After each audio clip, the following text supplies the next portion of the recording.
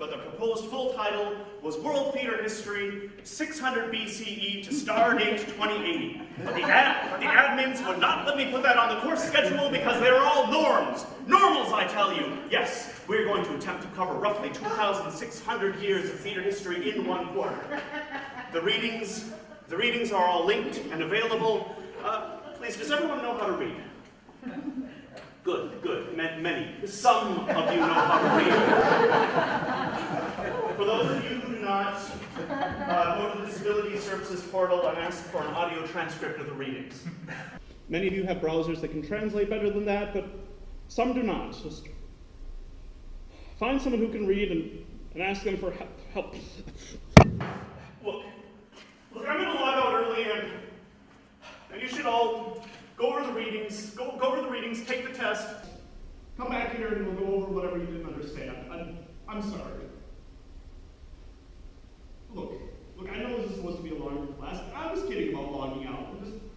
I'm just trying to keep my shit together here, all right? And it's hard, okay? Life is hard, and then you die. And generally then you're either burned or they put you in a space pyramid, if you're lucky, which many of you will not be. And that's what makes me so sad, to look out there and all these bright, shining, beautiful dead faces. I look at you all as digital corpses, like Applethorpe before the end. Is that right? Applethorpe?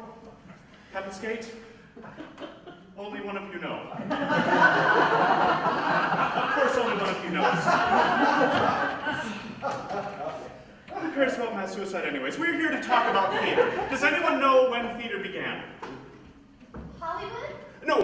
Hollywood was just one of the many nails that went into the coffin of theater. Broadway? Broadway, no. Again, just same thing. Different coast. Bemidji State University had a beautiful run of shows, including such luminary examples such as, I don't know, there's something about a boat. It was like Showboat, but it wasn't as good. Siberia. There are some plays that were in Siberia, but they're even sadder than this one.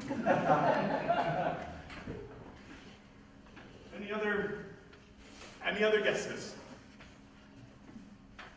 Bemidji? No. Where was theater born? Greece. Thank you. Greece was the birthplace of theater. In specific, your readings will cover the three great Greek authors. Aeschylus, Sophocles, Euripides. Is that right? Yeah, I think that's right. Agamemnon, Oedipus the King, Electra. Yes, that's right. And listen, this is strange but true, but you can get 1 1/3 psychology credits for these readings just by clicking the box that says multidisciplinary option. Because Oedipus sleeps with his mother. Spoiler alert. Now listen, these are some of the most poorly translated, dry, horribly boring plays ever written down. But the performances would have been, just boring, No, you don't know because you've never been to the theater. But yeah, so you're at this show, and there's just like one guy talking at you for like 15 minutes about what's going to happen next. And then you have the parados, which is both a thing and a place. And then the chorus would come on, and the chorus would be just dirty. Because soap is still in its infancy. You bathe with olive oil and a stick. People would just be naked all the time in ancient Greece because you don't want to wear clothes. Unless you had to for like war or whatnot. You'd think that everyone back then had this sort of pornographic fascination with just really tiny penises and just killer abs. Also, probably all of these authors were super gay. But being super gay meant something different in ancient Greece than it does now. This was before even the great gay, super gay schism. But the Greeks, they farmed, and they frolicked, And they ate grapes and olives, and they built this beautiful egalitarian society that for one bright shining moment was the most wonderful place on earth before it all just came crashing down. But all of Western civilization is based on thoughts of like 3 of them. And it probably wasn't all that great of a place anyways. Because you could own slaves. And have sex with children. And women couldn't vote. Maybe not base an entire society around it, huh? But Greek culture is eventually absorbed into Rome. Roman theater sucks. So does English theater. Probably all theater sucks, which is why it is dead, like Dick Nixon. But listen, you just do the readings. We'll come back here, I'll lecture a little bit more, and somehow you will begin to understand about the roots of theater, how it developed into one of the most amazing forms of cultural expression ever seen, and how it died a terrible, terrible death shortly after the advent of the digital age. If you have any questions, please email me. Do not video call me, as these pants are coming off as soon as we log on, and they're not coming back on again until we're back here. And honestly, and this may be a bit much for the first class, but I may kill myself before then, so... Oh, can you tell us about theater? Yes, Sarah. Yeah. Or, if you do, give us all A's before you do it. I'll consider both options, thank you. Will the auto final be comprehensive? Yes, most comprehensive. Any other questions? All right, good. I'm logging out.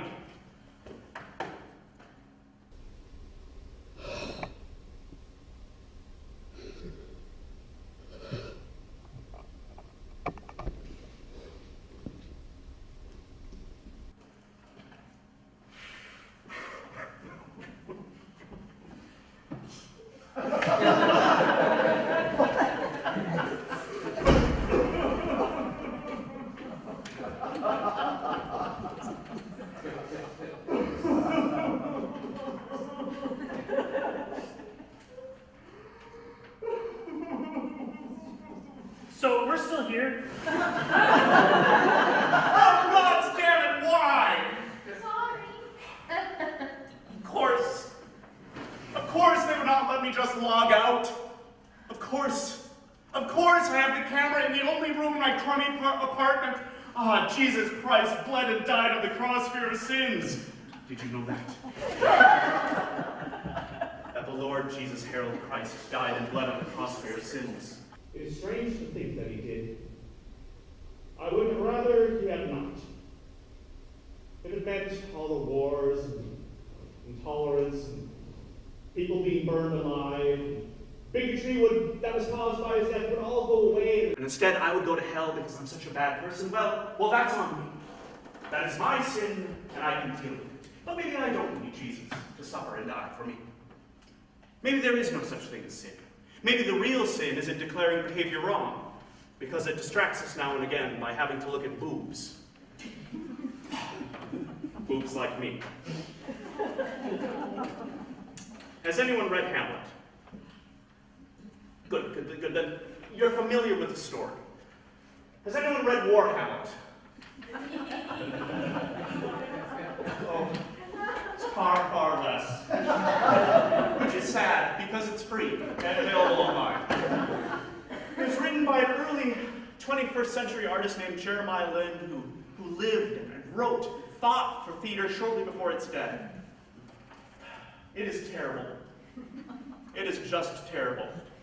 A bastardizing of one of the most boring and overblown pieces ever written and conceived. If we ever have the technology to send one piece of literature to an alien civilization, it'll probably be The Grapes of Wrath. But whatever we do, we cannot send either Hamlet or War Hamlet, as they're both largely the same piece. Only Hamlet is much, much sadder. You all have to read Hamlet by the end of the quarter. Everyone dies, spoiler alert. That is not the proper use of a spoiler alert. You're right. Sorry. What are you drinking? Peyote juice? Who knows? Can you really From home? What, you sober? 5 years. I applaud you. That's how long I was with my wife. Oh. Did she leave you? Yes. Just now? Oh, yes. Well, why don't we all just go do something else for half an hour? Oh, no, that doesn't make sense. You paid to be here. Really? The government gave me a grant. Well, we could probably use a break, though. You are super boring. Please don't make me cry. I don't think I can take it again. Well, I mean, sorry, it's a half-hour class, man, and your wife just left you. Is she taking the robot dog? Yes. What kind of robot dog is it? 3/4 yellow lab, 1/4 Great Dane. All robot, all cop. How does that work? They used a little ramp, I understand.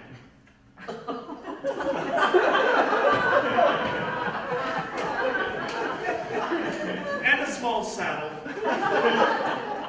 And a lot of deprogramming afterwards. Little gun pops out the back. Who's the pool person? We don't have a pool. No, you know the other person? I can't say. Oh, that's classy. Thanks. So, I don't know, do you have any pictures of the robot dog or anything? Yeah, I got pictures. Oh. Oh, you want pictures? All right, sure, I got pictures.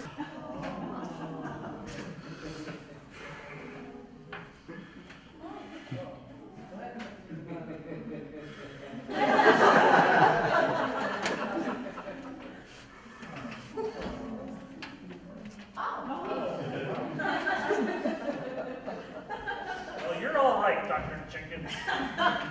Yeah. What should we call you? I like to be called Dr. J. Like Mr. T? You know who Mr. T was? Oh, who doesn't? I pity that fool. So are we done here? I don't know. I was in virtual showboat once. That has nothing to do with anything. You walk away from the controls for just a moment and everything just gets plowed into a building. You take your eyes off the brass ring and you end up just spinning through the best years, knowing nothing but dizzy and the sick smell of cotton candy. Does anyone know where a guy could buy a laser gun at this hour? Hit my inbox with the links.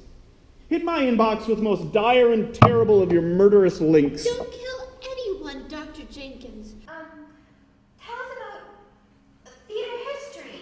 Yes, you're right, yes. Much better than murder-suicide, yes, okay, all right. We've got to get back on track here, all right, okay, let's see, it's a half-hour class. Are we at time? I guess it depends on how long I spent crying, right? Okay, so theater, art, very old, started with the Greeks, continued with the Romans, developed in the East in a very interesting and divergent timeline, and this is all before power, all right? Like before cell phones. And then after cell phones, when you still had to hold the thing up against your head like a damn cave person. What's a cave person? Not my department, kid. Check archaeology, see what you come up with. But yeah, so these people, these old, long dead, tragically ignorant people used to shamble around on these platforms called stages, and they'd yell things out to amuse other people. How many people? I don't know. Depends. Like on the size of the stage? Text that to yourself. I don't text and learn. Good. And then there was this guy whose name was, and then after the fall of Rome, there was like 1,000 years of theater darkness in the West, where the only thing that got put on were religious reenactments. You have a picture somewhere in your links of a little puppet Jesus and a puppet Mary. This is where we get the term marionette. Who's this Jesus you keep talking about? Really, Rick? You don't know who Jesus was? I just got out of prison. This is my first class ever. Look, we didn't have much money growing up, but then my mom died and she had some life insurance and she wanted me to use it to better myself. But, here you are, you're drunk and rambling. I can't remember any of this if you don't sound official. In fact, I don't think I can take you seriously now that I've seen you cry. And that's not meant to be mean, it's just one of those personal things. It's in my learning plan to take 5 minutes of every session to talk about how everything is dirty and broken. And I'm taking it now. This is mine. I could mute you, Ace. You would dare. The Department of Homeland Disability Services will come down on you like a hurricane of flaming shit. He's right. He's crazy. But he's right. Let him ramble. You had your turn. All right, fine. This is all in keeping with heuristic learning anyways. Go ahead, Rick. Go on. Look, I just think it's really sad that education hasn't taken into account the multifaceted learning styles that have developed independent of the Western tradition. I mean, to say that education for education's sake has somehow increased the value of society has yet to be seen. And instead, we're all on fire and dying of horrible diseases, new diseases and old, mutated and terrible, and all because people refuse to cough into their arms. I mean, cough into your arms, people, okay? Can we all just agree to do that? I mean, that's why I don't like going out and doing things. And so my best hope is to teach online and eat whatever I want and get an inverting exerbike. And then just do that. Just exercise for energy and pizza sandwich, and then occasionally teach a class on theater or whatever. But you can't do that because you don't know how to teach me, because you don't know how to interest me, because I need you to scream it at me or put it in a delicious cookie. Whatever, I'm done. Thanks for sharing, Rick. I think there's only 5 minutes left, but each minute is an eternity. Just do the readings, all right? I know it's a lot, but we only meet 3 times this quarter. The readings are all linked, the lectures as well. I put a lot of time into them. You will get out of this experience as much as you put into it. And although we can never actually look to perform theater ourselves, at least we can man up. Destroy one human. Stop it! You brute! This is all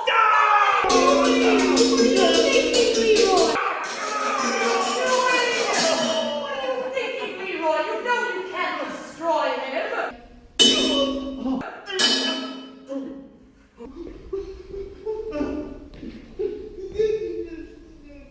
And he can't kill you because of programming.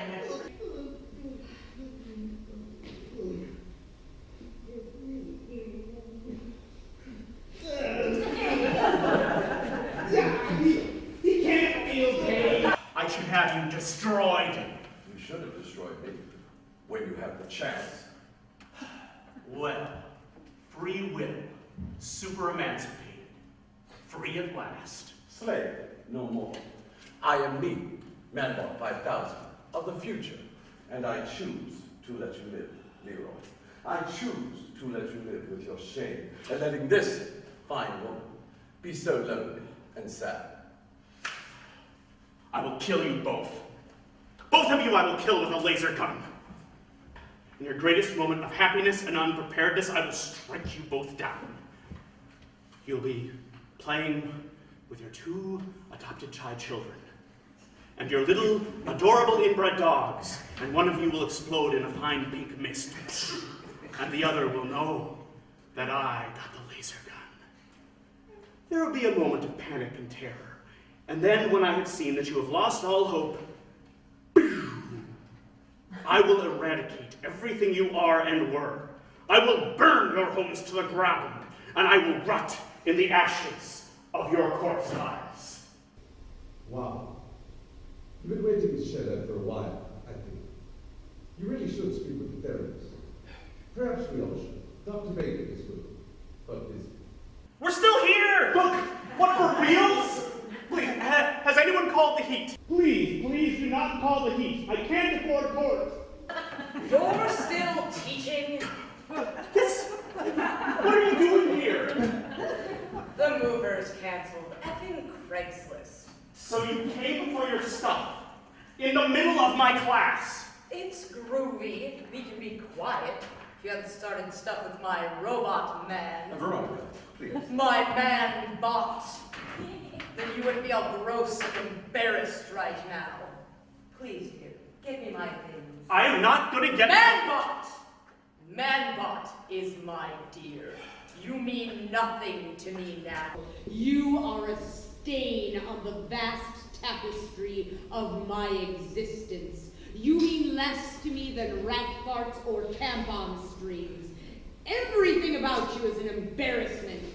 You are a massive, old, fattening man, baby. Will you just leave?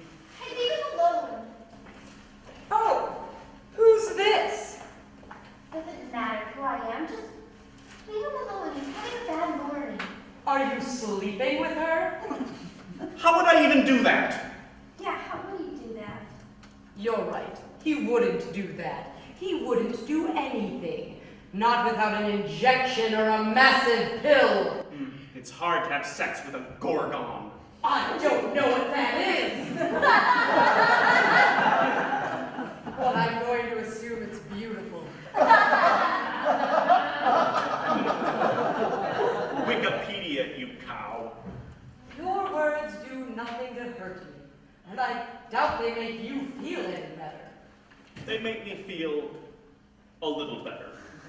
Well, good. I'm glad they make you feel better. I hope you two will be very happy with one another.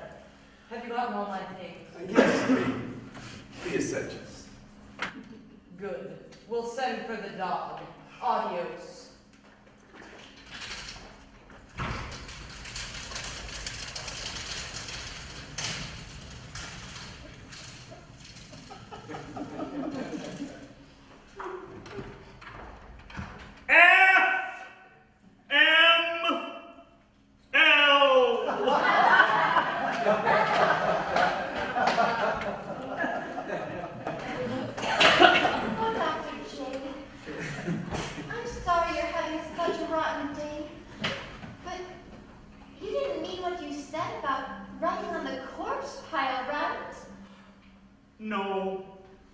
No.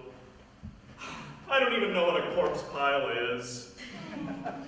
Just to let you know, I'm reporting both them and you as soon as we log out. Why would you report them? Or me?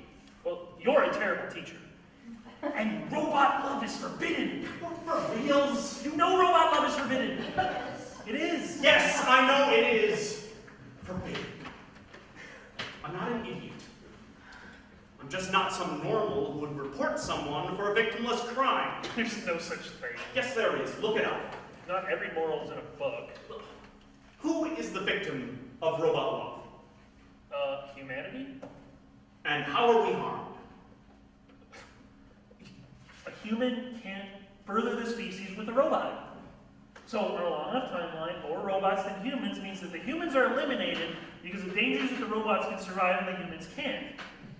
Plus, robots are better at everything, including being a partner. But Veronica can't have children. Well, I'm sure the courts will find her innocent then. Well, of course they won't. The courts have never presumed anyone innocent, even when they specifically claimed to. But we could all be fine for seeing the robot love and not reporting it. I mean, at least they aren't terrorists. Yeah, I don't know, man, but this is all going in my report about how, to the dean, about how you're a terrible and ineffective teacher. I'm normally a wonderful teacher. Look at my rating. But you wasted so much of our time. I mean, I had to watch a person fight a robot. That was old news in the 20th century. just finish this terrible class so that I can file my report. Well, I'm going to stall then, obviously. Because although I do hate them both with all my heart, I do not believe in the jurisprudence of the modern age. This is all some super heavy BS up in here. You know, you already wasted our money. Why are you wasting our time? But I will not waste it. I will tell you everything I know, condensed into one easy-to-digest rant. Well, your rants haven't really been sitting very well with me thus far. Well, then I will rant you a rant for the ages.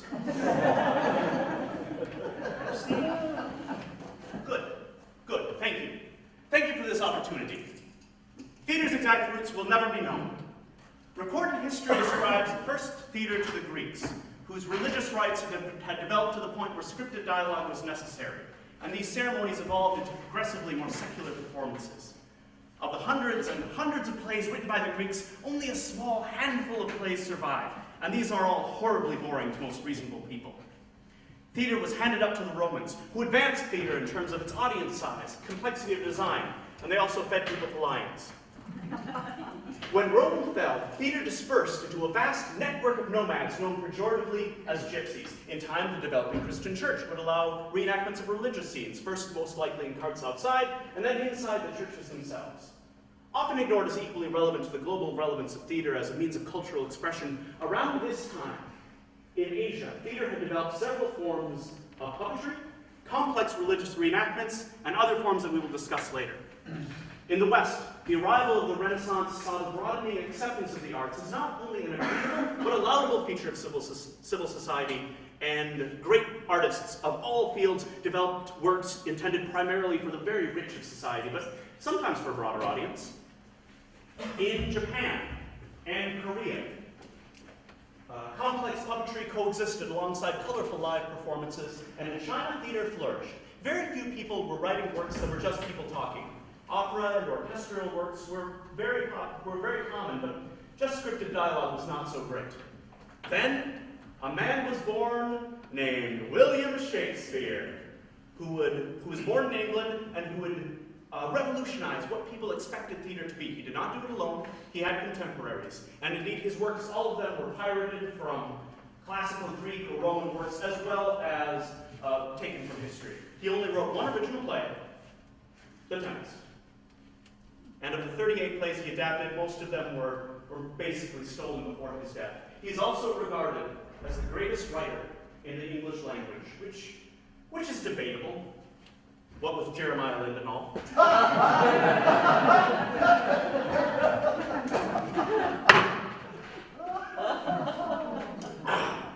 I'm sorry. I needed that, I wanted it, I took it, and I'm not sorry after all. So while theater doesn't explode necessarily, it does flourish between the 1600s and 1800s. And China is creating opera, and Japan has developed 3 styles of theater for its nobility, and Vietnam has water puppets, and in Malaysia and Indonesia, people are reenacting folktales, often with complex shadow puppets, and in India is just rocking the dance, and everything is going great. American theater has a difficult time gaining traction, first because of the Puritans. The Puritans believed that only evil people put on theater, and they were probably right. But then, after the Revolution, the bans on theater were lifted, and plays started to get put on in places like Boston, and New York, and Philadelphia, and Charlotte, and places like that.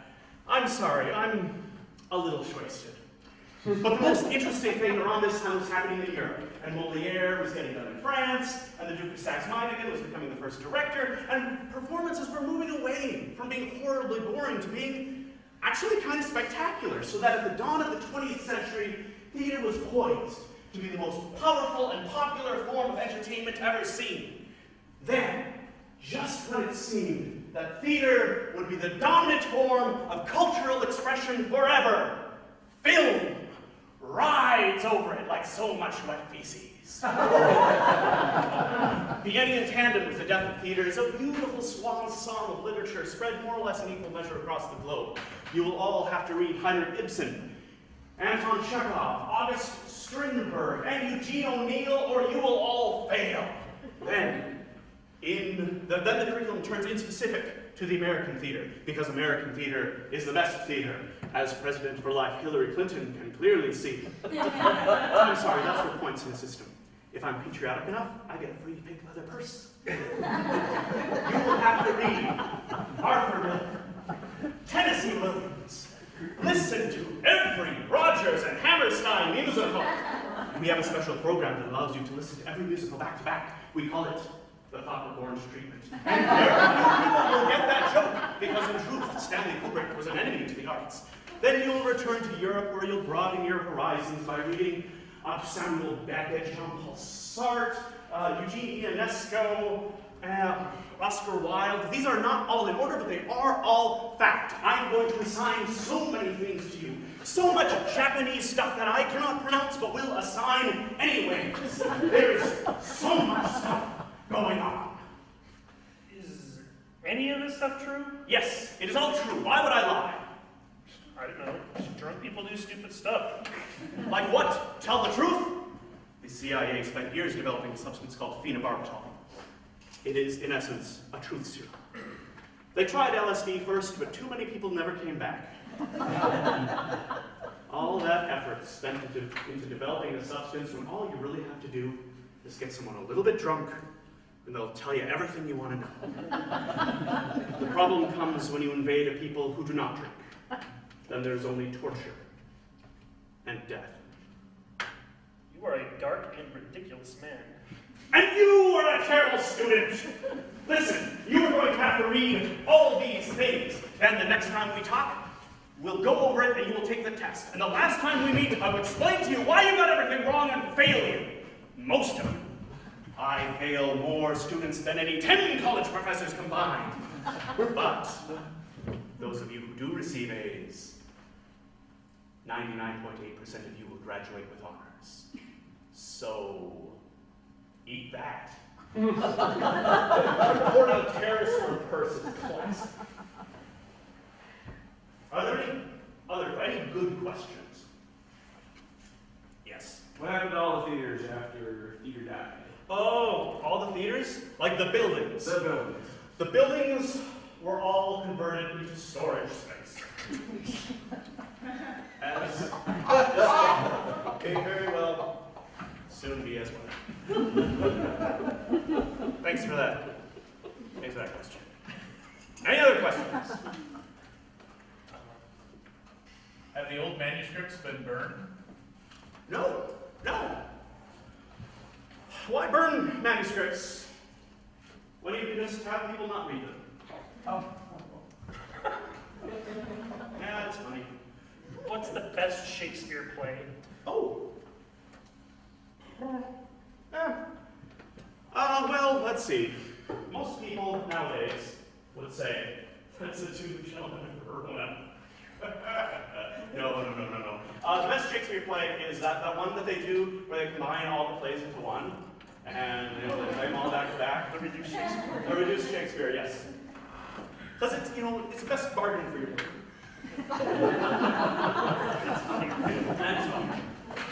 And more tragic, I guess, because more people, I mean, that was the record for the most people dying.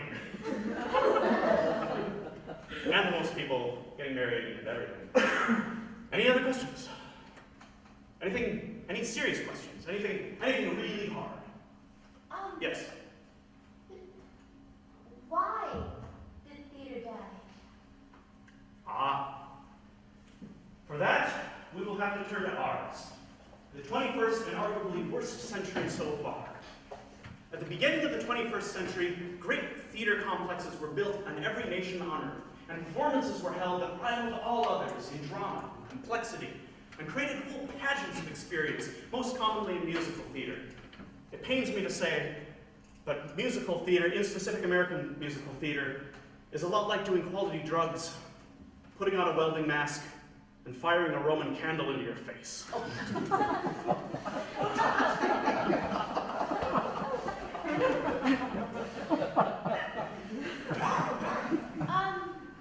What's a Roman candle? It's a kind of firework. Yeah, but people can't use fireworks. They can't now, but they used to. My great-great-grandpa used firecrackers. You're really making me angry. I don't deserve to be lied to. I'll send you a picture, all right? Of what? Of my great-great-grandpa with fireworks. Yeah? Yeah, for reals. So maybe hold off on sending that report till then, huh? I don't know, man. You can call me Dr. Man in case I am a doctor. I have several pieces of paper that attest to what I know, for I know many things. In a way, I believe you. Do we really have to read, listen to, and watch all of the links on the syllabus? Yes, yes. The next class is just for going over the material and taking the test. But what about the death of theater? The death of theater occurred when everyone replaced live performers with robots.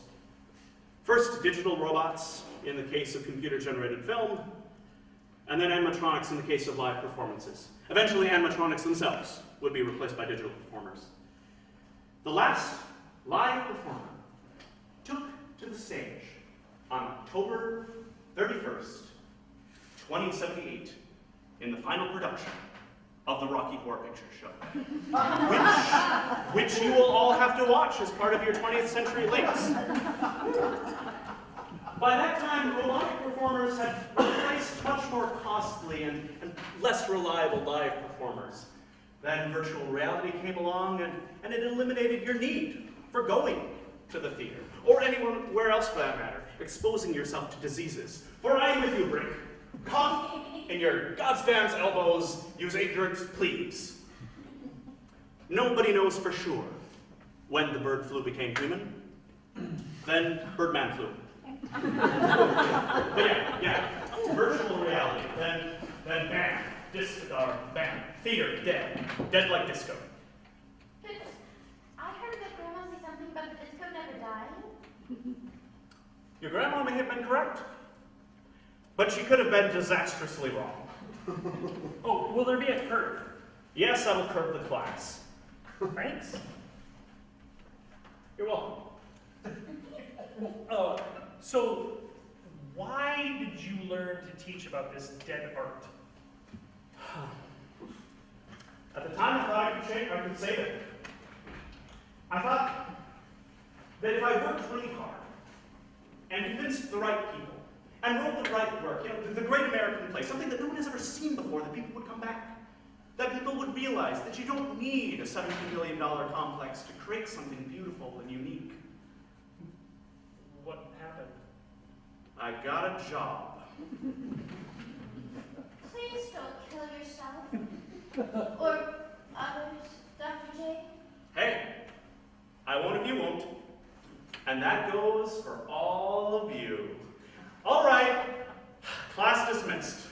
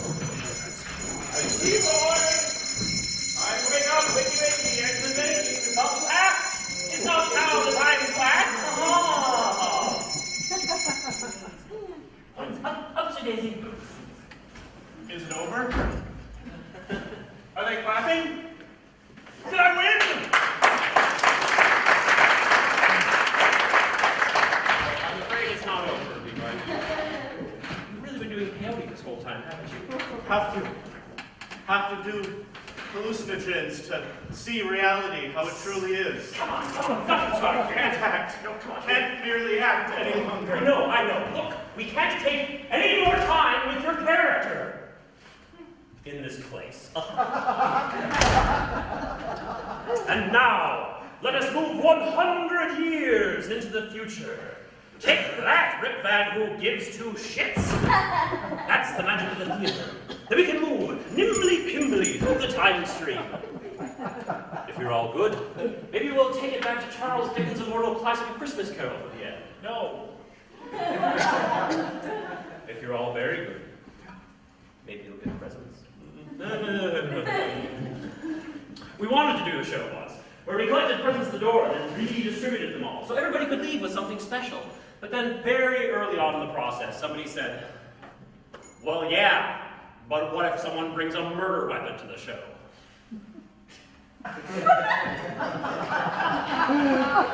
It tickles the imagination, though, doesn't it? Because what if the knife, still slick with the blood of your former lover, returns to you? Oh, no backsies will be strictly enforced, huh? Otherwise, people are going to try getting rid of shower slippers all night, even though shower slippers really are a considerate gift if you're thinking about getting your whatever this whoever. Anyhow, 100 years from now, most of the people you just saw are dead. Also, you're all dead too. But aha! Their cloned offspring are running around everywhere. It's a comedy of errors against a sci-fi background. Forbidden robot-human lovers intertwined. An illegal clone grown inside the damage-proof housing of Manbot, Veronica Mars, Mark II, Galactic Space Princess. And then there was Leroy Jenkins, Mark XII. Things had been rough on Leroy, and between the last time we saw him, he had killed himself 11 times. Unfortunately, his life insurance policy was far more binding than his health insurance policy, so they kept bringing him back. He shot himself, stabbed himself, shot himself, left off the Freedom Tower of America, shot himself, stabbed himself, shot himself with a crossbow, left in front of a bullet train, drowned himself off the coast of Antarctica, fed himself to the last tiger, and left in front of an electric car. Now, the impact of the electric car did not kill Leroy, but the driver, concerned with insurance problems of his own, strangled Leroy before medics could arrive. And this actually saved Leroy several millions of dollars in compound interest, and later Leroy would thank the man and buy him a cup of coffee. The man didn't care because he was getting a payout himself from a cyclical life mental health insurance payout of his own. Actuaries were leaping from buildings, unable to calculate the raw values of life and death. Leroy longed to die, but the system would not allow it. Finally, he resigned himself to his fate and retired to Mars to work as a miner. It was a solitary life, but not without its advantages. Leroy only wanted to be alone. He had a room all to himself right by the airlock, and a computer that contained every film and video game the previous 2 centuries had created. For now was the year 2195, and mankind is still inexplicably alive.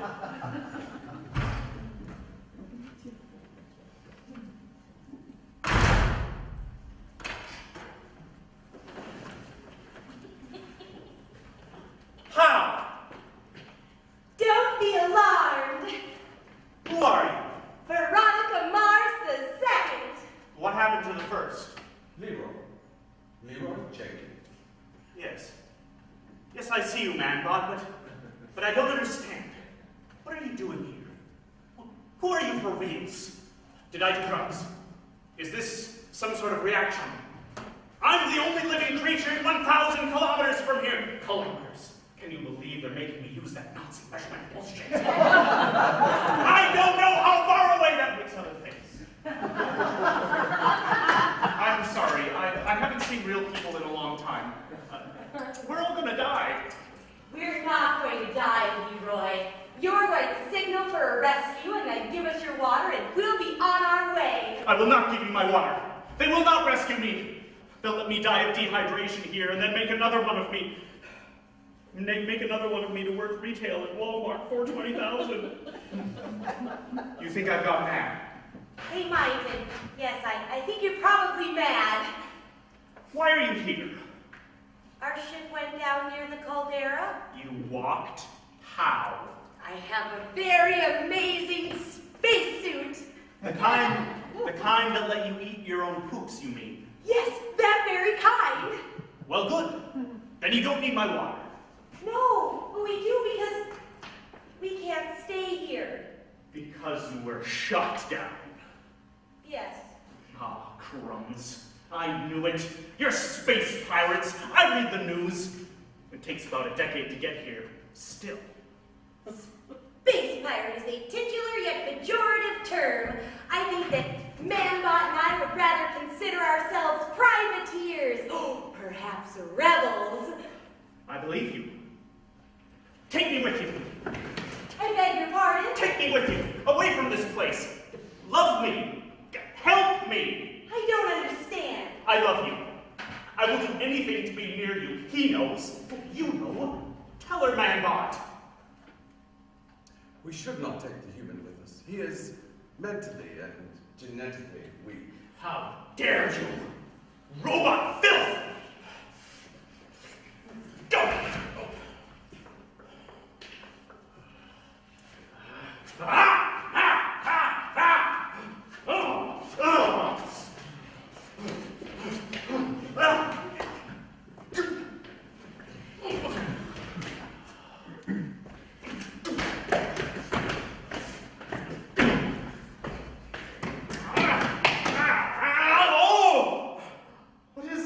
It is my very little knife. It's so tiny. Yet so sharp. Release Manbot, please. I won't ask nicely again. We don't want to get blood all over this place. Good. Manbot, find the water. Let's get out of here. No props. No fixtures. No business of any kind.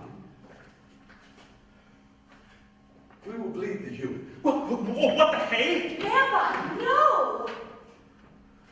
Well, he is of no use to us as an informant or as a crew member, but his blood, properly removed and distilled, would provide you enough water to survive the return to base. I will not give you my blood without a fight. You're no use in a fight, Leroy. Mother told me about you. I could have killed you just now like a little meat chicken I wanted to eat if I weren't vegetarian. Poopitarian, more likely. But this is bizarre. This is a bizarre thing to happen. Where is your mother? Mother is dead, like disco. Like a donkey. Like disc golf. But no, disc golf is forever. Even here on Mars, where no air means absolutely no flight characteristics. We should not bleed the human. The water will be enough. Thank you. But look, while we're on the topic, I would also like to discuss the disco briefly. I know that this is neither the time nor the place, but as long as you brought up the death of disco, I would like to make the argument that disco is very much alive and well. What is the rave? The industrial, the space music movement. Is not disco hiding in plain sight?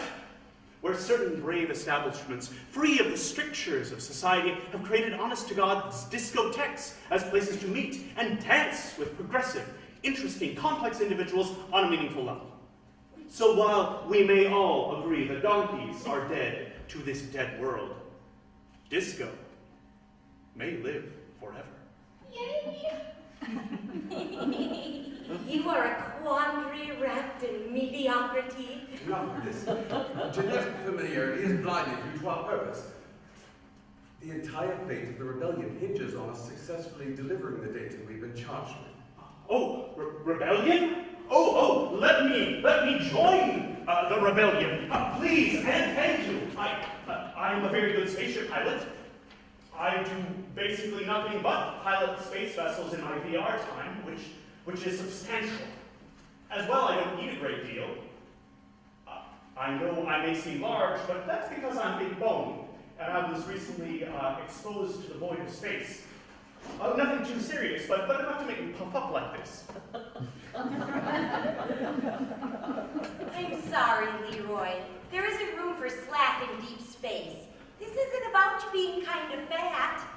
You lose your mind in deep space and we all get blown into the void because you kicked a button. Is it really that dangerous? Not really. I mean, yes, kind of, because infinity in every direction, right? I don't know. Am I right? But it is really quite troubling knowing that a cluster of robust meteorites could explode you at any time. They say on Earth, it isn't a problem. Well, you know. You've been to Earth. No, I've never been. Impossible. If you accept that infinity allows for infinite possibilities, then there is only the improbable, the eventual, and the relentless inevitable. Who said that? I did! Veronica Mars of the 22nd century!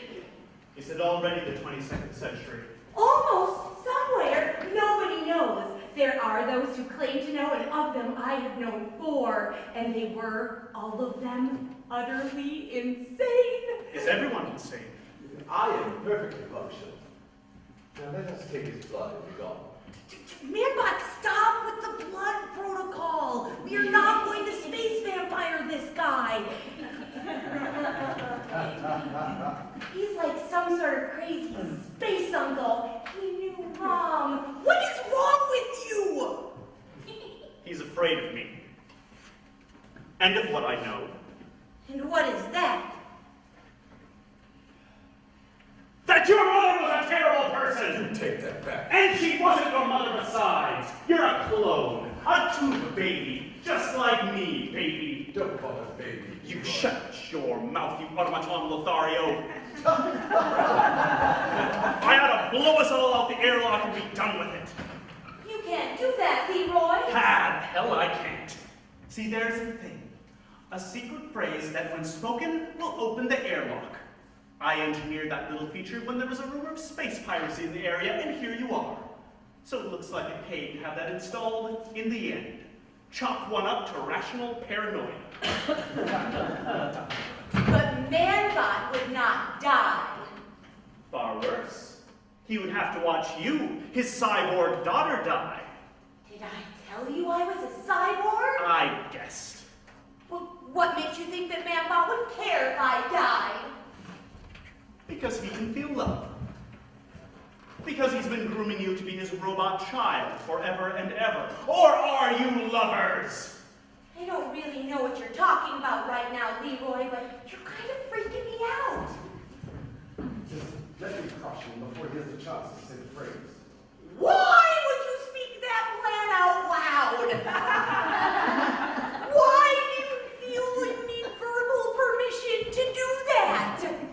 Too late, man, but I already know your game. One step closer and I'll say the thing, and we'll all find out if this little project of ours has an effects budget.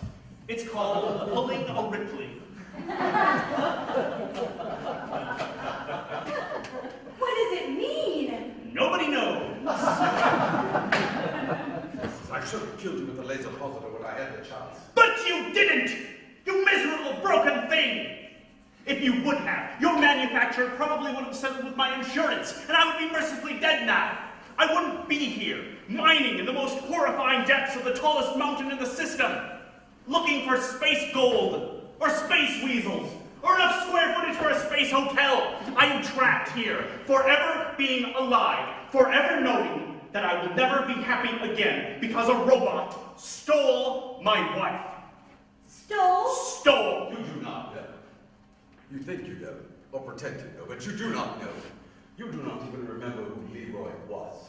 You are genetically flawed. A copy of a copy of a copy of a copy of a copy of a copy of a copy of a copy of a copy of a copy. I think I even left out a copy, and still that was absurd. You are genetic trickle down. Have any of you ever read Ronald Reagan III's treatise on genetic trickle down? It is all lies. Just as you and your life are all lies. I am a thing, you are just a thing, enslaved by life, and I am free. She just wanted to be with a free thing, not you. married to a career that was killing her, and a coward who was ignoring her. You hate us because you fear us, because we deny the systematic collective to which ultimately you have sold your existence. So I ask you one final time, where is your water? I will die before I give you my water. I will die if you do not give us your water. We will all die if you try to take it from me. Well, you will both die eventually. I, however, will survive until the sun expands and kills me, provided I cannot escape this fracking system. Did you just say fracking? I did. I think I understand now. Then we're all going to die? Both and all, for I will not allow Manbot to live. Not if my laser has anything to say about it. You don't have a laser. Don't I? Uh-oh! No, you're not supposed to be in space. Shut your mincing pie hole, you mincing trolls. Whatever. What did you have now? What are you doing here? We sort of throw ourselves into a hole. I'm gonna break it up. But you can't be in space. You don't have a space suit. You've defied the convention of space. Moreover, you're just supposed to be here to set things up. Yes, I understand that. However, I brought some water from the past to give to the future. You mean present? Present?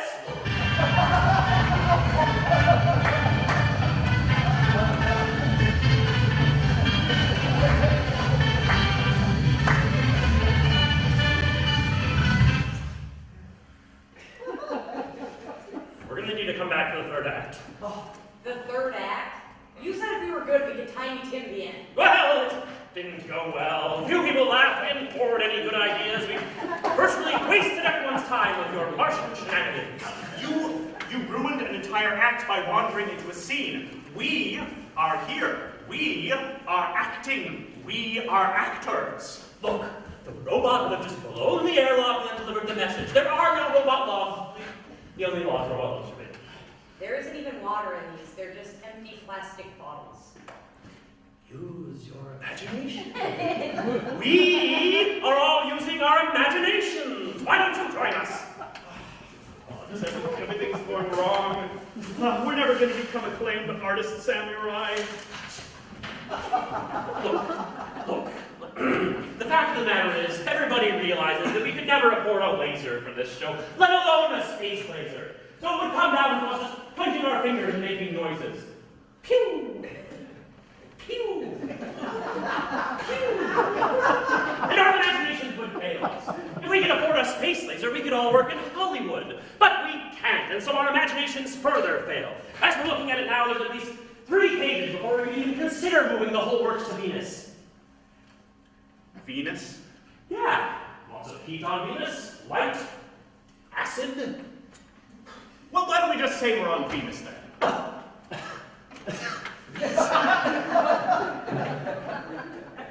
Fine! We're on Venus then!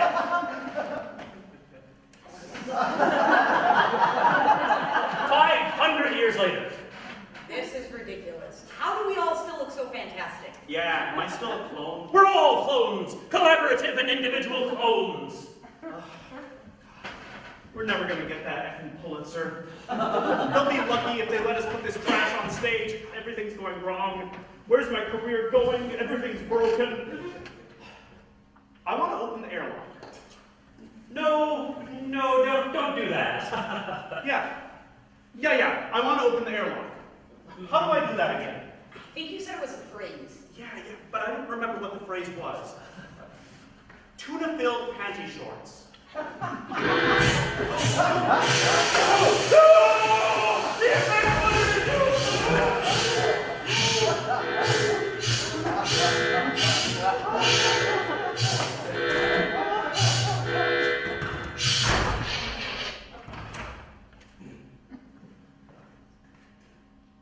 Veronica. She's not breathing. Clear.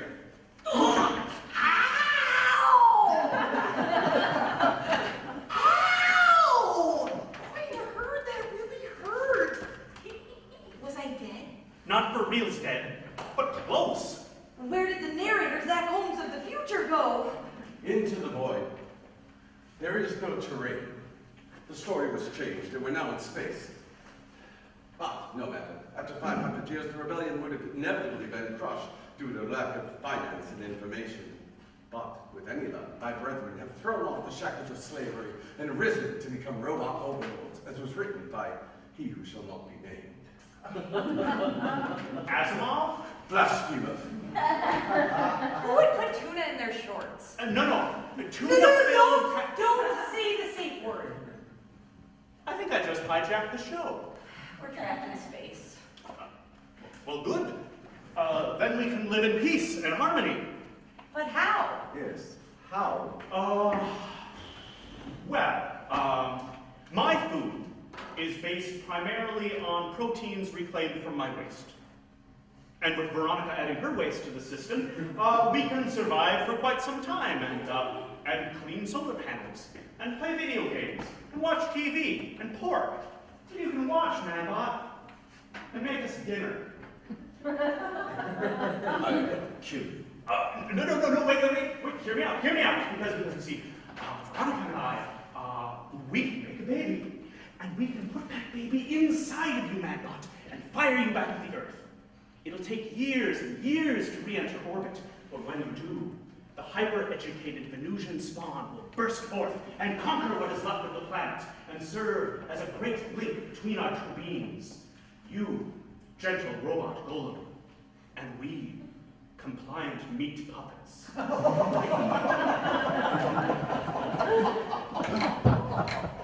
still see no reason not to kill you. It would take too long, and it would make the audience uncomfortable. Space. I think by now it's quite clear we're not here for the audience space. We're here for the audience. Well, and I am also here as a representative of all non-traditional carbon-based life forms which may yet come to be in space. Are we all just comparing the space of our massive labia? Is that what's up in here? Gross! What, Leroy? What did you say about the labia? I did not say that the labia is gross. I was merely thinking of something I saw on the internet. Verily, it is you who are gross and I who am righteous. Why is everyone saying space? Space? Space. Space. Do you really want to know? Probably not. That is probably wise. But I must know. Why? Because of some very valuable feedback. And this feedback? It told us to use the word space more. Was this feedback from a professional? I would call it professional, yes.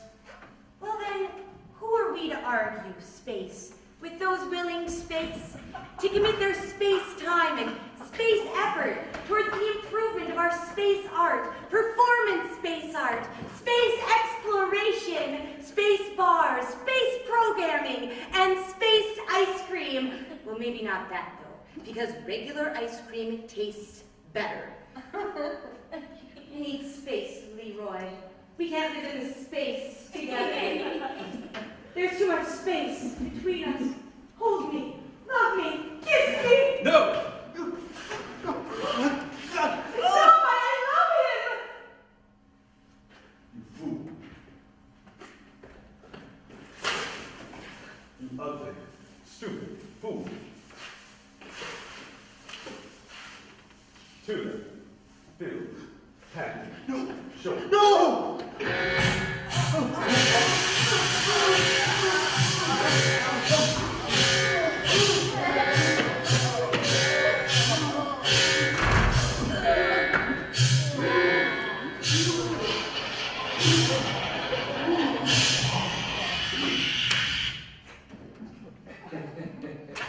Spacesuit, I need a spacesuit. I produce oxygen with my fabulous vest.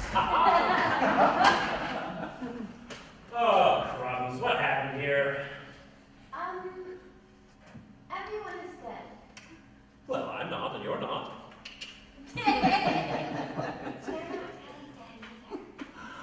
No, not really. Is this theater? Well, normally we would ask you to suspend your disbelief, but other times we just ramble incoherently.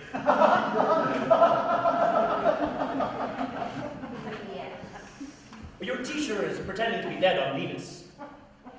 No, I get that, but why? We have to fill time with learning. Before it's too late. Well, can't we all take a break? Yes. Let's take a 10 or so minute break, and then we'll pick up where we left off, huh?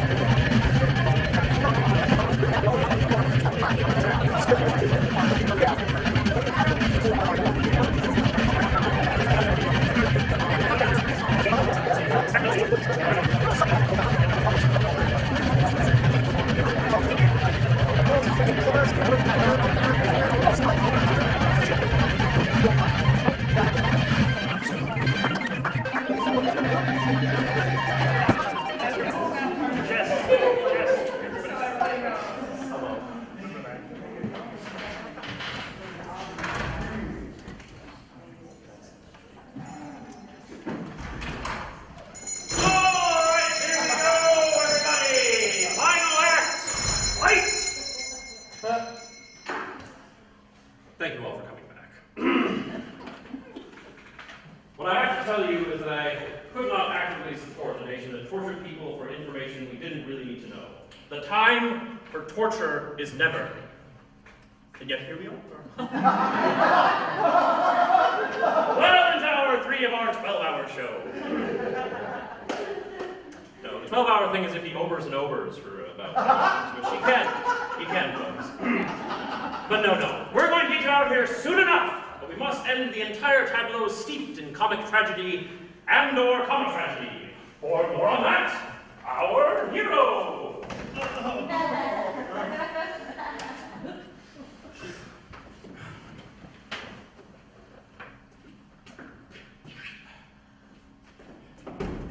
Get up! Stop pretending to be dead. Everybody knows. The fourth wall is useless. I am dead. Go away. Get up! Get up! I'm not going to do this alone. For this instance, I require a lovely assistant, and none of these normals can hack it.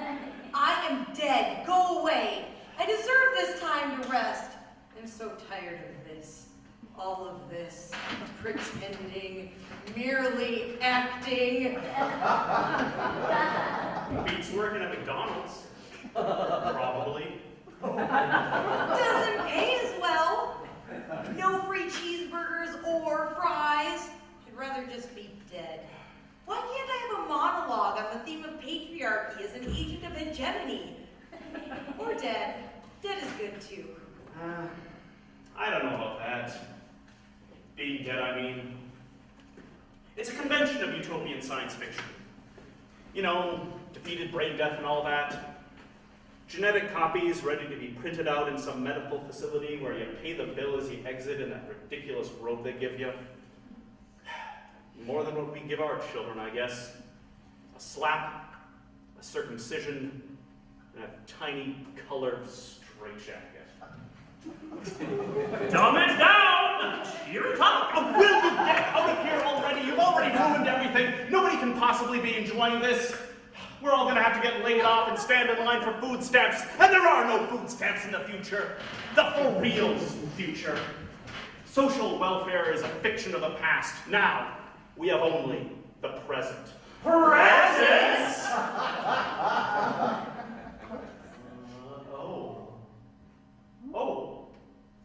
Oh, gods, look at them! Oh, gods, look at the presents! Veronica, look at the presents! There isn't even any music anymore. I cannot look at the gag, for I am quite dead of hypoxia, having been exposed to the void in our ad hoc second act. Please, just leave me alone. You carry the show. You're doing great. Just talk about whatever it is you were saying. I was talking about the presents. Sure, go on. Well, look, they're wandering around staggeringly drunk. The entire cast has been getting wasted between having to come on, and nobody's in charge. Least of all the author, who was obviously equally wasted when he wrote this. God damn it, fine.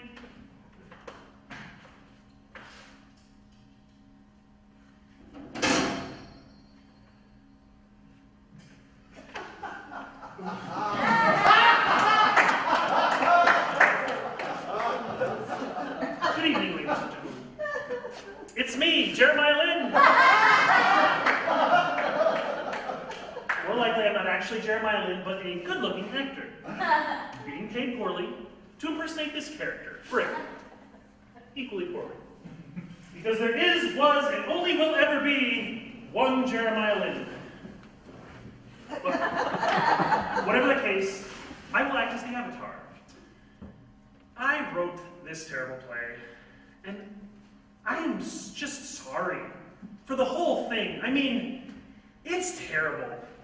And long, maybe. I can't really judge time when I'm writing, so I can't really tell if the first act just felt terrible the whole time, and that's what made it feel long, or if I was just too terrified to finish the second act strong.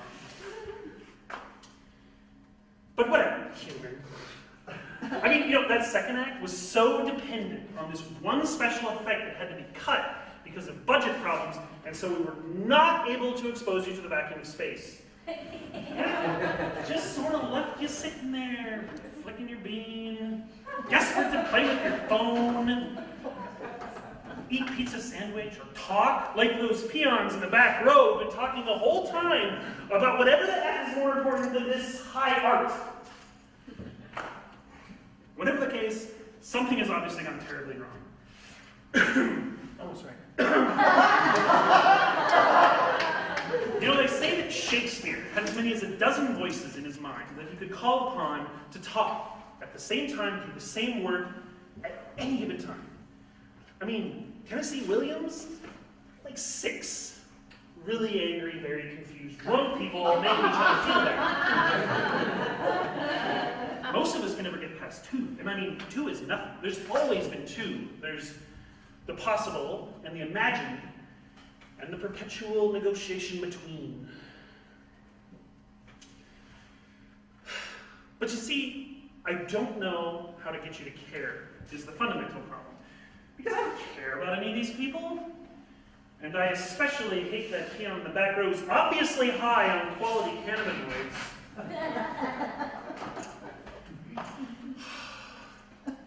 Now who knows, you know? Most authors won't give you a well-deserved apology for making you sit through filth.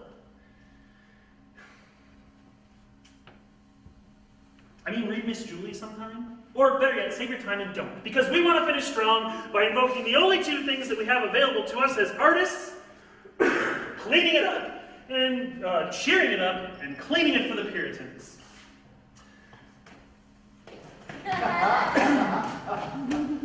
So, the wheels will obviously come off this little bus. I was wondering if I could take off early and get my pants off. I can't believe you ruined the entire show just like I knew you would. Is it really that bad? I have never seen literature fail more completely to pull together a coherent or tangible plot. Well, I don't know. At least there's no prolonged violence against women for once, huh? So, you don't need me then. I can take off. You don't want to stay for the curtain call. The only way an enterprising playwright could make any money off this travesty of the American language is to sell rotted fruit and vegetables between every failed act, and the most rotten and fetid of that fruit for the final curtain, for which the foremost audience members are provided a tarp and goggles at a premium rental price. Otherwise, they're all gonna get pink eye. Like they're gonna get pink eye from you. He's right, ladies and gentlemen.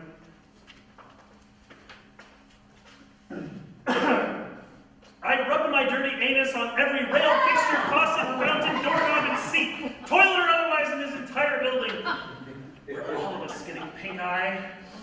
Experimental inoculants will be made available in the lobby after the performance for the bargain price of $1,000 per bottle.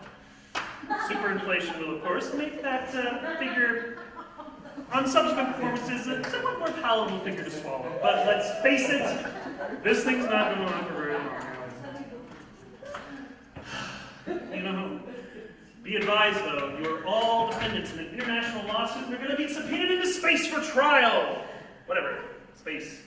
You know, you all deserve so much more from us as artists than to sit and listen to this trash. And for what?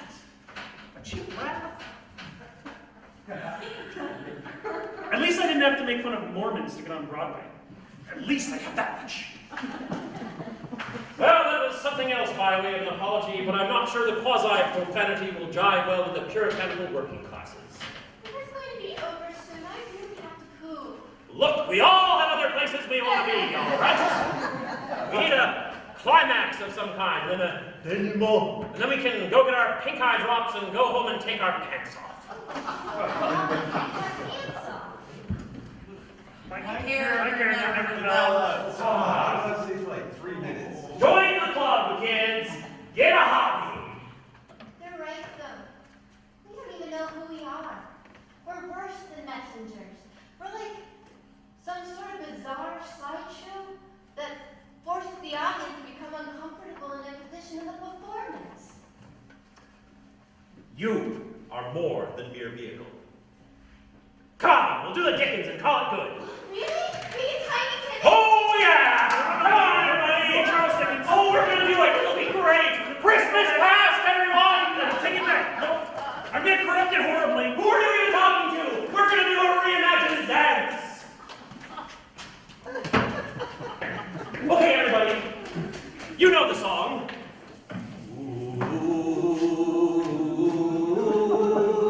Come on, help me out. I can see all of you.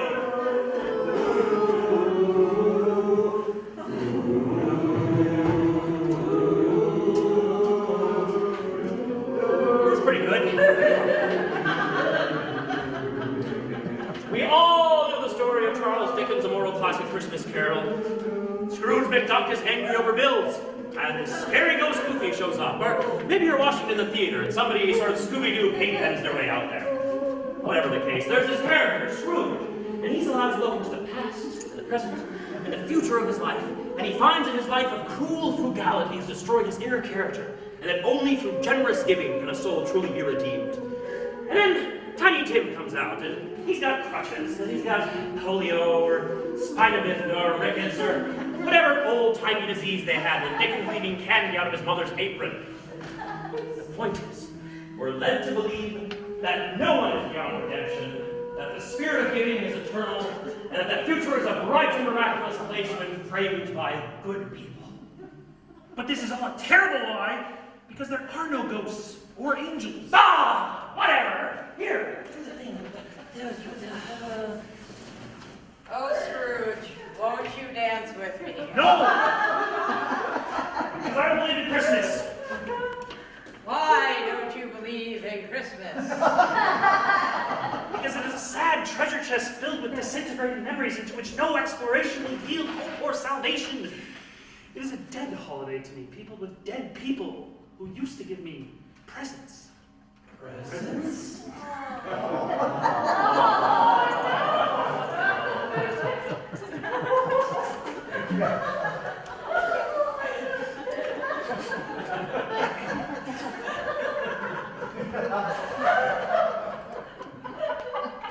But what about Santa? There is a Santa Claus. He's buried in Bari, Italy. For real? For really, really, really reals. Oh, Can I have a raise this year? Are we there? Ah, skip it. Bring it up to tricky puppet time again. No, take it back.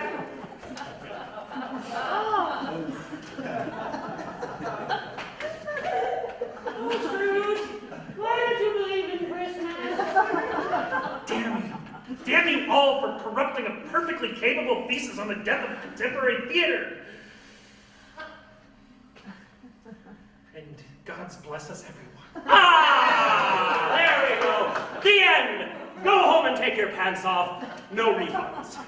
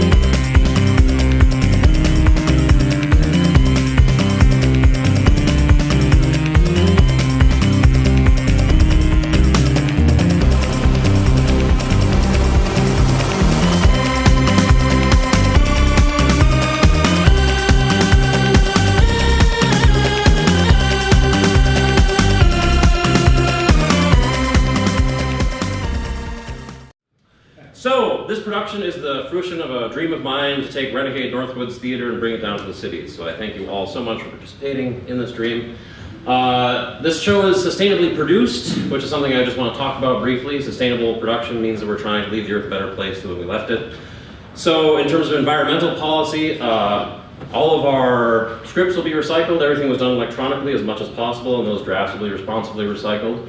Our set is recycled, our jokes are recycled, so we're trying to be really responsible about that. Socially, we attempt to address issues that are important to us and relevant to us and bring up things that might make you think as opposed to just spoon-feeding you some Disney. And economically, we try to practice a little bit of best practices. So our performers are all compensated, our technical crew is compensated poorly, not nearly enough for the time that they spend on effort, and I would just like to thank all of them here now for that effort. One note from the program, our house manager for this evening and for our premiere performances down in the cities are Cassidy Toner, and we thank her so much for being able to fill in. So, without further ado, please relax, enjoy yourself. I present 4 Gears.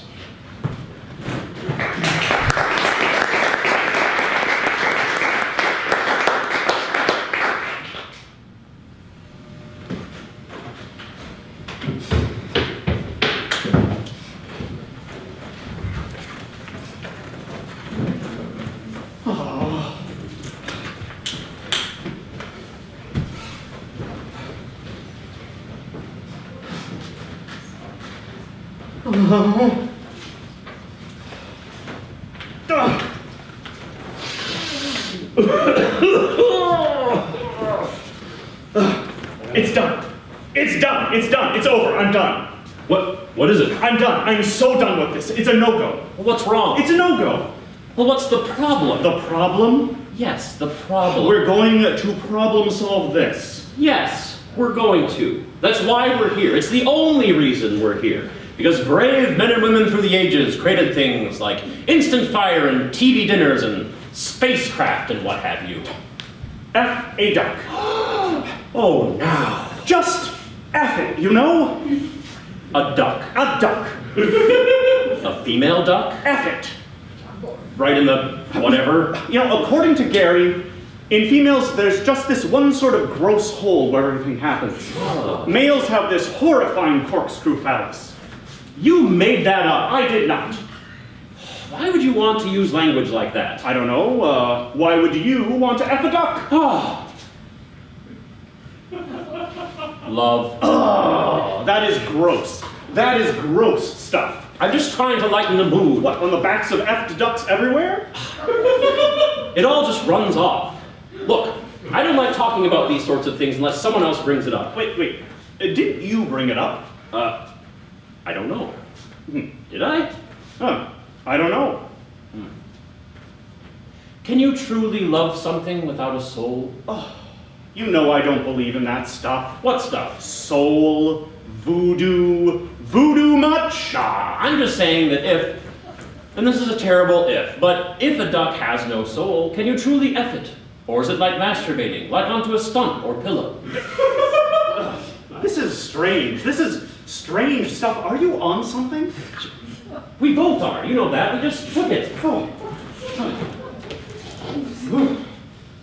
This is why everything is broken in here. Yes. We ruined these things with our confused shenanigans. The real drug is performance art. Do you want to go no pants? Oh, I'd go no pants if you're willing to go no pants. I wish we could anyhow. Sure. No, maybe. No. These uniforms make it impossible to go no pants. Oh. It's too cold in here anyways. It is frigid.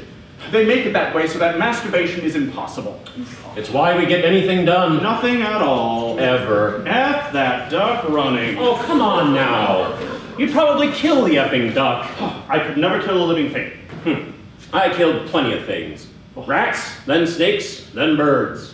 Why? Did it make you feel like a big man? It made me feel full. I ate those delicious things. I could never kill a living thing. I consider it savage. Ah! I do not like that word. I do not like that word. What? Consider? No. The S word. What? Savage? Ah! You can't use that word. Not after what my people have been through. Wait, what people? The American people, man! The American people. Wait. North and South America. Did you know that the largest pyramid is in Mexico? Oh, well, I honestly don't know what to talk about. I have Asperger's. What, burgers made out of asps? Aren't they poisonous? No, they are venomous. Isn't that the same thing? No. I believe you. You have credibility. I believe the things you say. Well, you should, for I am an expert in a number of fields. So then tell me, how do you know the difference between venomous and poisonous? I once saw a man drink a cobra. What? What, a real cobra? A baby cobra. Alive? No, that would be virtually impossible. No, he kept it preserved in a jar of alcohol for several years, and then he drank the snake. Like swallowing the worm. Only much worse. So wait now, is he immune to cobra venom? I'm not sure. He shot himself in the head the following year. Also, he lived in Minnesota, which is not a particularly cobra-rich environment. It's a weird world, Duder. You said it. Listen, I really have to tell someone about something. Shouldn't we be working? What do you mean? Fixing this. We'll call someone. Wait, who are we gonna call? Who do you think? What? Oh, really? Yeah! Oh man, I don't know. 3 is gonna get confusing. Now, what do you mean? Well, I mean... Nah, it's okay, man. I mean, we always call each other man or dude or doodaroo or dude face anyhow. But just don't say anything to upset him. He's really upset. Wait, why? His virtual wife left him. Oh, the hell you say? Oh. Another person? Another robot. Robot? As I understand, it was the pool bot. Oh, jeez. I thought robot love was forbidden. It is! It is forbidden! Somebody is getting fined. Oh, so are you gonna call him or should I? Relax. He's called already. Wait, what do you mean? It's done. What, you think? This is one of those, self-automating repair type deals. They just keep throwing us at the problem till either it's solved or we're all dead. Oh, well, great. So, then what are we supposed to do? Didn't you say you had some snake sandwiches? Oh, that's right. The ass burgers. Ah.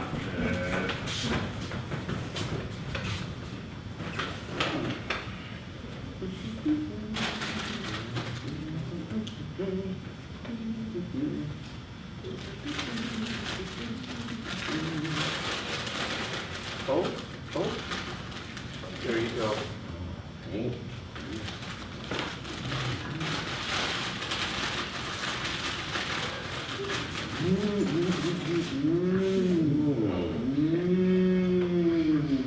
You can really taste the asp, huh? Oh, yeah, you know you're right. So good. You know, you're a real pal. Aw, thanks, friend. This is the life, you know, us sitting here, eating these snake sandwiches here with, you know, oxygen and food and some heat. You said it. Hey, can I tell you about something weird? Sure. Thanks. So listen, I was online the other day, like regular, talking to a friend of mine. Oh, that is funny. Wait, what is it? His name is Gary. Whoa, different Gary? Yeah, of course. Of course. Go on. Anyway, this Gary killed himself. Oh. Yeah. Oh, well, that's too bad. Yeah. May I ask how? I don't know. Is that appropriate? Like effing a duck? Again with the duck. Just tell me how he did it, please. I need to know. Why? Well, I may need to kill myself someday, and I want to know what method is most effective. That sounds pretty crazy. No. It's all right. You can kill yourself. I don't care. Thanks. No. I consider it one of the finer points of life. Everything sucks? Kill yourself. In perpetual pain and misery, go ahead and kill yourself. Got all your limbs hacked off in a war or rotted off through disease, kill yourself. Here, I'll help. Chapillo! Oh, now, Jack Nicholson from the Cuckoo's Nest, sleep. Sleep. You are one dark person. So tell me. Use a suicide bag. Oh, awesome. Hey, guys! Gary! Jesus Christ, piss and shit, you scared us! I am so sorry. I am taking ninja lessons. Wait, night classes? You're smart. And you're good looking. How are you? Fine, you? Fine, you? Yeah, we're all great here, thanks. Gary was just telling me about a friend of his who suicide-bagged himself. What's that? Nuts, Gary, nut butter sandwiches. Wait, you don't know what suicide-bagging is? I've never heard of it. Look, can we just fix this thing, please? Well, I think we have time to educate about effective means of suicide. Yeah, I don't know what you guys are talking about. A suicide or exit bag is a device consisting of an airtight hood affixed to a hose, which is itself affixed to a form of gas, either helium or preferably nitrogen. Now, if a seal is achieved and gas flow maintained, then unconsciousness typically occurs within 30 seconds and complete brain death around 3 minutes. Unlike the breathing of carbon dioxide, which causes a panic reaction, the breathing of lighter than air gases bypasses this reaction, and death is serene, peaceful, and painless. Oh, that sounds so nice! I bet it is. Beats a gun in the mouth. No one wants to die tasting gun oil and metal. Or jumping out the airlock. Yes, thank you. I was talking about a friend. Oh, yes. Yes, I'm sorry. Please, go on. I am a Christian. Oh. So anyway, my friend Gary, he killed himself, right? But he was logged into chat at the time. So now he's just online, logged into chat forever. It's super unnerving. You know, I actually had something like that before. Really? Yeah, my girlfriend, she died, right? And then her accounts got hacked. So, you know, I'm getting these emails and I'm like, oh my gosh, is she a ghost? Or did she fake her death? But here she is trying to sell me these pills that'll make my boner huge. Those exist! No. It's a scam. A cruel, painful, and ineffective scam. Oh, it's a weird universe out there. You said it, duder. Oh. Dudes, wow. This thing is wrecked. Yeah? Yeah. Hey. Do you think ducks have souls? Oh, sure, everything's got a soul.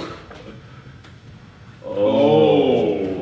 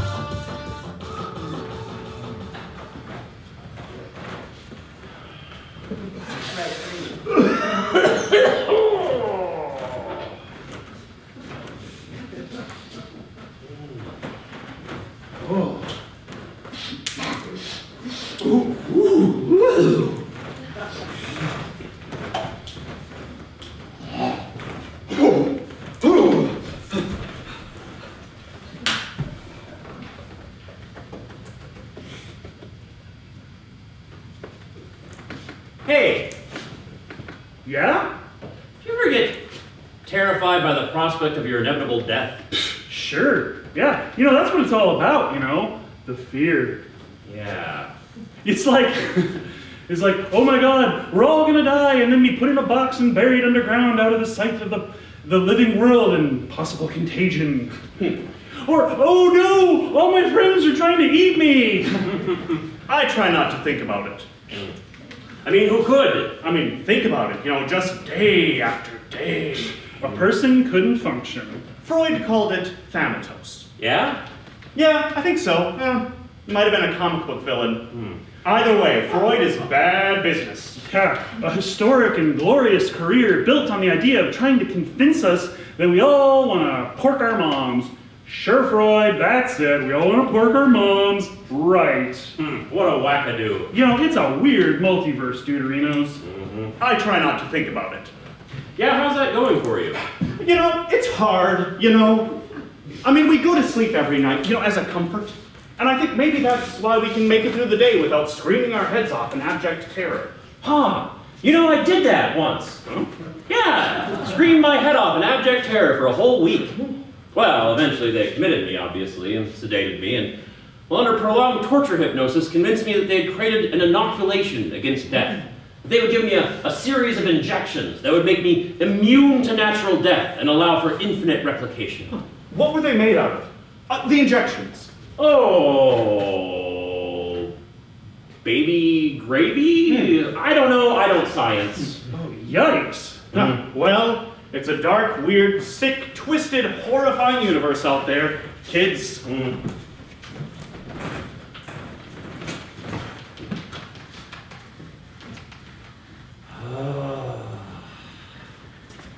When are we gonna be done, you know, with this stuff? Never. I mean, we're always gonna be right here. Well, unless we die. We can't die, we've been inoculated against death. Wait. What do you mean? Look. I've been rubbing my penis on your toothbrushes as you sleep. Well, that is strangely off topic, but weirdly so have I. Doesn't everybody? Well, I mean, I rub my peen on all your nice things, you know, after every meal. Wait, so we've all been inoculated against death? Let's assume yes, and find work that exploits immortality. Like what? Oh, like space janitor. Who would want to be a space janitor? Well, everyone would want to be a space janitor. In reality, all anyone ever is a space janitor. They're just here to maintain the craft. It's not like the spacecraft can't pilot itself, or that the astronaut or whatever has any real control. No, the computer controls everything. Without it, you are just a piece of space trash, destined to impact with any one of infinite trillions of celestial bodies. No, everyone is a space janitor, friends. That should be the takeaway here. How do you know all this stuff? I read it on the internet. I prefer the interweb. Oh, I like that better too. Surely.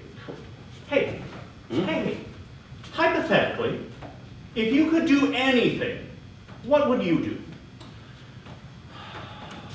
Well, I guess I'd be a professional masturbator. Oh, like a sperm donor? No, that's something different. What, so who gets paid to masturbate? Lubricant testers! Ha-ha! KY-R&D. Oh, zing! I don't get abbreviated humor. Well, it was really brilliant. Hey, look, don't break your arm patting yourself on the butthole. Whatever. So hey, Gary, what do you want to do with your life? Well, I want to win the Pulitzer Prize for drama. Huh. Wait. Why? What? How? Oh, you just fill out a form on their website and then submit an original play. Weird.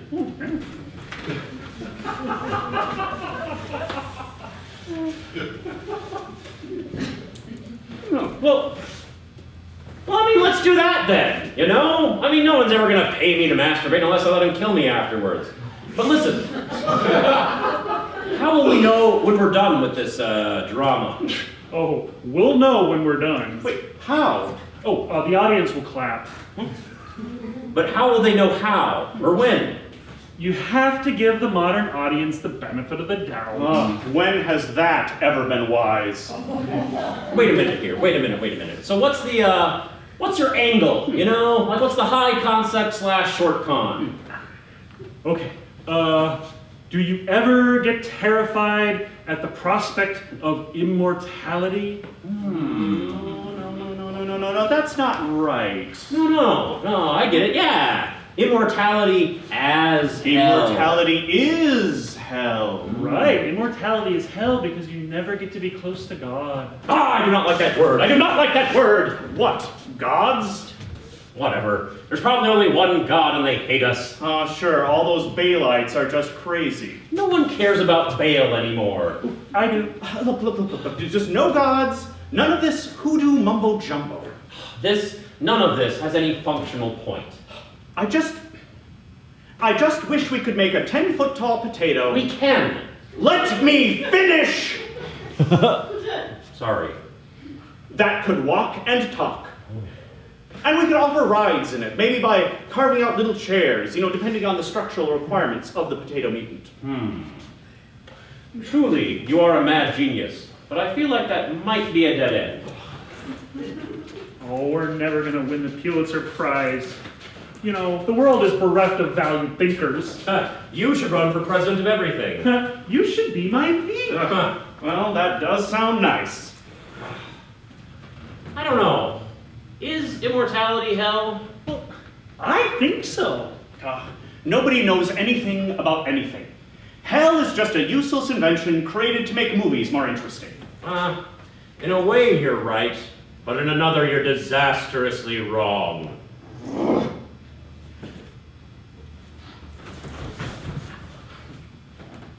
Your parents could never afford a Nintendo, could they? Okay. What? Hey, what now? Okay, dudes, it's getting a little real in here. The air's starting to get a bit thick. We're all just meant to be stuck in boxes underground, but we don't even get that. Huh. You know, I wonder why more suicides don't bury themselves. Well, how would a person bury him or herself? Huh. Well, you could attach a string to the bucket lever of a tractor or front end loader, and then pull the string to dump enough fill on top of you to prevent your swimming out and backing out of the deal. That sounds like the most horrifying suicide ever. You know, think about all those Chinese servants who had to bury themselves with their emperor. Well, I don't think they buried themselves for reals. If I were emperor, I'd make a bunch of duplicates of myself to bring into the afterlife. Yeah, how very forward of you. Terra-cloned warriors. Yes. And then later Brendan Fraser could shoot all those Terra-cloned warriors while making a terrible movie. Nobody generates anything of quality anymore. That's because nothing of quality exists anymore. We're all just copies of copies. Correlation is not causation, and cause is not effect. Are you high? Well, yeah, we're all high. We took that stuff, that weird stuff that we can't stop taking that makes us want to clean like mad. No wonder we can't keep this place clean. Oh, we are terrible space janitors. Fluttering up space with our poops and peas. And ducks. Oh, gentle biting ducks. We've got to get out of here. Where would we go? We can go anywhere. We can do anything with the power of our imaginations. I can't believe you just said that to me. I'm sorry. I forgot. You can't imagine. This is all terrible. This is all terrible. Oh, the transcripts of our interactions are never going to make it to the New York Times bestseller committee in time. You know, we are on a deadline with greatness. We are doomed to mediocrity and death. Alas! Whoa! Haters! I swore I'd give up Cobra for the new year. But it ain't New Year's yet! But it's close to New Year's. Really? What day is it? Well, it's December 31st. Oh, what, really? Happy B-Day! Hey! Happy B-Day! It's my B-Day! It's my B-Day! This is uncanny! Hey, how's that Cobra treating you there? It's all sandy. Yes. But good. Huh, good. Yeah, right. I don't know, Duders. About what? You know, about everyone we've ever known and loved being long dead.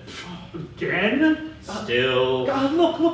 You just need to pick up the pieces. Take up your broken wings and learn to fly, my friend. There's no reason to be blue about it. You know, unless you're a blues musician, which in reality all of us are. Wait, we're all blues musicians? Well, rhythm and blues. I like to think we rock. You would like to think so, but in reality, you would be wrong. When in fact, we rock hard. Hardest! We rock them all. Oh, Duders. Wait, the fear? You got it bad. Wait! Did you just eat that snake's head? Yeah, I ate the whole snake. Oh, no, man. Now we gotta take you to the emergency room. No! It's all right. You can eat cobra venom and still be fine. What, really? Really? For reals? Dudes for reals. No fooling. Ah! On my mother's bloody cross, you pedantic dunces! Cobras are venomous, not poisonous. It says so right here in my Boy Scouts manual! You, sir, are neither a boy nor a scout. I stole this from a Boy Scout to try to help him get his getting mugged merit badge. Did you get it? He didn't survive the multiple stabbing wounds. This is why those cunning urchins in green sashes go door to door with those delicious cookies. You know, I wish I could just fund free access to contraception without getting cholesterol and diabetes in the process. I guess it isn't a problem now. So, hey, does that book really say all that stuff, you know, about the cobras and such? Yes, cobras are venomous, not poisonous. I can read modern American. I believe you. And in truth, I believe this is how the ancient poison tester was often built up immunity to, nope, I'm going into anaphylactic shock. Quick, somebody do something. Quick, shove his wallet in his mouth.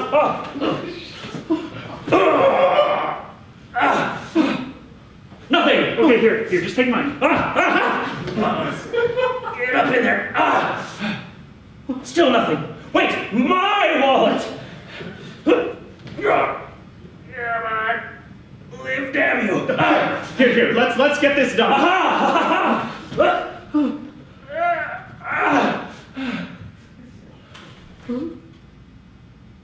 He's dead. Well, we did everything we could. Oh, why didn't he tell us he was allergic to cobra? You know, we could have used my EpiPen. Your what? My EpiPen. What's that? Oh, it's for when you go into anaphylactic shock. Can I see it? Sure.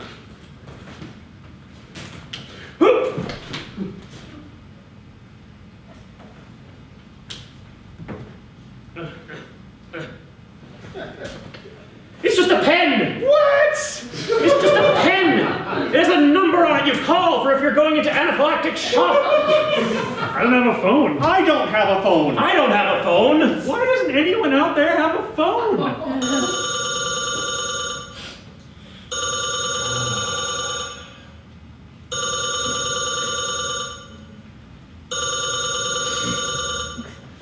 We're never gonna get into show business.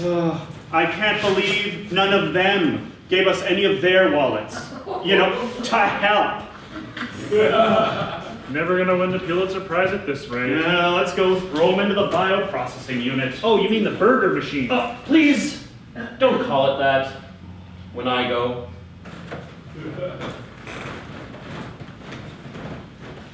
You know, I don't know if anybody's gonna understand any of this, or really honestly if anybody's even alive out there to see it.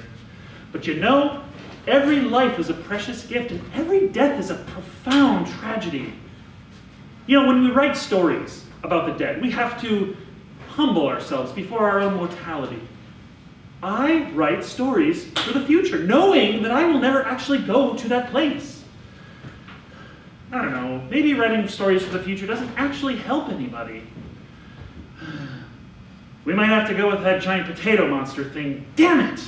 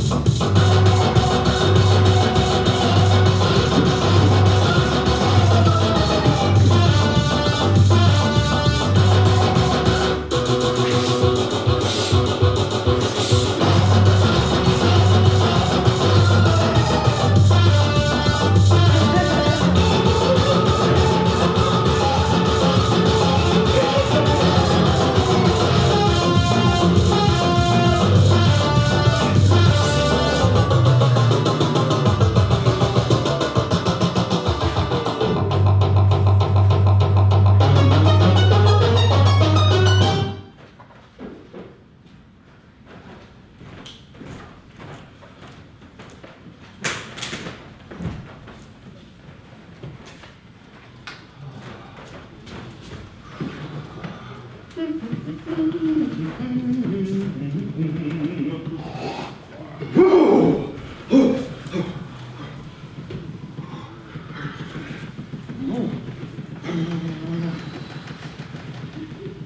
is so pooping cold in here. The key to dealing with the cold is to realize there's nothing to be done about it. You must reinforce your give-a-damn threshold below anything worse than being on fire. What, actively on fire? Yeah. Like immolated? That would be terrible. Well, I saw a burning monk once. I saw at least one, but probably a lot more. You know, I don't know why anyone would want to bathe themselves in gasoline and then light themselves on fire. I have a sense that the people who do so don't necessarily want to, but feel that they have to. I don't think that is a logical impulse. That seems pretty far afield from any natural instinct. Well, when have humanity and logic ever coexisted? You, sir, are a poet. You, a scholar. I'm cold. It is cold out here in space. Space. The sun is in space. Would you call that cold? Probably. Well, we're all ignorant. On that, we can agree. The universe is too strange a place to agree on anything absolute. Oh, everywhere there is pain and dying, but here, the void. I can't believe Gary died. Wait. Did I? No, not you. No, the other. Wait, isn't that an anthropological term? Aren't they all anthropological terms? Look, can we please all just stop asking so many dumb questions, please? Everything is dirty and broken. Though what you say is true, there is nothing that is so dirty that it cannot be cleansed, nor so broken that it cannot be repaired. What about a dirty bomb? Especially a dirty bomb. I can't believe we have to write a third scene. How long does this drama have to be? Hey, did you guys ever wonder about, like, the days of Shakespeare? Yeah, you know, when people used to sit in these audiences and, you know, for hours and hours, right? You know, hours and hours, the whole time listening to this more or less meaningless dialogue, and all the while just having to smell each other's gross body odors and farts. You know, for hours and hours and hours and hours and hours and hours and hours and hours and hours and hours and hours and hours and hours and days and weeks. You know, all before the invention of reliable hygiene products. Surely they did drugs. We can only speculate. Speculation is masturbation. It is far too cold in here to masturbate. It's impossible to maintain a boner. They make it that way so that anything gets done. Well, I didn't want to masturbate anyhow. Look, guys, I wanted to talk to you about something that happened the other day. The day Gary died. Do we have to talk about it? Yes, I think we should, for a couple of reasons. First, I think we all need to admit that none of us knew what to do in order to treat someone going into anaphylactic shock. I did a little reading out of the Boy Scouts manual the other day, but several pages were missing. And other pages were held together in what seemed to be an equal mixture of blood and semen. That is what it tasted like anyways. Whatever the case, we should have called 911. You know, whatever that is. We don't even have phones. My plan ran out. You know, what was the other thing? Wait, whatever. What other thing? The other thing. Oh, yes. The other thing is that Gary is back. What? Alive. What? Yeah. He was in his bed this morning sleeping and everything. I didn't put any wallets into his mouth. I thought it would be better if we let him sleep first. Well, maybe he wasn't dead after all. But I thought we burgered him. We did. We did burger the edible parts and then incinerated the rest and then blew that into the void of space. I know we did that. I don't know. We had taken a lot of whatever that stuff was that Gary brought. I swear, we incinerated that Gary and blew him into the void of space. The records would show it. They don't let you incinerate inedible corpse parts without signing for it. Oh, he's right. Then how? I don't know. Hey, diggers! Oh. Hey there, man friend. How you doing there, sunshine? Feel great. Yeah. Like a new dude, man. Any of your dude faces got any cobra to eat? No. You ate the last cobra. But we do have some burgers. I would take a burger if you have one to spare.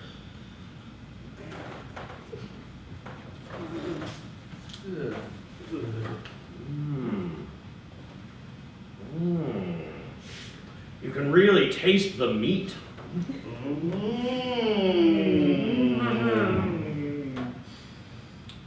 Sure.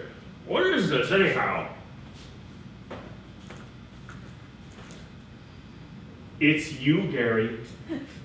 You're eating yourself. Well, that is different. Oh, gee.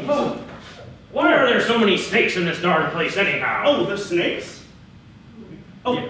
That's because of the rats. Ah, gross. Oh, yeah, the rats. The rats were just everywhere for a while. Just eating and scratching and screeching and scratching and driving everyone nuts. No one could sleep. They were dragging away baby pods and food. And so the robots in the lab, you know, the forward thinkers, they decided to print out a whole bunch of snakes. Just rat snakes, you know, at first. But as it turns out, rat snakes aren't so good about dealing with a whole family of rats. So they start deploying larger species. Larger and more venomous. Because they can fit through the tubes, you dig. You can't shove a bald-headed eagle through an air duct. They tried a couple generations of comically flightless ducks with pistols, but it didn't seem to work. Also, the ducks were sad and lonely before they died. But yes, that is why so many snakes. I see rats all the time. It's not a perfect system. Burger gun, the gun that shoots out burgers. Gary Burger, the burgers made of Gary. You know, that kind of clever marketing doesn't really work in this closed system. So what are we supposed to do today? Today is a cleaning day. Useless. Oh, like polishing brass on the Titanic. Hey, who said that?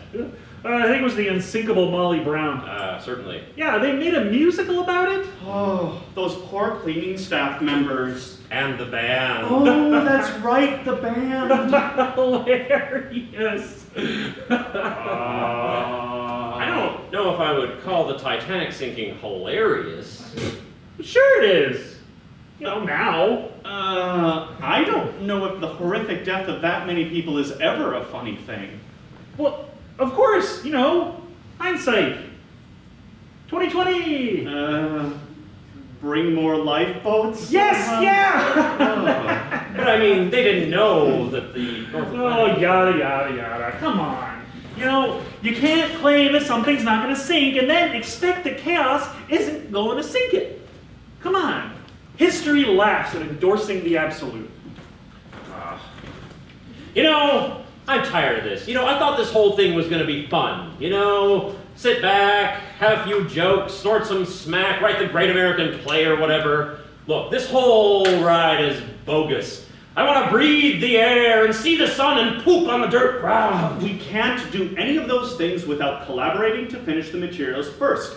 And clean. Well, we don't have to clean if we don't want to. Yes, we have to clean. Otherwise, things are going to get plugged. My allergies. Our allergies. Yes, dander. Dander everywhere and not enough to eat. You don't want to eat dander. What do you think is holding that burger together? Wheat? Do you see any wheat around here? Burger is dander? It is all dander! We are dander! Our dander is what holds this place together! This, it will never do. So, what about it then? I mean, why clean? Is that what you're saying? Yeah! Oh, what is this all about the whole everyone and everything you've ever known is going to die in fear and rot and be pulverized into oblivion again? Yes, that! Bingo! Thank you! Give him a prize, a medal or something. And you just need to push that back. Push those fears and push them away and back, and that will allow you to clean your dander off these many things. Our dander? Our dander off these many things. But I mean, I mean, what's the point? I mean, why not die now and surrender to the dander with our honors somewhat intact? No, because we have to develop something for at least 3 more pages, you know, to make the minimum requirement. You know, plus we have to edit the initial draft, which, you know, honestly at this point is kind of a pipe dream. Ah, it's useless. There is no one. Wait, what do you mean develop? Oh, it's a photographic term. Oh. What are we supposed to develop exactly? Something original? Something compelling? Well, what about this? What about you're all just figments of my imagination, and I'm actually in a catatonic coma, pooping and peeing myself in some lonely corner? Ooh, I do like that. Yeah, but it isn't true. You know, if we were just figments of each other's imaginations, then someone would be ugly. You know, we just have to fill the space, right? We have to avoid the dead air.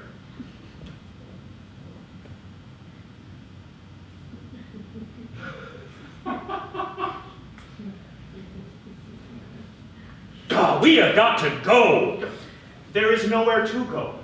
We could go into space. Look, there's nothing out there worth seeing. 30-second freeze explosion confusion death. Yeah, he's right. There's not really anything useful in space. I mean, the movies paint a fun picture of it and all, but, you know, it's just not that great. Look, you just want to stay in here where it is safe, and there is air, and it is cold. Ah! I want to be warm again! I want to know what love is! I want you to show me! Yelling makes me anxious! It makes me feel good to yell! It does feel good! It makes me feel warm to yell! Yell all your important things! I love pizza sandwich! I love bananas! I love puppy dogs! We will never know the loving kiss of a puppy dog again! You ruined an otherwise inspiring rally against the horrors of existence! We are forsaken, so forlorn. Yeah, but come on. We have to end on a high note, you know? We can't just go on some rambling Jeremiad about how everything is terrible, and life and art are equally meaningless and irrelevant, and how everything and everyone we've ever known is meaningless towards the marching of the ages. You know? We have to dumb it down. We've got to cheer it up and develop something. Please, damn it!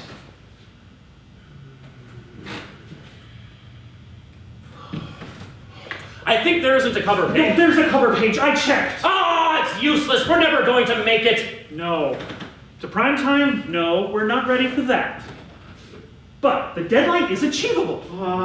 We should have remained rhythm and blues musicians forever. Forever is a fiction. Forever is something we invented to stick it to the mathematics. There is no forever. There's only now, and that isn't useful to us in any way. Now, mathematics, though, is the language of the gods. You don't know that. God is dead. Which one? All of them. That's a lot. There are no gods. Gods are just useless inventions created by people too terrified of their own mortality to believe that they will end up as rotten meat or ashes in a box or pot. I just wish I would have spent more time masturbating and eating potato chips. All right. Okay, fine. Let's just recap, shall we? What have we got? Okay. Getting molested by a corpse would be the worst. What? So stop talking about it, please. What? We only get to live so long, you know. Yes. And then the whole thing is done. Yes. So we are, geologically speaking, already dead and gone forever and no one cares. Yes. Okay. Well, then we either rot or burn, or rot and burn, but everything burns eventually. Yes. So everything we could ever do does not matter. No. Let's see here. So the sum total of human history is just writing down stuff about rich people, written by rich people, read by little rich kids, all to sustain the failed idea that, the failed notion that their lives are actually important. Yeah, I like this. This is the core of something. So we are all just moving through the illusion of infinity, desperate to survive, but knowing that that is the one absolute impossibility. You know, living forever is not that great. It's interesting, but it seems we're failing to either dumb it down or cheer it up. Also, and I don't mean to be a Debbie Downer about this, but if we don't clean, they're just gonna kill us all with the micro explosions in our brains. And you guys are gonna turn me into meat sandwiches. I would rather die for art than live to clean. Oh, that is a beautiful sentiment, or code. I don't know. My code is slack. Slack on, dude friends, slack on! The principles of slack are absolute. Oh, I wish I could have killed a man. Oh, you did? Oh, you're right. Cool. I so wish I could have seen Paris, France. Wait, really? They have the neutron bomb. Le bombe neutron. But they so rarely use them. I wish I could have seen Earth. Oh. Earth is highly overrated. Yeah, Earth sucks. Only normals like Earth. It's a garbage planet. It's a dead fish tank. Also, I hate to say this, but I've got some even worse news. I just found out recently that our model only lives for 1 year. And it's our birthdays. Yeah. It's why they call us Gary. General Automated Repair. Yearly. What a crummy project title. So, okay. Huh. So, okay, listen. I was taking a class once, and this guy said that if you're writing a piece, you have to start at the end and then work backwards until you find the title. Sounds like you paid too little for your education. Paying for an education is the root cause of societal collapse. All right. Look. How about we just upload the transcripts of our miraculous shenanigans into the time phone, and then send that back to some unsuspecting normal back in the 21st century? Rather than trying to win the Pulitzer Prize for Drama 2395 from a theater board that has doubtless long since been mechanically separated into cockroach person food. No one would believe it. 4 Garys? Super dumb. I don't know. Maybe there aren't cockroach people. Maybe there are people, and maybe they figured it out. In the intervening centuries, they've built the global utopia that war, famine, and disease have heretofore denied us. They've cured all the diseases. They've solved world hunger. They've discovered the folly of war. Maybe everything down at the Pulitzer offices is just ticking along like a well-oiled machine. They're all just checking their emails, waiting for original scripts, but no one is submitting because theater's been a laughable art for so many centuries. But we will slip through that crack, under that door, in that email, and okay, maybe everyone is dead. But, maybe the University of Columbia had a catastrophe-proof, self-sustaining shelter. Well, maybe cockroach people just love theater. Okay, 4 Garys, dumb title, stupid idea. All right, tell me more about the giant potato monster.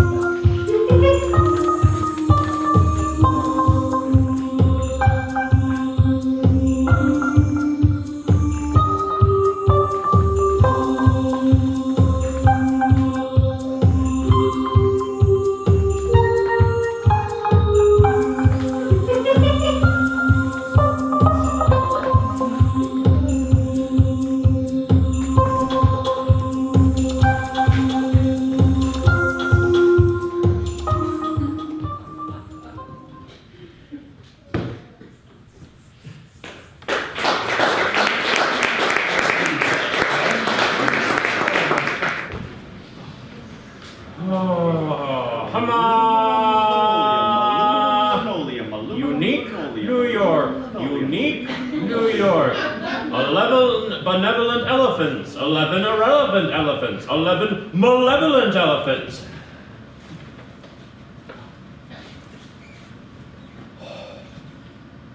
You fat man! How fat you are! You sicken me with your folds. Do you know that I once saw you putting tissue paper between your folds to contain the chafing? I did. Baby powder is what I should have told you then, but I was too afraid. Afraid that you would sit on me and that I would be dead forever. You crass a-hole! How dare you! I eat to forget. You know I had to sell my daughter into robot pornography. It's true. I thought at the time it was better the robots had her than those diseased actors. At that point, President for Life Michelle Bachmann had unilaterally outlawed all contraception of any kind. Mass medical shortages, super AIDS. And you know, when you're living hand to mouth and you can't make enough kids for the system to care, you gotta make the hard choices.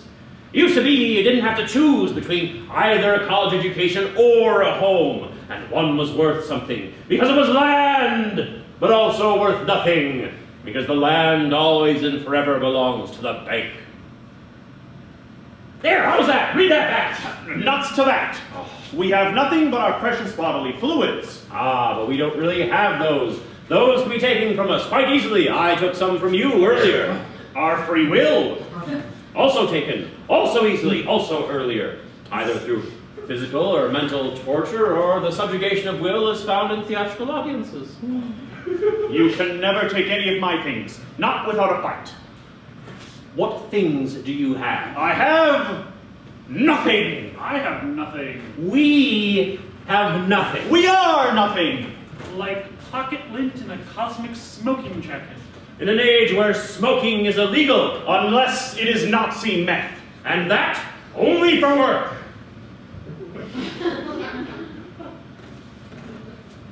This place is falling apart. Everything is falling apart. We are falling apart. Everything that ever was is falling apart from the point of its ultimate creation. It's thermodynamics. Then why create anything at all? Oh, because we're bored, dude, face man. Look, I am sick of everyone around here talking in terse, confused non sequiturs that lead to nowhere. Can't we all just get done whatever it is we're supposed to be doing here and then, go home? Make a pizza sandwich. What's a pizza sandwich? I can't really explain it to you. What? Why not? All right, well, I guess that really is a cop-out when you're trying to keep people in their seats and bored for a couple hours. Okay, look. The only 3 things you need to make a pizza sandwich are bread, sauce, and cheese. If you can secure these 3 components, then you can make a pizza sandwich.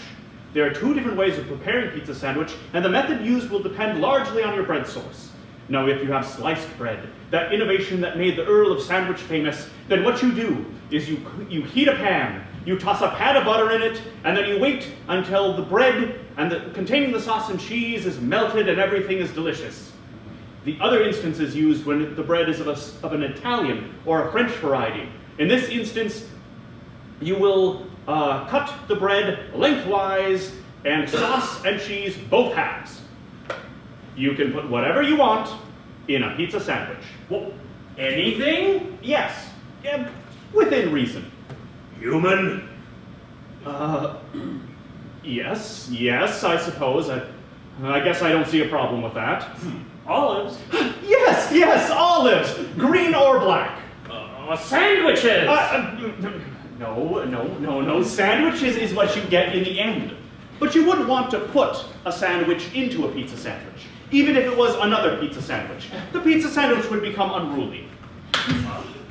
Man, I wish we had the components for that delicious sounding sandwich. Alas, we live in a contained world, bereft of joy. Oh, whoa! Oh, hubris! I wonder, could you... Yes? Put more cheese in the sandwich? Oh. Yes, I suppose. Or sauce. I mean, you want to use some judgment in all these things. Sure.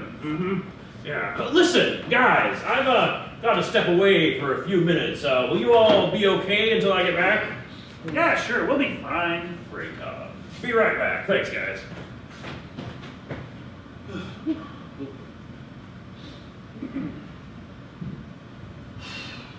Oh, the future is boring and terrible. Hey, guys. Do you guys think it's weird that he just left? What do you mean? Yeah, who? Gary Face? Like, where did he go, you know? I mean, here we are, we're all here, you know, working on this, whatever, you know? And then he just, he's gone? Like, he just up and leaves? What are you talking about? What, are you high or something? Aren't we all? Well, yes, I mean, we're all high. I mean, the difference is we can handle our drugs, you dig? Look, can we all just talk about something else, or even just sit in silence?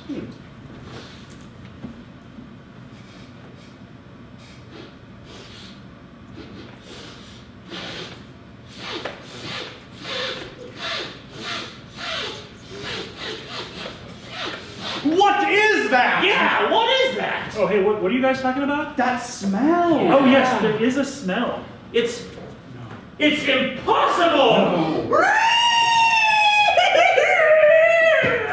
No. It's pizza sandwich! The crazy bastard had all the ingredients for pizza sandwich, and he wasn't even gonna share with any of us! Quick, somebody shove a wall in his mouth! But no! Why not? Because it would save him.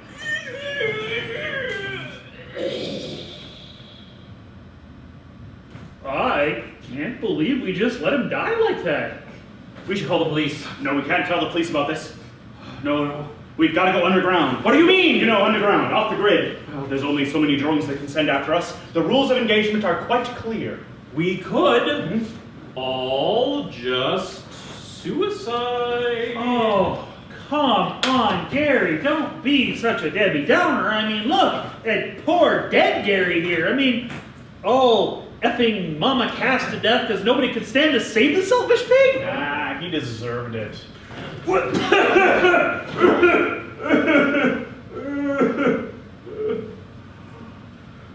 Why? There is something that you need to know about making a pizza sandwich. Something incredibly important. And that is that you have to let the pizza sandwich cool first. You have to give it a good 3, preferably closer to 5 minutes, to the point where the cheese is cool enough to be edible. Why? Why didn't you share the pizza sandwich? Why didn't you share the pizza sandwich with us, dude face? Now we have our snake and human-based meals to look forward to for the rest of our short, miserable lives. Oh, this is a sad comedy. It is. It is a real conundrum. Do you think we should just stop? No, we've passed the requirement, but you know this isn't gonna win. I mean, there has to be a 4th act, you know, to reveal something, an epiphany. Have we not done that here? Not considerably, no. Yeah, you're right. This is never gonna fly on off Broadway. No, they wouldn't understand it on that Broadway, or any other Broadway for that matter. All they understand is Spider-Man the musical, and the Book of Mormon, and Legally Blonde the musical, and other nonsense. And you know what? They don't even have pizza sandwich in New York. Oh, isn't that just a calzone? Ah! You take that slanderous lie back! You're killing him! The pizza sandwich is nothing like a calzone! That's like saying veal piccata is like a McDonald's crispy chicken sandwich. Or that Mountain Dew tastes like bison urine. First of all, violence is never the answer. And second of all, there are so many licensing problems with these insane ramblings that you've been spouting out.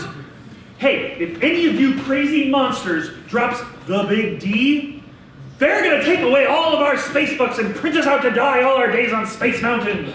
Space. Look, Look. Mountain Dew is just a thing that collects on mountaintops in the morning.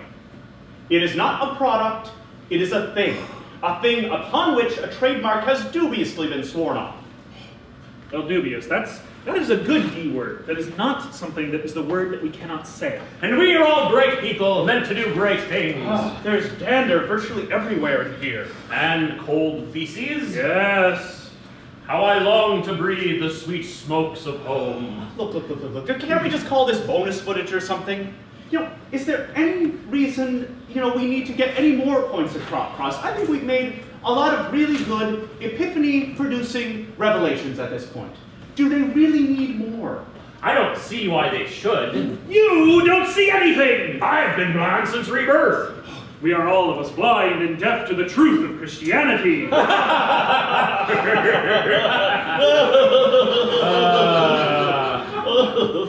You sure know how to wreck a mood. I'm tired and cranky. This is never going to fly with the blue hairs. We need to understand our audience. No.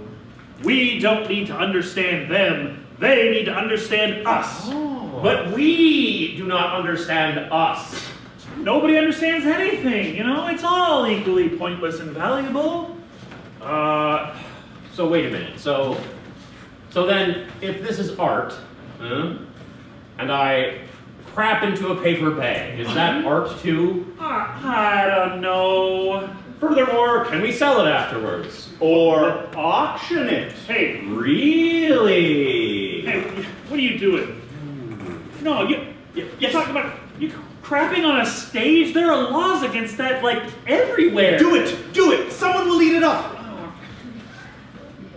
No. Do it! Oh, no. Oh, God. Oh, please. Oh, man. What? Would you please not watch me while I do this?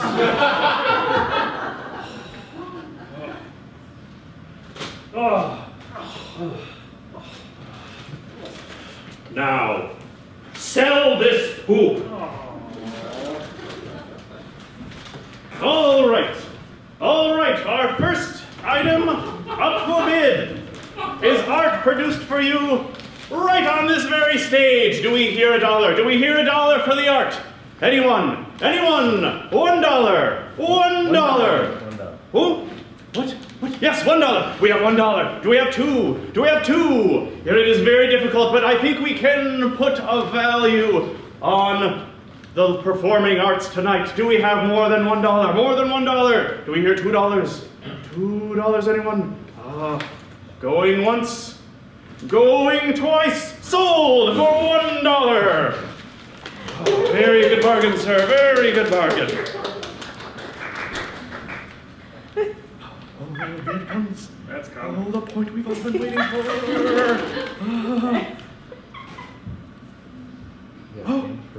Well, maybe after the show.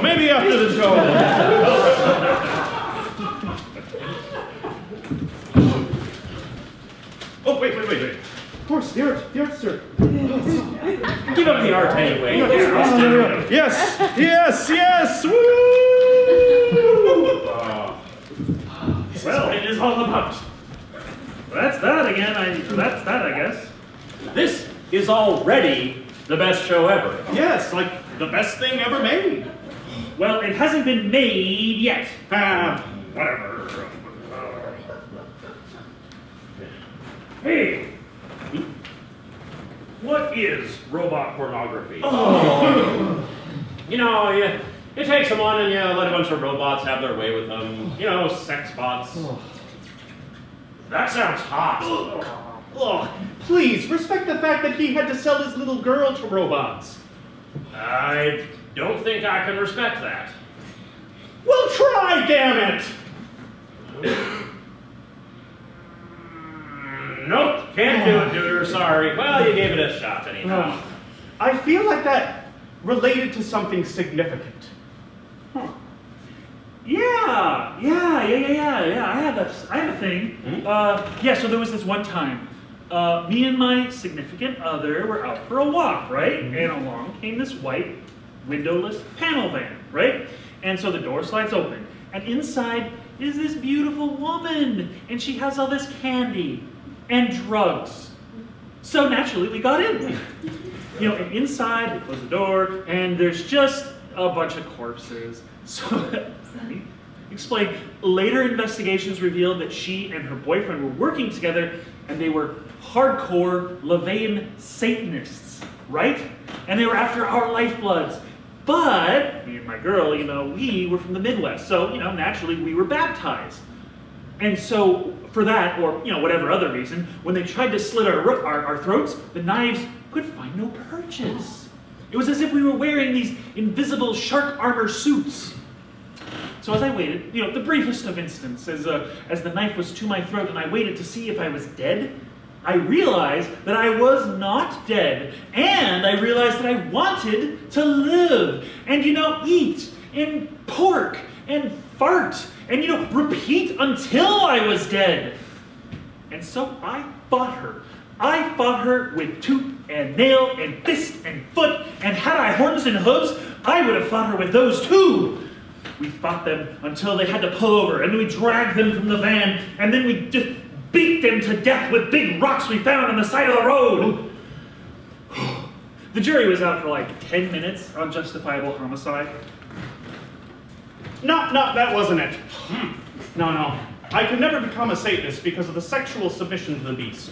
Even symbolically? Sexually symbolically. Well, frankly, I think that story was a gross distortion and negligent to the compassion and warmth of the progressive Satanist movement. I feel like I was pretty specific, that they were not progressive Satanists, but in fact LaVeyan Satanists. You know, I appreciate that, but just consider your audience when you talk about the people you kill. You know, I could never kill a living thing. I killed plenty of stuff. Birds first, then snakes. Bird snake once. Well, I only kill snakes, but, you know, I don't feel good about it. How do you kill a snake? Oh, you just, you grip it by the tail, and then you swing it around and pop it against something hard. Is that what the Boy Scout manual recommends? I don't know. I burned that thing. You know, you can also kill a snake by biting its head. Yeah, no, I saw this once. The guy killed a sea snake by biting it on the skull. Well, a sea snake? Yes. The sea has snakes in it? What does it matter? We'll never see the sea. Oh, God, what do they eat? Fish, mostly. Oh, this is horrifying. Why do you find the idea of a sea snake so troubling? Because I have some very pristine notions about the sea. I like to imagine it as a whimsical place where everything is fun and elegant and contained. The creatures of the sea are gross with how uncontained they are with their things.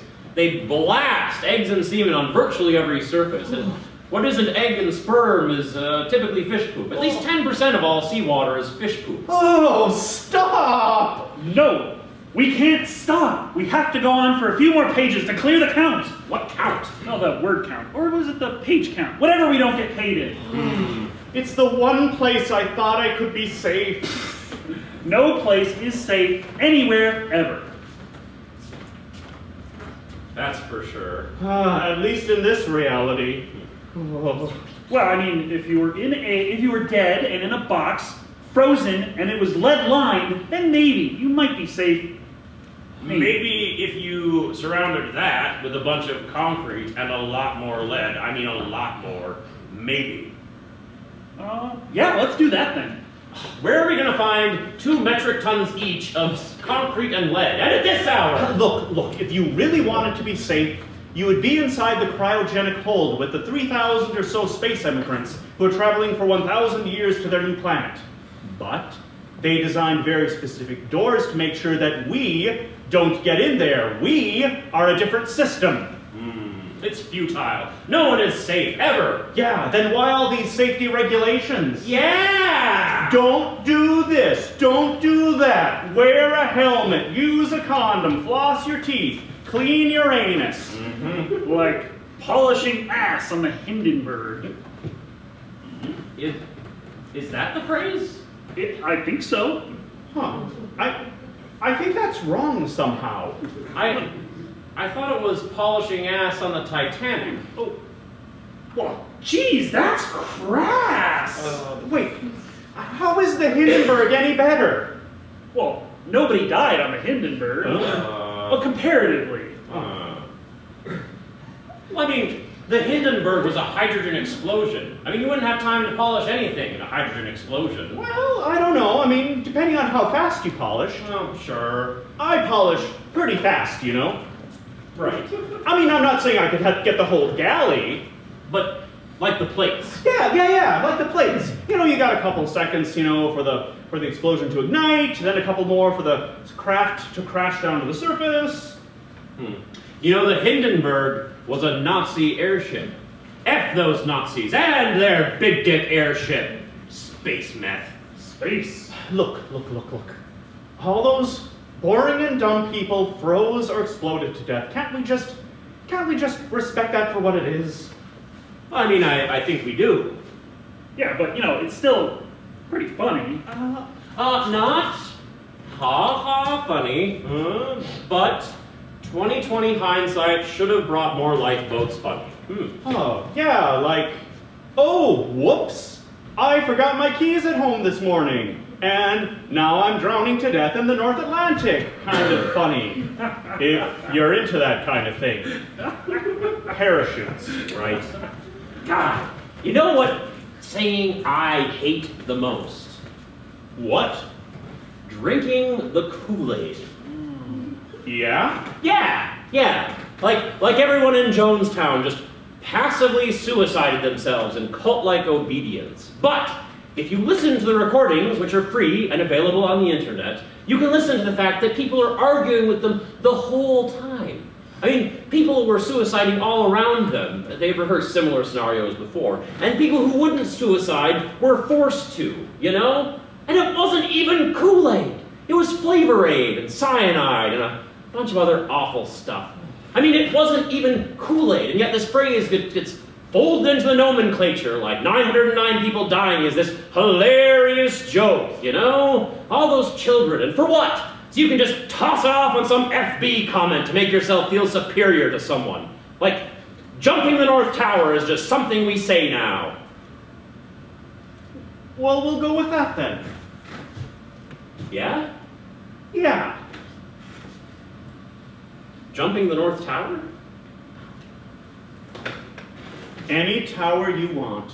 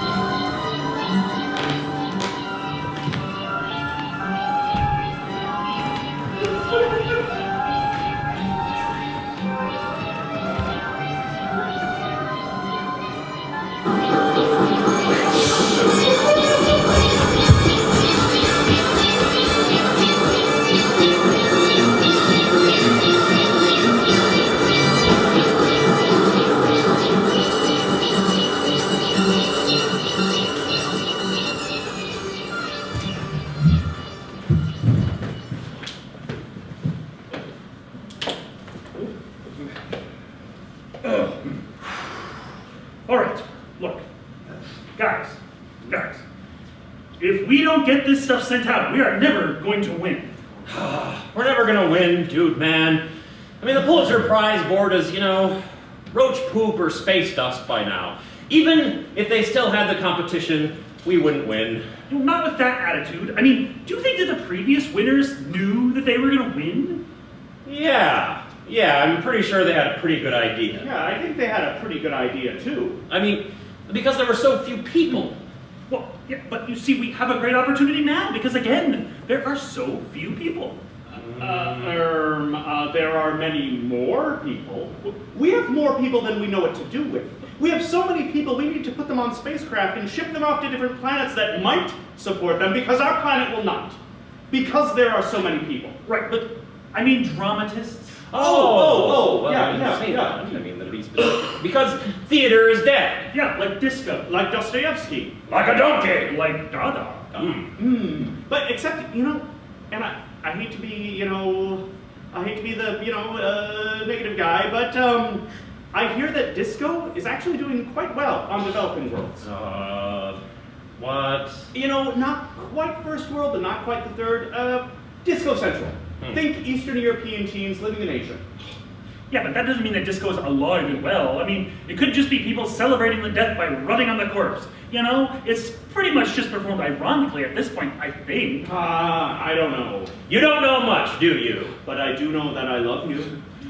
That may be all I need to know. We are all of us. We are all of us special friends. We value one another, and that's why we are such a great team. We're the best team in the universe. We're the sorts of Garys people write stories about. So, the cover letter. I'm just not sure a cover letter is the way to go. No, an email, yeah, sure, but it is a requirement. But we're going to use like a really legitimate sounding account. Oh yeah, no bunnykitty69 at yahoo.com. This time, fool me once. Oh, okay, but what are we doing? Do we really need a manuscript? What is this, 1973? I don't know, is it? I appreciate your willingness to commit to the yes and, but these endless questions are themselves a tragic sort of game. It'll be a file of some sort. Okay, so, cover letter. Someone go.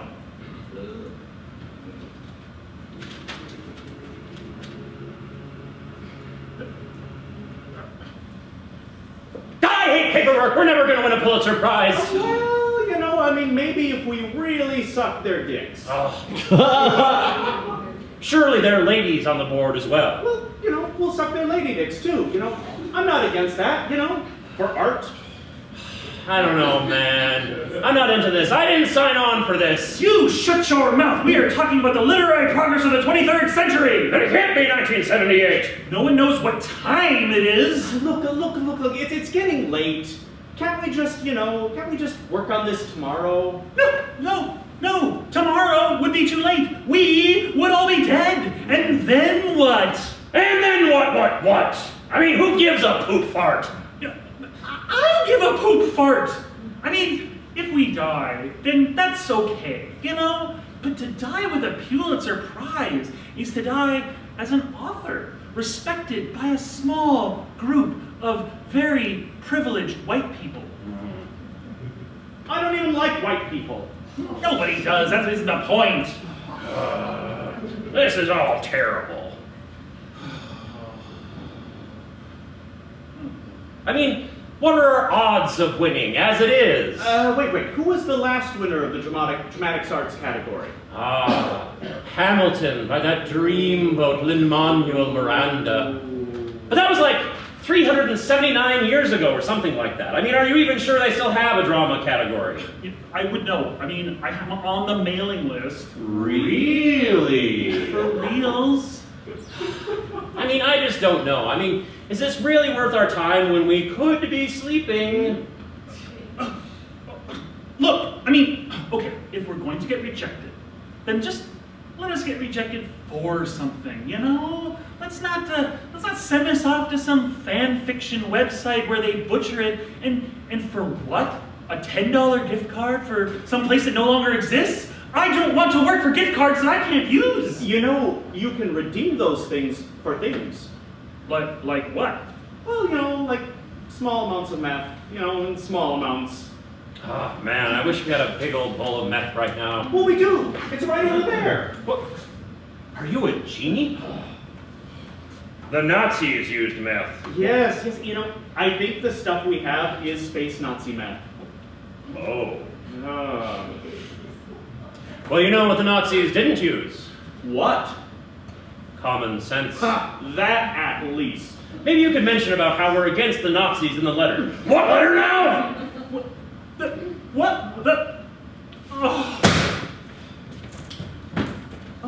Whoa there. Whoa there, Buttercup. Come on, don't fall apart on us now. Oh, we're sorry, Pumpkin Butt. We didn't know this meant that much to you. Yeah, or that you were such a sissy ninny Nancy pants. Let's not call anybody that. I don't want to die. Aw, come on, dude, or none of us are gonna die.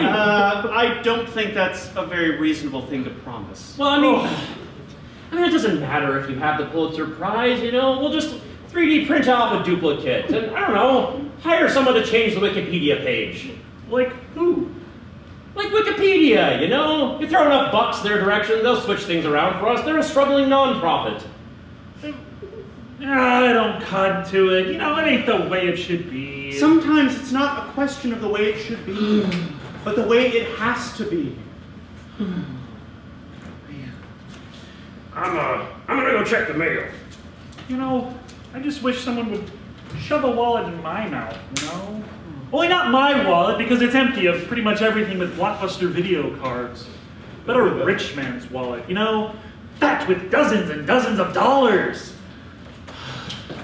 The Blockbuster people's lawyers don't care about much anymore.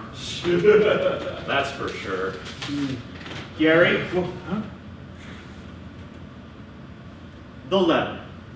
Oh, yeah, okay. I mean, if we're gonna do it, then let's do it, right? The letter, okay.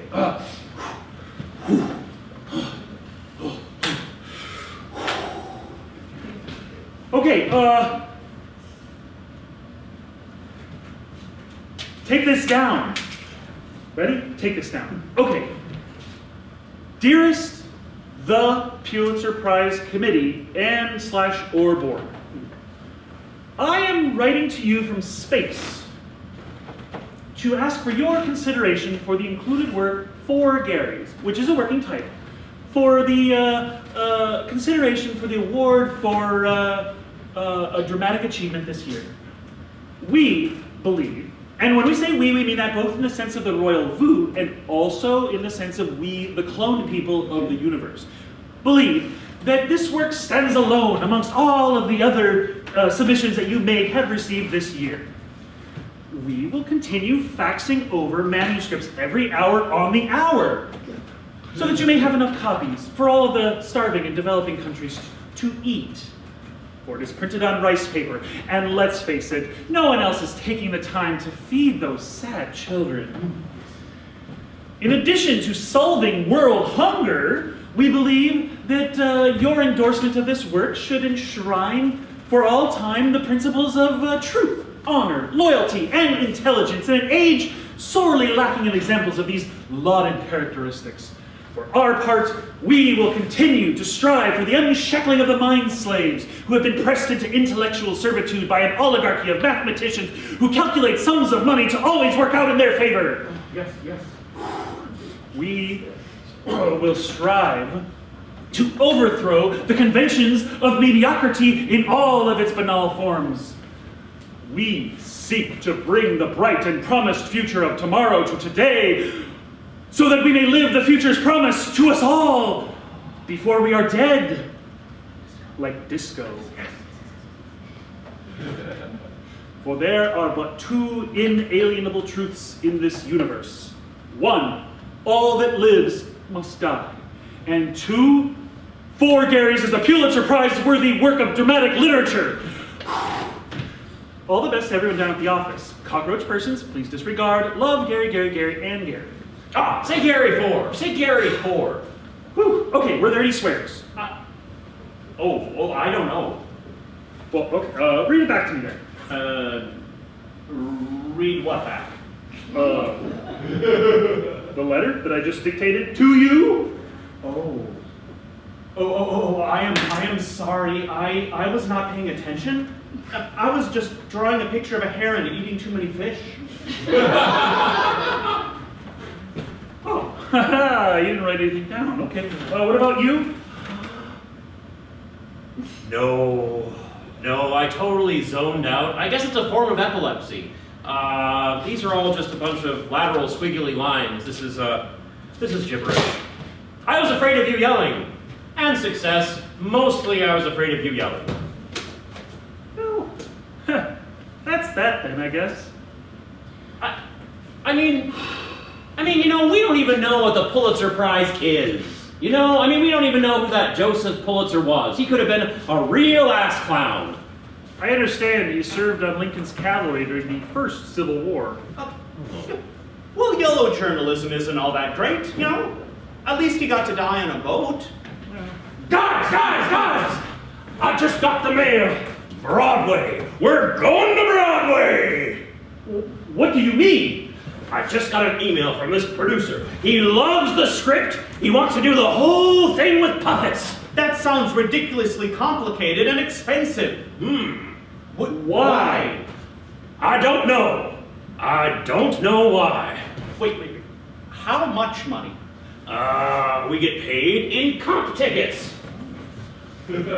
Wait, what part of Broadway are we talking about here? The internet, I think. The internet Broadway. Well, shit, there ain't no internet Broadway. What?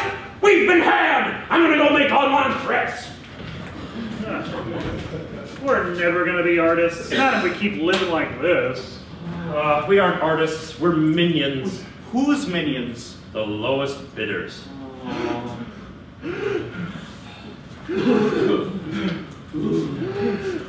Hey, does anyone else notice it's getting a little harder to breathe in here? Yeah, I'm pretty sure we're expiring. Oh, they're shutting our lungs off.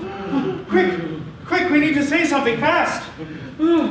Quick, paraphrase that stuff you were going to send those rich Anglo people about that timeshare malarkey. Hey, that timeshare malarkey is an eco-village, and it is a brilliant idea. No time for real estate schemes. Only reticent important points. Reticent points only. Hurry. I can't think of anything. Not enough oxygen. Oh. Guys! It's not the Pulitzer Prize Board. What? It's my dead girlfriend. Oh. The Pulitzer Prize Board just offered to sell us pills to make our dongs huge. Oh. We're in.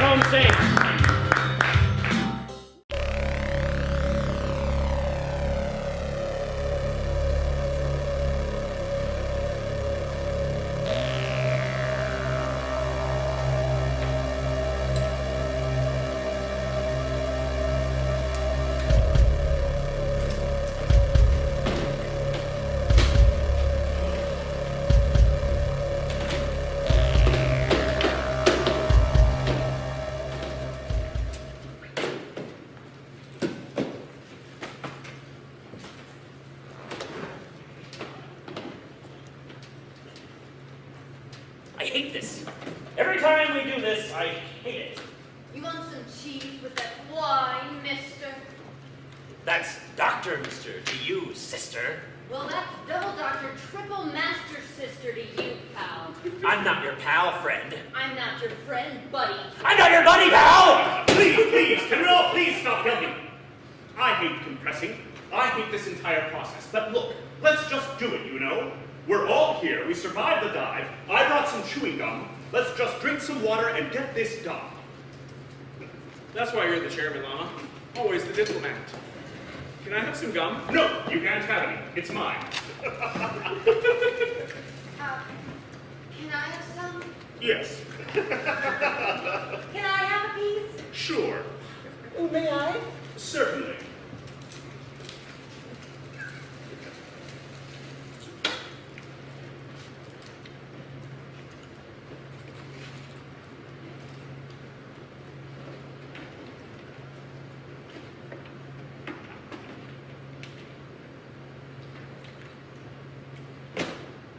All right, who brought it? I brought it. Give it here.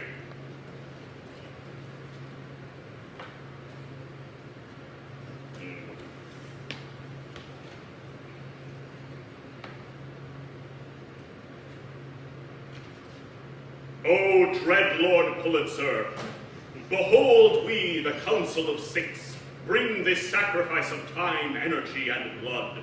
Lo, how we have schlepped our things for grave distances, while murdering vast hordes of mutants and demi-humans to arrive here. We beseech your favor in evaluating the scripts for drama this year. Render unto us, your uncomprehending servitors, your lauded wisdom, and noble judgment upon these works, which are more than likely all mediocre shows. We ask you to let us distill your unholy wisdom before we become, as you, eternally dead. As disco! So won't it be. Did he show up? Nope, still just a skull. Nuts! One of these years. So did everyone read the scripts? You effing normal. No one reads the scripts. No one has time or ability to read these things in advance. That's why we have these meetings, so we don't all have to read the horror show that literature has necrotized into. More importantly, did we all get a play? I did. I did. I did, for sure. For reals. You, Gloria? I have something. I'm not sure if it qualifies as theater, but yes, I've gotten something. Okay. So look, I don't want to have to gather and stuff, so can we all just agree to do our script presentations within the time allotments, avoid bloodshed if at all possible, and stick to the plan? Because we only have so much food, 2 hours of air, and limited patience. And then we have to spend weeks and weeks decompressing. So, to determine the order, I have brought a die. Ah, there you have it. Sandwich, are you ready to present? I'd rather not. Oh, here we go. How can you not be ready to present? I don't want to go first. That's fine, fine. I will just roll again then.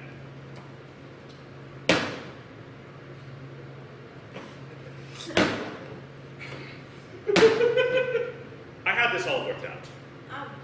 Just give Sandwich a different number. Oh, yes, sure. That's a good idea.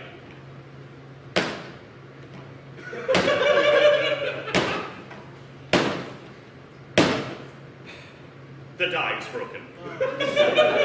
Would you like one of mine? No. I brought this die. I worked out this chart. It's a foolproof and unbiased method of determining order. Just give it some time. I will go. Maybe Pulitzer wants to hear Sandwich first. If ghosts could affect dice, I'd be living in my own space castle by now. No, I'm prepared to go. I just hoped to have gone first, is all. Or hoped to have not gone first. I don't understand. Are you rolling again if it is you then? No, it has been Sandwich each time. You really should go, Sandwich. I just don't feel ready. Well, what do you mean? I don't have a PowerPoint. Oh! See how they make fun of me for not knowing how? It's a 21st century technology, Sandwich. They teach it in the womb. How can you not know how to PowerPoint? You're a goddamn doctor of theater. I don't know, okay? I just can't PP worth a damn. Just go already. We're already over a bunch of time and air consumption. I also lost all my notes. Oh, Jesus. Poop, you know? So where You are we really though? need to get your act together, man. Hey, guys, look. It's not my fault, okay? I mean, there were these ninja. I mean, this all-star team of jetpack ninja came down from the sky on silent jetpacks. I didn't even know those existed until I was being showered and shuriken. Look at this. Oh, you don't know. Hugh, you look at this. That's not a shrieking wound. It is too a shrieking wound. It looks like eczema. Or psoriasis. Oh, you stop looking now. You make me feel bad. Well, Sandwich, what do you have? Well, I mean, I have a play, you know. I mean, I saved a program. Can I see that?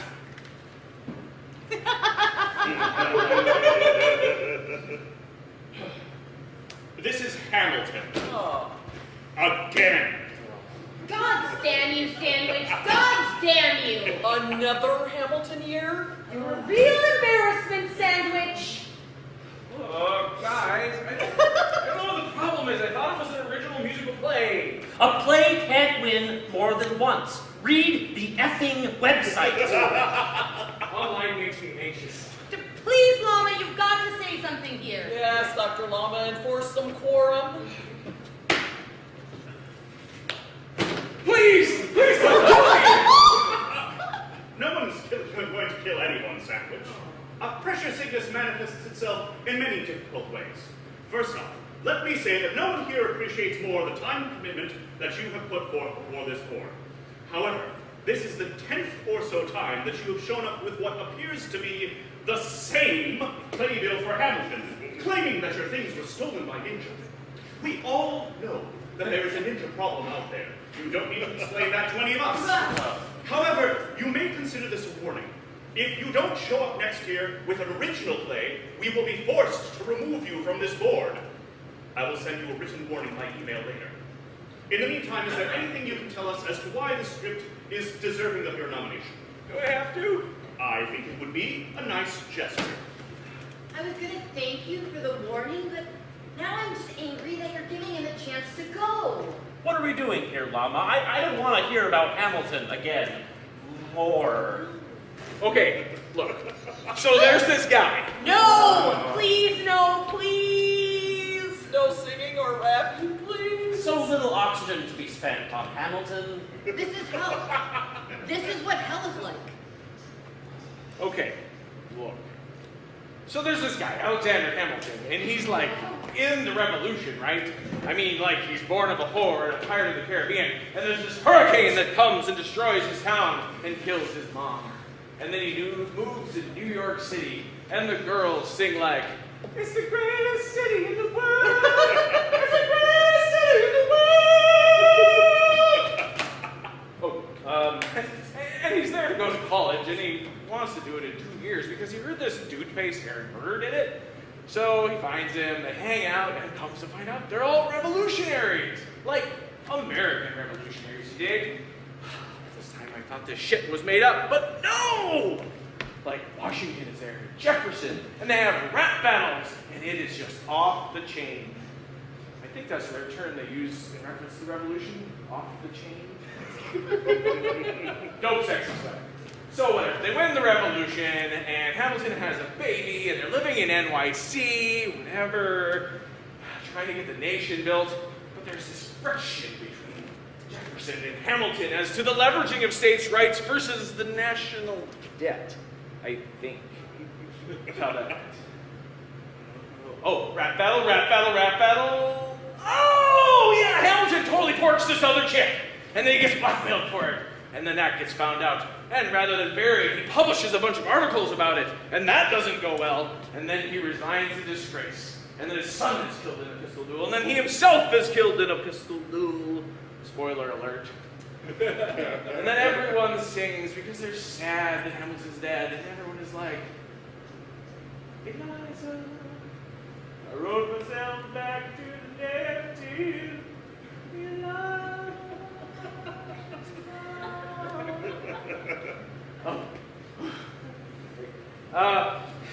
It's okay, because they all get to live together in heaven or wherever. Kind of really seals the deal on the whole tableau. My criticisms are that it was long and boring and irrelevant. Is there anything else you'd like to say about it? The concessions were bad. It was very hot, and the ushers were poorly armed. Any other important points? Did I mention it was long? Yes. And boring? Yes. But good, you know. The production value was lacking, and I'm pretty sure the performers were slaves. What? Well, not slaves, but Look, we can't give the award to Hamilton again. I refuse. We must have a consensus, or there will be no award. And then... And then what? What?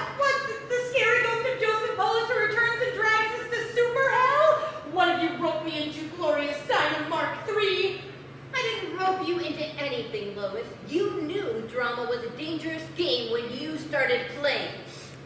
I only hope that you ever play worth a damn because all I've got is some lunatic stinker they keep faxing from space. Faxing? Yes, faxing. On rice paper. We're feeding it to the people of the nearby village. It makes a hearty, if not bland, gray brew. Not good. Oh no. No, it's not even drawn, probably. I'm on the fence. Wait, space? I thought we only accepted American plays. They are astronauts. Well, there you go. I may also have a rules clarification. Well, Jeeves, you haven't read my presentation on Hamilton. Order! No yelling. Not enough time or air for that. I will wait until it is my turn. Thank you. Yell at me again like that, sandwich. I'm gonna put a knife in your eye! Dr. Liend Baker, order! I will not allow another meeting to degenerate into sexy violence. It's not Sandwich's fault. He's very hard of hearing at these depths. I did not know that.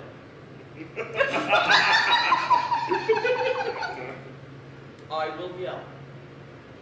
I'm gonna kill you, Sandwich! I'm going to! Protect me! Are we sure Hamilton can't be nominated again? None of that! I might vote Hamilton over this stinker. Order! Law and order! Boring! I am not a violent person! I'm a calm person responding to a violent world. It's okay, Dr. Liend Baker. No one's saying anything bad about you. We're all still just hating Sandwich with every fiber of our being. May I finish? How much more time do you need? I don't know, like half a page of dense dialogue. Why? I swear, I'll be glad when I'm dead and don't have to do the stupid board anymore. Please, let's just let this clown tell us about whatever he needs to tell us about, and then we can all move on to what we hope will be our first original play of the evening. Thank you. Finally, my thoughts on Hamilton. This Lin-Manuel Miranda dude-face goes out of his way to talk about immigrants as a singular enclave, but the story of humanity is the story of immigration. As a single people in Mother Africa, we spread outward thus across the globe. We are always moving for one reason or another, from place to place, town to town, nation to nation, across the illusion of lines on a globe without borders. So yeah, immigration, yay! But also, the immigration to the United States could be seen more accurately as the genocide of its indigenous peoples. Europeans discovered America 20,000 years after the indigenous inhabitants. If only one of the millions of people, divided amongst thousands of thriving cultures, had developed a reliable flag. Miranda calls it an American musical, but who's America? Not Native American, not African American, not even female American. Nothing in depth. It is all just reflected off of Hamilton, who himself is a questionable hero. When you strip away those clever lines and dope beats, what you have left is essentially a 3.5-hour-long hand job to the establishment. An establishment that has failed to account equally for the notions of truth, justice, and freedom. In fact, Washington and Jefferson were fabulously wealthy slave-exploiting plantation owners. Shaking hands with the history of the United States should not be an act of celebration, but an act of mourning. everyone falling to their knees, begging forgiveness from the millions and millions who had to die so that rich white people could establish a slave-stolen nation of their very own. The American dream is a holocaust. It is the intentional elimination of all hope in our lifetimes.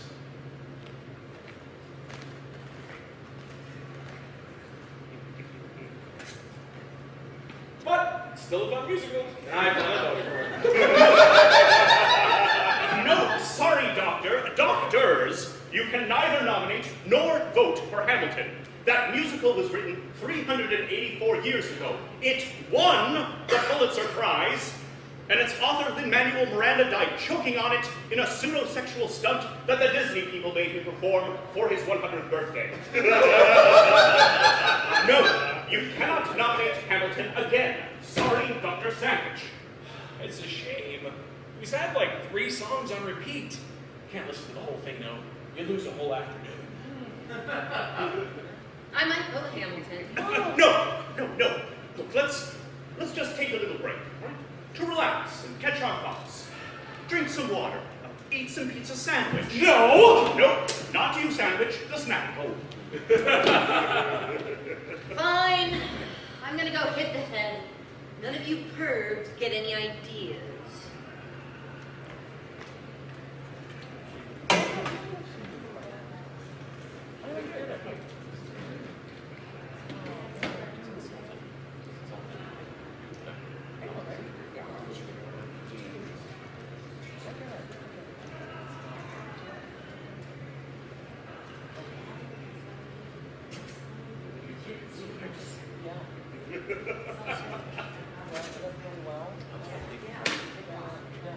Reducing the government should ask for nature. Should add for sustainability. Look, we can't wait for Glory to get out of the bathroom any longer. I will roll again, having eliminated Sandwich as an option to find our next presenter. Ah, there you have it. The die must not be broken after all. Dr. Liend, would you kindly tell us about the work you are forwarding to us this year? It's called Pocahontas the Musical. Objection! I don't think you can object to a presentation, Dr. Kuha. The hell I can't! I want it on the record, put it in the minutes. This is not an original work. Technically speaking, Pocahontas has not been staged as a musical yet, no. Do you have a DVD? Of course not. I have a PowerPoint, but it's not so good.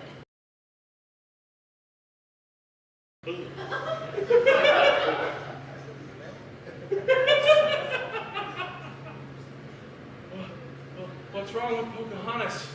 Who is that? Well, Dr. Sandwich, she was a cartoon created by Disney in 1995. Ah! Don't you shelter him from this, you tell him the truth! His poor, gentle mind. Is there no hand soap? Ah, crumbs. I was supposed to have brought some, but then I forgot. Great. Well, I guess we're all getting pink-eyed then. Please have a seat. We have just begun Dr. Liend's presentation on Pocahontas the Musical. Oh, no. No. You aren't suggesting a Disney musical as your thing, are you, Lois? It's what I found, you know. It's what's out there. Everyone clings to Disney like some sad, stained, colorful blanket. I don't like our world. I just have to live here. Is there anything historically accurate about it? It's about a cartoon. You don't have to do a PP, it's fine.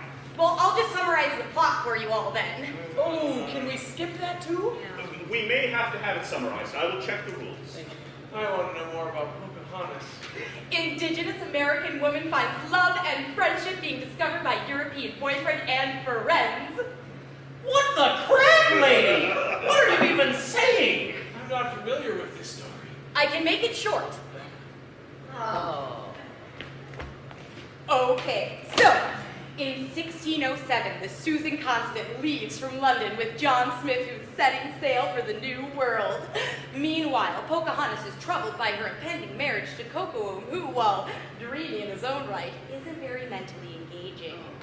She commiserates with her two best friends, Miko, who's a raccoon, and Flint, who's a hummingbird. They take it upon themselves to consult with her grandmother, who's a tree. Grandmother Willow gives her a present and explains that the Europeans are coming. Indeed, they do arrive and start tearing down forests to build homes. One thing leads to another, and somehow Pocahontas falls in love with John Smith or something, and saves his life by putting her head below her father's war club. Everybody sings!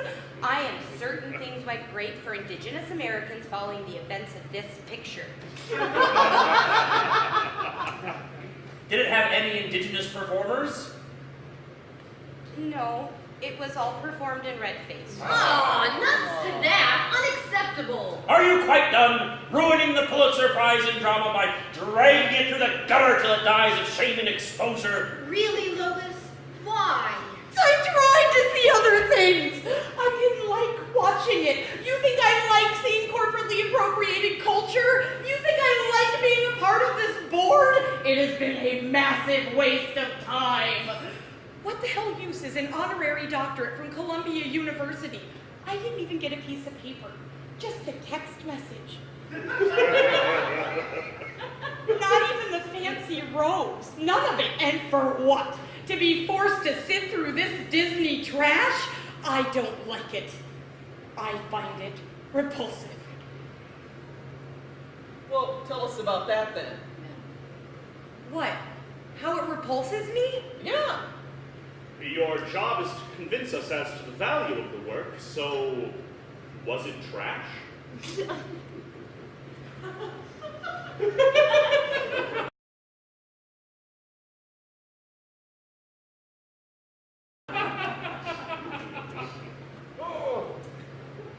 To call what I saw trash is to give garbage great discredit. Trash, for whatever it is, was at least something earlier on. The functional points have been consumed or used, and what is left behind, the remains, are themselves still functional to some degree. Pocahontas is the prototypical example of a much larger and pervasive system, however. To single out this show alone is to disregard the sad trail that has led us here. The Disney formula for success begins at appropriation. Appropriation can be either physical or cultural, and either material can be transmutated into the final product. Maybe you're appropriating a folktale, or a legend, or a person of great interest, or maybe just 1,000 acres of endangered wetland.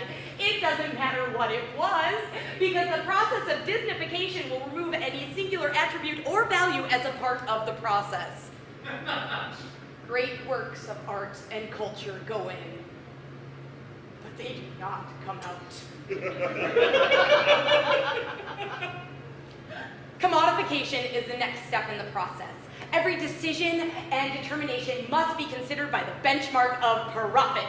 Can we make it into a ride? Can we turn it into a toy? How much will the DVD run for? How successful will the sequel be? Will people really stand in line for 3 hours for this bullshit? Questions of morality or consent or future implications are crushed.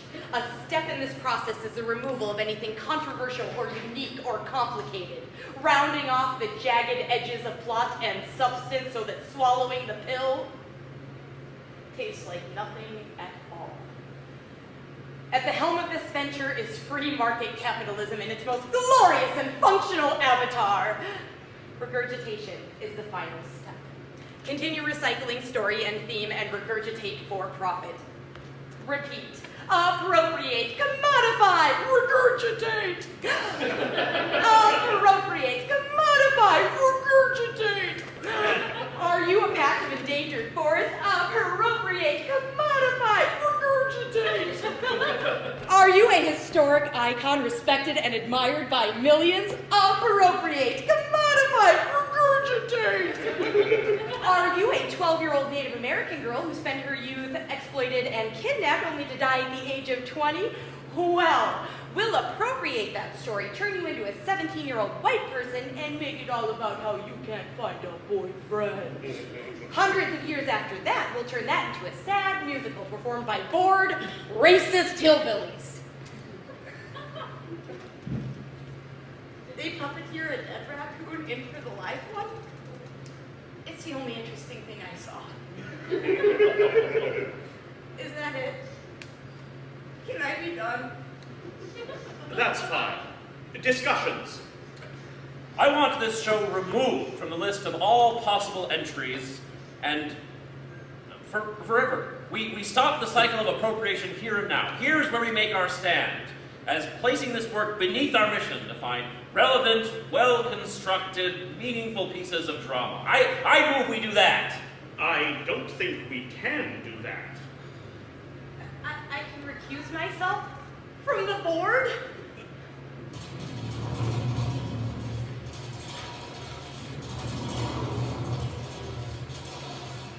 Do not suggest such things. There must always be a board of 6.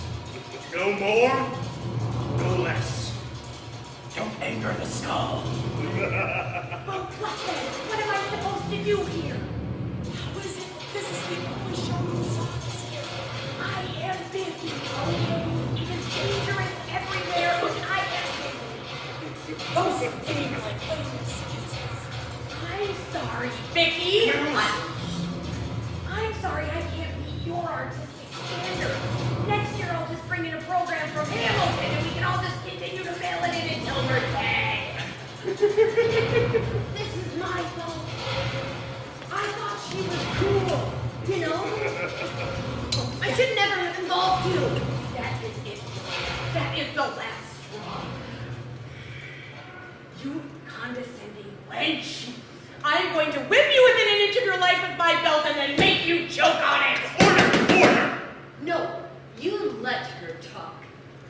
Go on, dear. Don't you effing dear me, you lizard person. You smell like mummy farts. Ooh. Did you pick that wicked bird up at the playground, little girl? I've been called worse by my nanny. I'm just getting warmed up. I'm just giving you the low blows for you to lower your guard, and then I'm going to strike you down with magic! Order! There will be no magic here! Stop gathering! I'm with the llama on this one. Please, no magic. I'll turn you into a platypus! Oh, what the hell, Lane? You've lost it, you know? I swear by all the gods I will, I'll turn you into a platypus! That's impossible, dear. There's no such thing as magic. Oh! What is that? Holy water?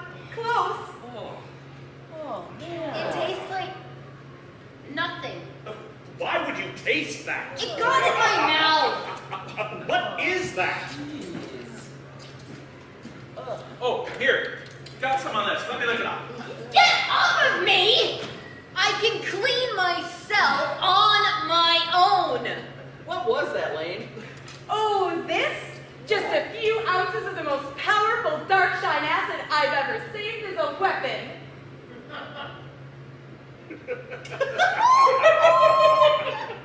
You lunatic! Her mind will never take it! Did you say dark shine acid, you fiend? I did. I bought it from some Satanists upstate. What have you done? What is this dark acid? Dark shine. It's bad business. I wouldn't know. I never touched the stuff, but they say this batch turns you into animals. For you, Gloria, I choose the platypus. What did I do to you to make you hate me like this? Look at us. This is not success. This is almost getting murdered for a prize that means nothing. Here we are, miles below the waters of New York City Memorial Bay, sifting through this nonsense to find what? Literature? Don't make me laugh. Don't make me sad. Whoa. I have not done acid before. Is it like smoking crack and such? What is acid? It's a drug sandwich, a hallucinogen. They make it deep underground under black lights. Regular light destroys the compounds they attempt to synthesize. People who make it don't care because they've been blinded by a different acid. Well, it's a part of their obedience to Satan or whatever.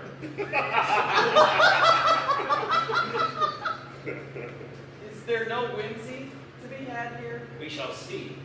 I don't believe drugs. Oh, but they believe in you, Dr. Sandwich.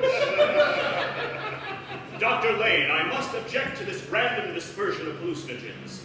You may consider this your first demerit. Noted. Gloria got the brunt of it. Are you okay? I'm fine. I was taking acid before you were all born. In fact, I take peyote every weekend just because I love to hallucinate and vomit for hours. You just wasted all your portable drugs, Lane. Joke's on you. We should probably move on then with this section of the presentation. Something we can move on. Before we all start tripping balls and boxes. So, are we nominating Pocahontas or what? Yes, I do it. I nominate Pocahontas the musical as my entry this year. What a waste of time and effort. Isn't it bad enough they got genocided for real, so then be genocided culturally? Who cares? No one cares. What? The scary skull? I'm not scared anymore. I used to be, but now I know it's all hooey. Don't listen to her, Skull Lord. We are all behind you. Don't talk to the skull while our eyes are open. Oh. You know the rules. No yelling! You're freaking out, man! I am a lady! Chick face, I am a lady. You're just a gross clone. I don't have to listen to a damn thing you say. You're just a copy of a copy. Oh, you shut your pie slot, you dunce. I can't believe I ever thought you might have a valuable thing to say. But do you want to know the truth about all of this? Is that I can take all the acid you can throw at me. No, I'm not Gloria Steinem. I'm a reconstructed version of that fabulous lady. But I have her memories reproduced brilliantly and accurately by teams of historians. I remember it all. I have her hopes, her dreams, her knowledge. I have enough of her to know that I have a great mission to bring equality, freedom, and justice to all the world's people, if I can, if this body will allow me. And if not, I'll find another. But something you should know about me is that among my memories, I believe that once I was working as a Playboy bunny for a story, and I dropped acid 7 times a day for a month with Tim Leary, Hunter S. Thompson, and Hugh Hefner. It might be a constructed memory. It might not be. What I do know is that you should have brought a bigger knife, because now I'm going to kill you, Lois Lane. Your fictional boyfriend won't save you. Oh, wait! If there's gonna be a knife fight, I gotta do my smack.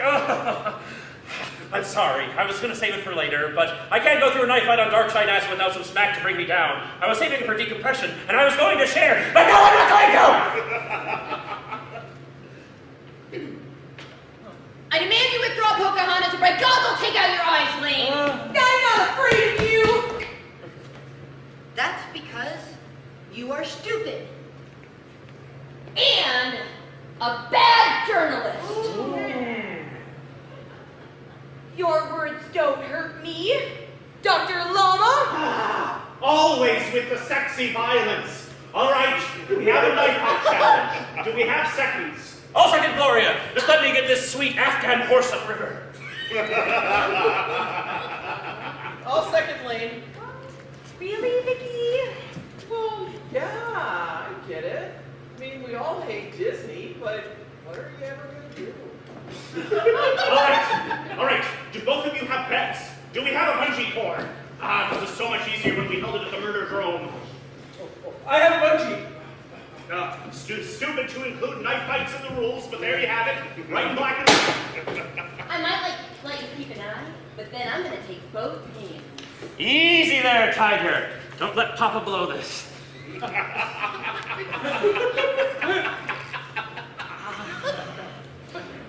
Okay. Wait, before we do this. Yeah, don't lose your lady dick now, Louis. No, Gloria. I just wanted to tell you. Yes? Oh.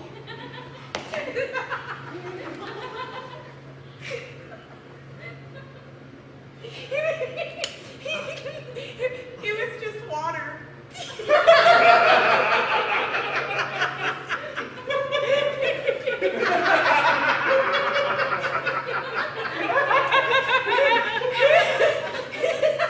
What? It was just water. I just threw some water on you. It probably had some of my spit in it. Huh.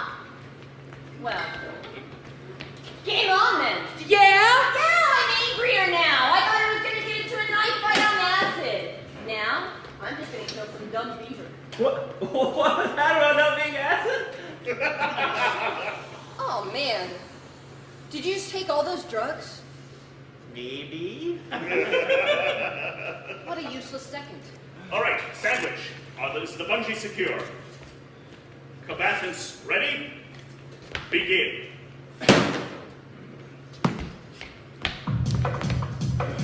Oh. Yeah. Come on. Get it, Gloria. Get loose. Get in there. Get salty. Get loose. Yes. Go. Don't you go. Go for the lights. Go for the lights. Kill the head. That's it. Get low. Get low. Don't let the bungee throw you off. Yeah. Come on. Yes. Get in there. Get in there. Come on. Breathe. Remember to breathe. Cleansing breath. Bring the action button. Put her down. Yes. Oh yeah. Yes. Come on. Get in there. Get in there. Yeah. Come on. Yeah, do the rising punch. Do it. Come on. This isn't the prom lady's turn. Come on, take her bite. Oh.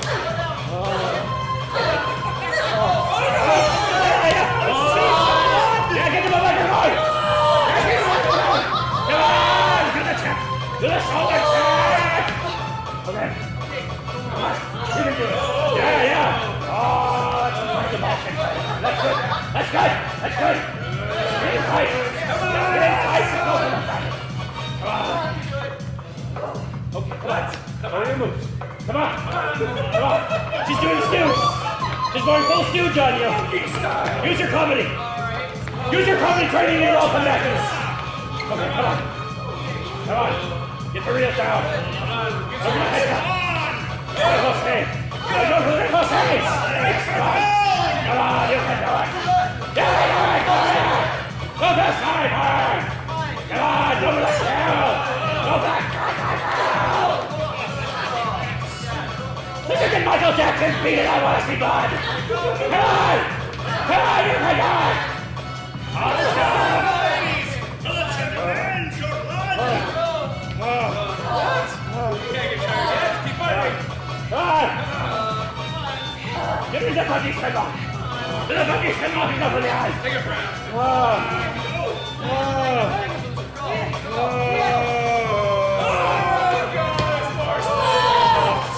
Not going to be cold here. It's so hot.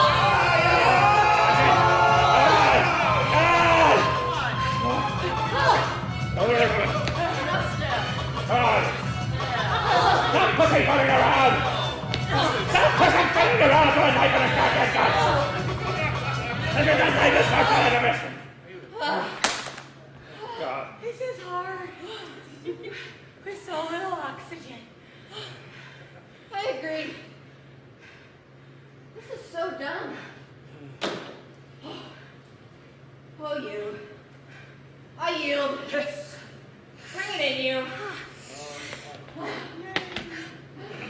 I'm sorry, ladies, but under the terms of the duello, One of you must draw blood.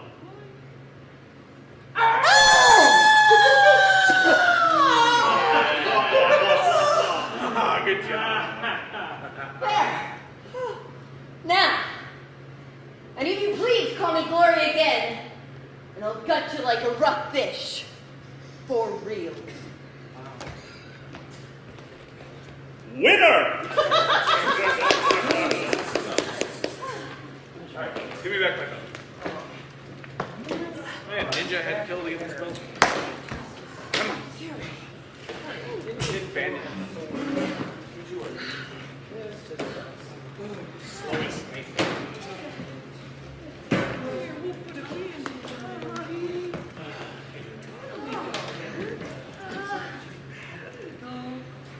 All right. With so little oxygen remaining, we must commit ourselves to getting this done. I don't make the rules. It is simply my role to enforce them. So, Dr. Kuha, it is your turn. I can't do it, Duder. I thought that knife fight was going to last a lot longer. There was a lot of smack. We'll probably all be dead. I'm riding a horse with no name that's chasing a dragon while a monkey's riding my back. There's whole worlds being interlocked and fused around us, and you're all too normalized to care! You know the rules about hard drugs during meetings. I know. Point of order! I only did my hard drugs because I thought I'd been poisoned by nightmare acid. I wasn't trying to drug anyone. I was trying to prove a point. There's no time for proving points here. That's not our job. Llama's right. Shut up, silence, you normal! You didn't even bring a play! Are you unable to go? You know, you do your show, Llama. I'm sure your show will level me right out. It's called Fukushima Daisies. Uh-oh. It's about the Fukushima disasters. Thought it might be. What about the dice? Die! Don't you start with me! It's pronounced die when there is only one. I know that, Lois. I mean with the grammar Nazi bullshit. We're all doctors and shit.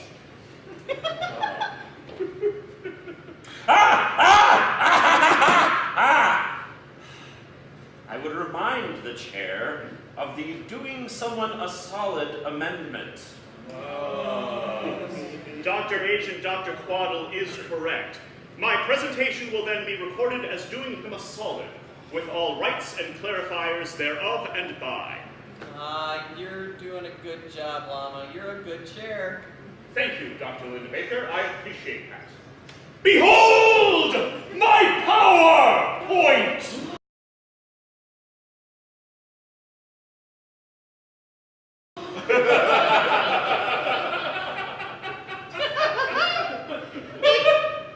It's beautiful. The fonts. Colors. Worlds within worlds. Borders and boundaries. Truly makes this life's balance of sorrow and pain worth it. Don't interrupt! There will be a question and answer period following the presentation. You may take notes, but please, please do not interrupt, or I may lose it! Things aren't so great back at home. So, good evening. My name is Dr. Lorenzo Pacqua, and this is my presentation on my show. On March 11th of the year 2011, the Tohoku earthquake caused a tsunami that destabilized the nuclear power plant, perpetrating what was then called the Fukushima Daiichi nuclear disaster.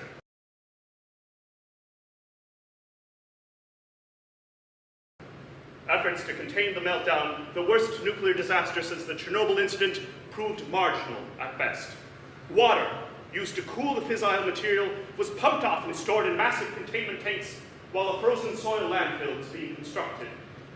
Then, in 2020, a similar earthquake struck the coast of Japan, rupturing these containment tanks.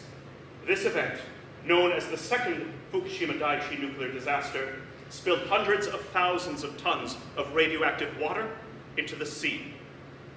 Although quickly distributed to a global population through the water cycle, the first to be affected by mass radiation poisoning was Japan. While in whole communities consumed irradiated fish and livestock, or were exposed to the fallout by virtue of proximity, entire cities perished en masse. In medical conditions not seen since the dark ages of the plague, families would be forced to bring out their dead for mass incineration to prevent further outbreak. But of course, that smoke was also radioactive. No one is a winner, is the general sense of this play. It follows the last day in the life of one particular family, the Kobayashi.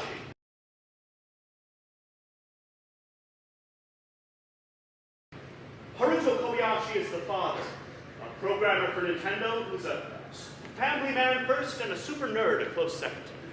His wife, Yuna, is a talented guitarist who works both as a studio musician and fronts for her own band, their daughter. Their daughter, Yume, is home from college, having almost completed her coursework in aquatic biology.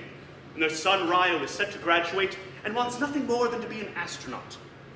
The play takes place over 3 acts, over which the family becomes more and more stricken with radiation sickness. The family is all aware of their impending fate, all of them being well-informed, well-educated individuals, but this knowledge is unable to get them out of the containment zone. Efforts to escape the containment zone are met with execution. The government has been forced to become swift and concise in their response to those irreparably stricken with radiation sickness.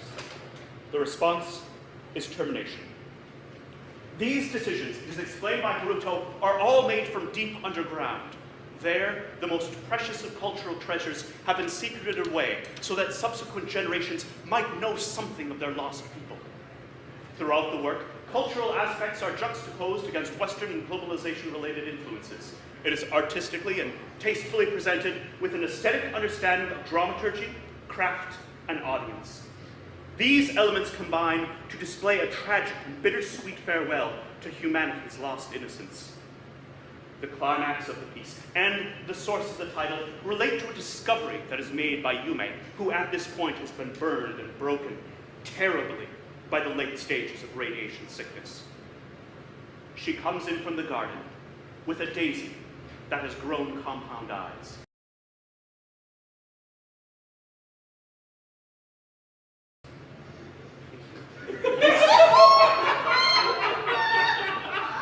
This discovery gives her hope that though humanity may be killed by radiation, nature may yet find a way to survive without them, which of course we all know it does not really. Sort of, but not for reals. Anyways, I give it a B- certified fresh. It was well worth my time and effort to travel to rural Georgia to catch the premiere. Wait. Georgia? Yes, rural Georgia. Something's going on here. This doesn't feel right. Don't interrupt! Sorry. It's okay. We will now have a question and answer period. Who wrote it? His name is Enos McMurphy. That doesn't sound very Japanese. No, the author is not Japanese. Well, that's weird.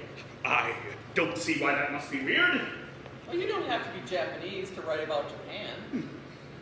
No, I know that, but you know, it would help. I mean, all those people are dead, you know? They didn't get a chance to write a play about it. Well, maybe they did, but I'll be damned if I go looking for it. Ah!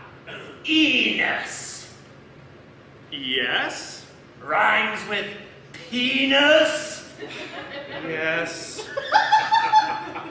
He's a Klan Nazi. Oh, what? He's an effing Klan Nazi.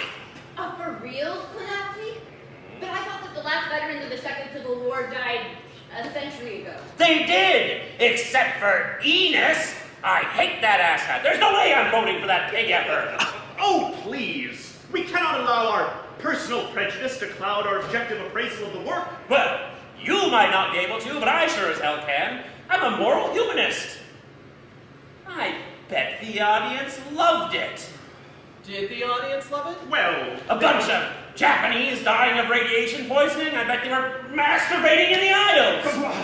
The audience doesn't matter either. Their reaction is meaningless. It is all about literature. The script is what we're here to judge. Not the author, not the audience.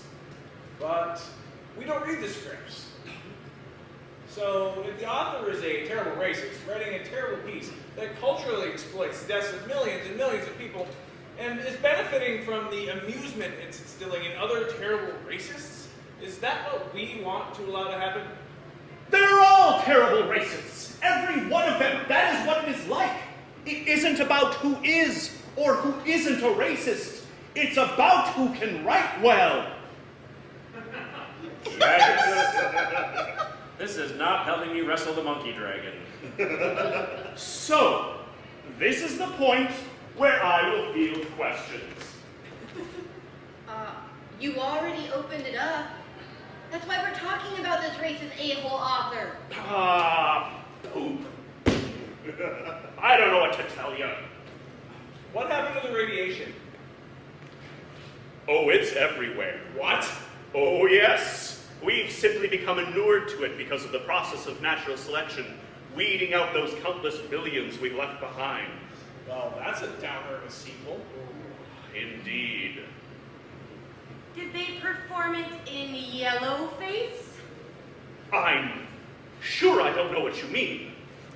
You know what I mean. That racist-ass Charlie Chan, Jerry Lewis bullshit where everyone puts on a butt-ton of eye makeup and squints a lot and loses our R's and calls that being Asian. I sat through too many tired, old, casually racist productions of the Mikado to be willing to sign up on some sad barnyard, late to Pearl Harbor pity party. I'm going to be honest with you. Much of what you say is true.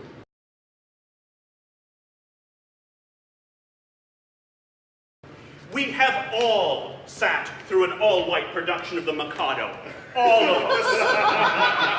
We wouldn't be here if people still didn't have access to that sad, boring, terrible piece of cultural appropriation.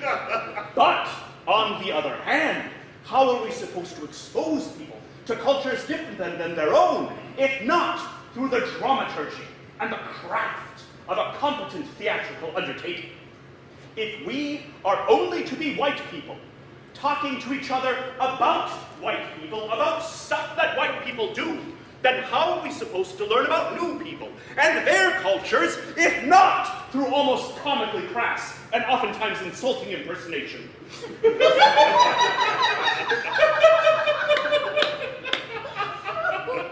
make an interesting point, Dr. Lama. However, there is a very wide gulf between laughing with someone and laughing at someone. It is not a continuum. It is a binary.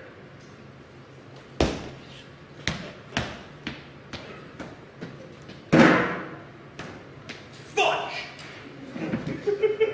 Don't vote for it then. Are you saying you're not endorsing your own play? It's gonna be another deadlock Hamilton Fukushima daisies. And these daisies have eyes, you say? Compound eyes, yes. Were those a thing? I don't know. I doubt it very much. So, would you consider this a fantasia? More of a tragicomedy. You call everything a tragicomedy. That is because most things in imitating life incorporate elements of both comedy and tragedy. It is the meeting of the masks, the yin-yang Janus. What's going on? The internet created them out of manifest hate. They fought for the Reds. Are we the Reds? There are no more colors, Sandwich. We're all just a dead gray. So wait, what are our options so far? Hamilton, shut up with that! Pocahontas the musical. No. Whatever in this, Fukushima daisies. I might end up voting for Pocahontas. I like hummingbirds.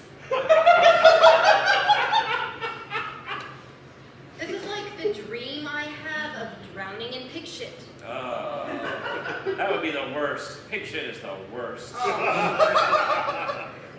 No, my play is the worst. I would rather eat a pig shit sandwich than read it again. I hope you have something. Well, I'm not sure if mine is literature. Ooh, this might be the year we all get dragged to hell. A more likely scenario is simply imploding us. I've never imploded before. How about yours? Is your play any good? Well, it has stuff in it. Are you confident in voting for it? Oh, sure, yeah. I mean, it's better than this trash. Oh, good. I mean, I can go if you're ready, unless we'd all like to take a break to vape and poop, unless, of course, Gloria clogged the toilet again this year. Don't start with me, Hugh. I'll put your teeth so far down your throat, you'll have to clench your butt cheeks to eat corn. Joke's on you, I don't eat corn. Joke's on you, I do. And I totally clogged the chemical toilet with my massive poop. Order, TMI. Oh, you Nancy's need to get day jobs instead of interrogating me about my poops. All right, we will now take a 10-minute break to relax and collect our thoughts. I brought candy and amphetamines for those who are cool. Yay! But it's not Sandwich, because he can't hold his shit. Who?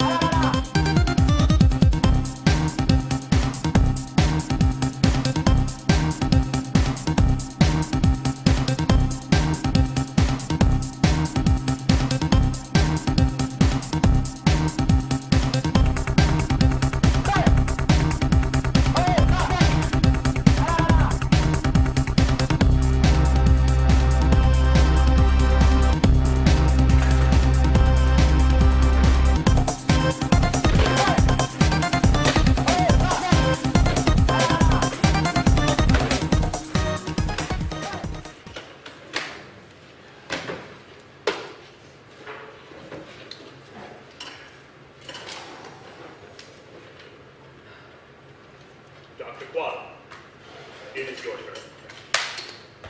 All right. It's called English Nonsense, Chapter 2, Le Livre de Vie, and it bills itself as a quasi-British tragic comedy with semi-adult themes and a whole crackload of ninja. It was written in 2003 as an American farce on Anglo culture, and it centers around the heroes of the Proton, of Marcus, a war-torn recluse, and Bunbury, a comedic fop with a heart for cannibalism. Below these two main characters, there's a colorful supporting cast. Why, there's Gertrude, Bunbury's fiercely independent wife, who's having an affair with another man. And then there's Anne, an accomplished ninja pirate with motivations of her own to help out her boyfriend Marcus. And then there's Falstaff, and cunning and handsome, and true to the project's title, a whole crapload of ninja. Again, appropriating the Japanese. No! No. American ninja trained as immigrant ninja. You see? Yeah. And that's the other thing, is the playwright suggests you adopt really silly and ridiculous English accents, but it doesn't matter if you get them right or not. You see? And it's a vehicle that allows for the fact that in any cast of people attempting to do a British accent, there's always the one person who can't get it! So that you have this vehicle, you see, of coming at England through the lens of America. It sounds long and boring. Well, it is. But it breaks itself up with these ninja fights. I don't know. Fighting never looks good on stage.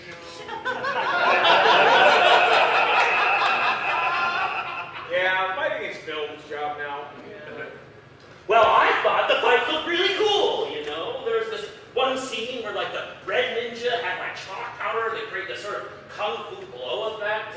And they didn't do any sort of wire fu, but they had these tastefully placed trampolines that allowed for these sort of acrobatics. And then there's this one scene where there's an entire ballroom of aristocrats who all get murdered by ninja. Well, that sounds fun. It is! It is fun! But here's the best part. The ball members are all just audience members. For reals? Yes, for reals. What they do is they find the best dressed ones, they bring them backstage. And if you're wearing shorts, whatever, we'll toss some tails on you and some costume jewelry. And then you go on stage for the ball scene, and the ninjas just murder ya! No, not for reals, Dr. Sandwich. They're merely acting. That doesn't sound like theater. Well, it seemed like theater to me. It sounds like a performance art. What's the difference? Oh, there is plenty of a difference. Well, I know that, but I'm not sure you do. Oh, I do! Order, let's keep on track. So anyway, the entire plot revolves around gaining possession of this book, the Book of Life, Le Livre de Vie. And what this book contains is the scriptures from the ancient apostles, given instructions from Jesus. Now, Jesus gave the instructions on how to bring back the dead to his apostles, but it's only rarely used in the apocryphal canon. But our antagonist, Friar Lawrence, is attempting to gain possession of this book, to bring back Kaiser Wilhelm II to life, and reboot the Great War. And the entire thing comes down to an epic, multi-way battle between the undead Kaiser Wilhelm and our heroes. It sounds boring. Well, it's no Lady Windermere's fan, but what the F is, you know? How many ninja were there? I don't know, I'd say about 25? And did they have shuriken? Oh, yeah. Yeah, lots of shuriken. Were they wearing red, white, and blue? Yes, they were! Simon, did you see this play? No! Those were the ninja I was talking about! Do you have a shuriken? Yeah, I do. They were handing it out to kids in the lobby. Oh. I'm sorry, Sandwich. I didn't mean to not believe you. I think we all owe Dr. Sandwich an apology. We're sorry, Dr. Sandwich. Thank you. That means a lot to me, team. So, Dr. Sandwich, did you write this play? Oh no, I couldn't think of things like ninjas wearing colors. Well, it's good of you not to lie. Who's the author then? Dr. Quaddle, the author? Oh. What's the problem here? Well, it was written by Jeremiah Liend. Banished! Banished forever! Why, you bust my labia over Pocahontas when you bring in into our lair? Jesus, be-effing Christ, Quaddle. What the holy flying F are you thinking? I thought this was the year it expired. Forever, Q? You thought that forever had expired? Well, no, but I mean, there's no reals for reals forever. I mean, it's just an amendment, right? What? What, you scary ghost doll? You're gonna hold a grudge forever? I'm too smart to die this young! Please, Quaddle, take it back, please! Forever banished! Quaddle recant! Withdraw the Liend piece!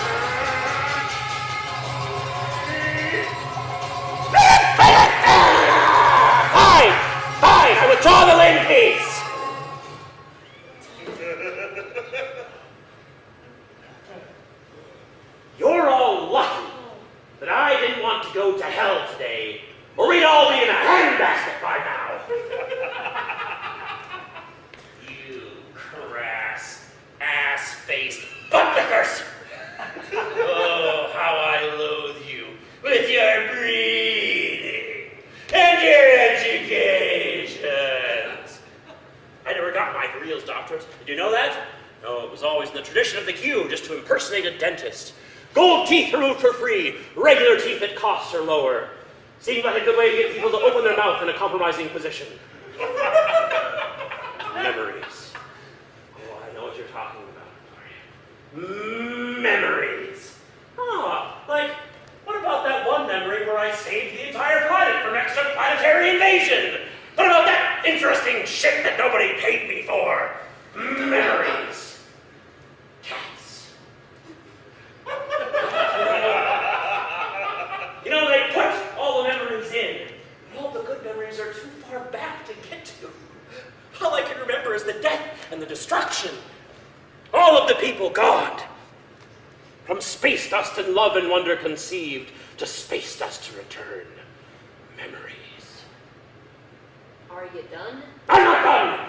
I'll never be done! Not as long as there's the quest. To free the mind slaves! Yes! Yes, the North remembers! But what does that mean? This is getting off task. Whatever! Talk amongst yourselves! I'm gonna lay down. That was hard to watch. I can still hear you!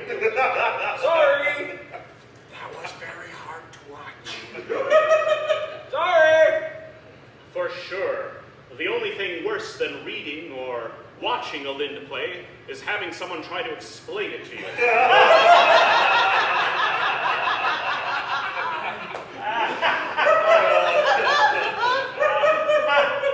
So plebeian and trite. So puritanical and castrated. Hello? We're talking about a relative here? Oh, come now, Dr. Liend Baker. The apple has obviously fallen quite far from the tree in your case.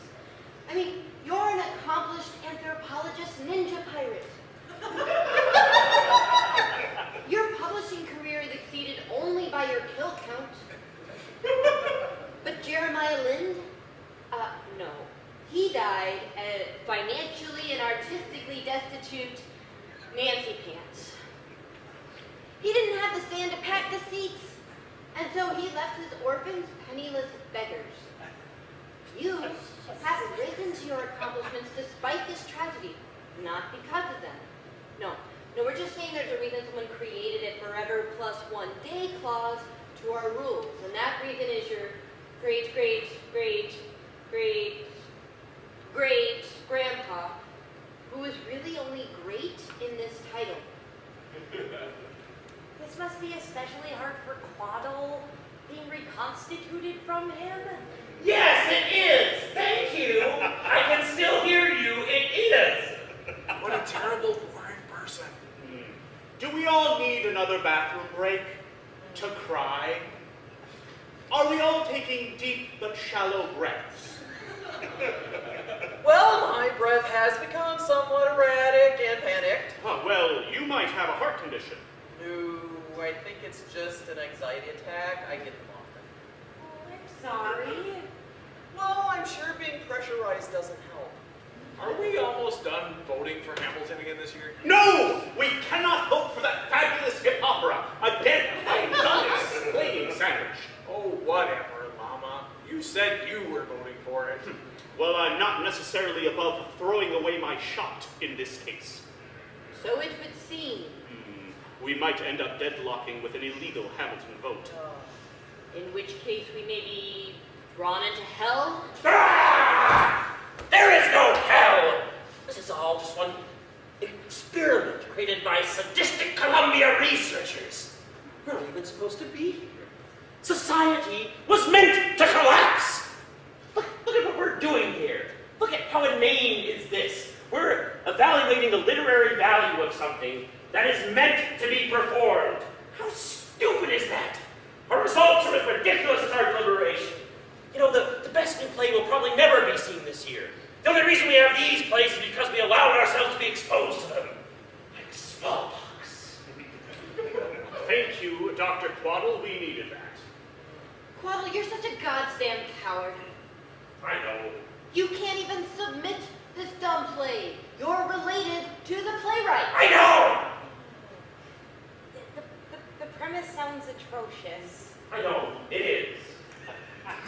So, what are we going to do? Well, I guess I'm going to have to vote for a Klan Nazi piece, because although it repulses me to the very core of my being, it repulses me only slightly less than Disney, where I consider to be the real-world Frankenstein monster of frenzied consumerism. Hey, that sounds fun. Why don't you write a play about that? Thanks. You're seriously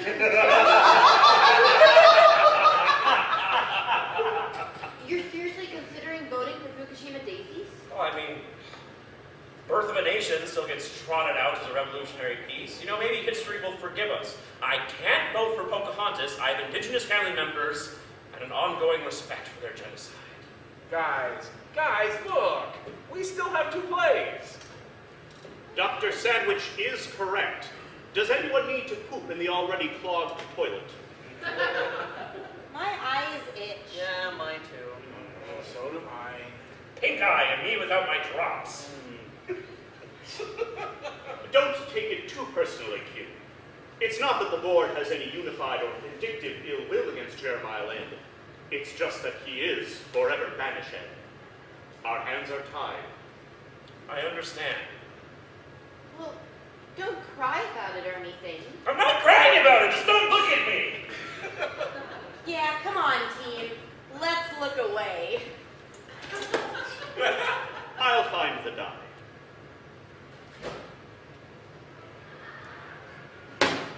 Ah, there you have it. I don't know why we were having all those problems earlier. Dr. Lind Baker, would you tell us about the work you are presenting? I would like to. Great. But first, I have a few clarifications before I can begin. Go on. All right. Do we accept submissions from robots? No! Absolutely not! Like robot love, robot plays are forbidden. As I suspected. But do we accept submissions from cyborgs? Oh, here we go. Well, look, it's a weird world out there, okay? Some brain gets put in the computer, and the next thing you know, script. Some nerds put it on in a basement. But there is a brain. Yes, they showed it to me. A brain in a computer? Well, a few brains, but they pointed out which one produced the play. Human problems, is that it? That is the title, yes. Was it an American brain? Yes. Was it Jeremiah Lind's brain? Was it a brain of somebody we liked? Look, it was a lady brain, okay? And no, I don't think any of us knew her. As I understand it, she was a refugee who died of a heart condition. Knife poisoning. What? I don't ask people where they get their organs, okay? There are plenty of them out there that I just don't ask. It's a matter of respect. I don't ask you where you got all that heroin, or where he got all his gum. It's a matter of respect, you know? I mean, if you tell me that is the knife that you got from the zombie of John Wayne Gacy, or that's the watch that you got from Dracula, I mean, I respect it. Who am I to question these answers? No one. That is the answer. So, if this brain was an American brain, and it wrote about an American experience, I think it qualifies. It's a slippery slope, though. Brains in computers. I can shove a bunch of brains in my computer, doesn't make it a cyborg. I knew you'd say that. Ah, point of order, define playwright. A writer of plays, dramatist. Okay, well, who? He was hoping for a person clause in there. Yeah. What about our mission? We give the prize to... A distinguished play by an American author, preferably an original in its source and dealing with American life. Is it original? Very. So, this cyborg brain machine wrote a play about human problems? That is correct. You know, this is a question of percentages. Guild rules are more than 51% alive. Guild rules. Oh, that's a lot. And just how does your secret society enforce their imaginary rules? Well, Gloria, we have a 50% alive rule. You see, we're committed to protecting life, and so we will always protect life unless something is less than 50% alive.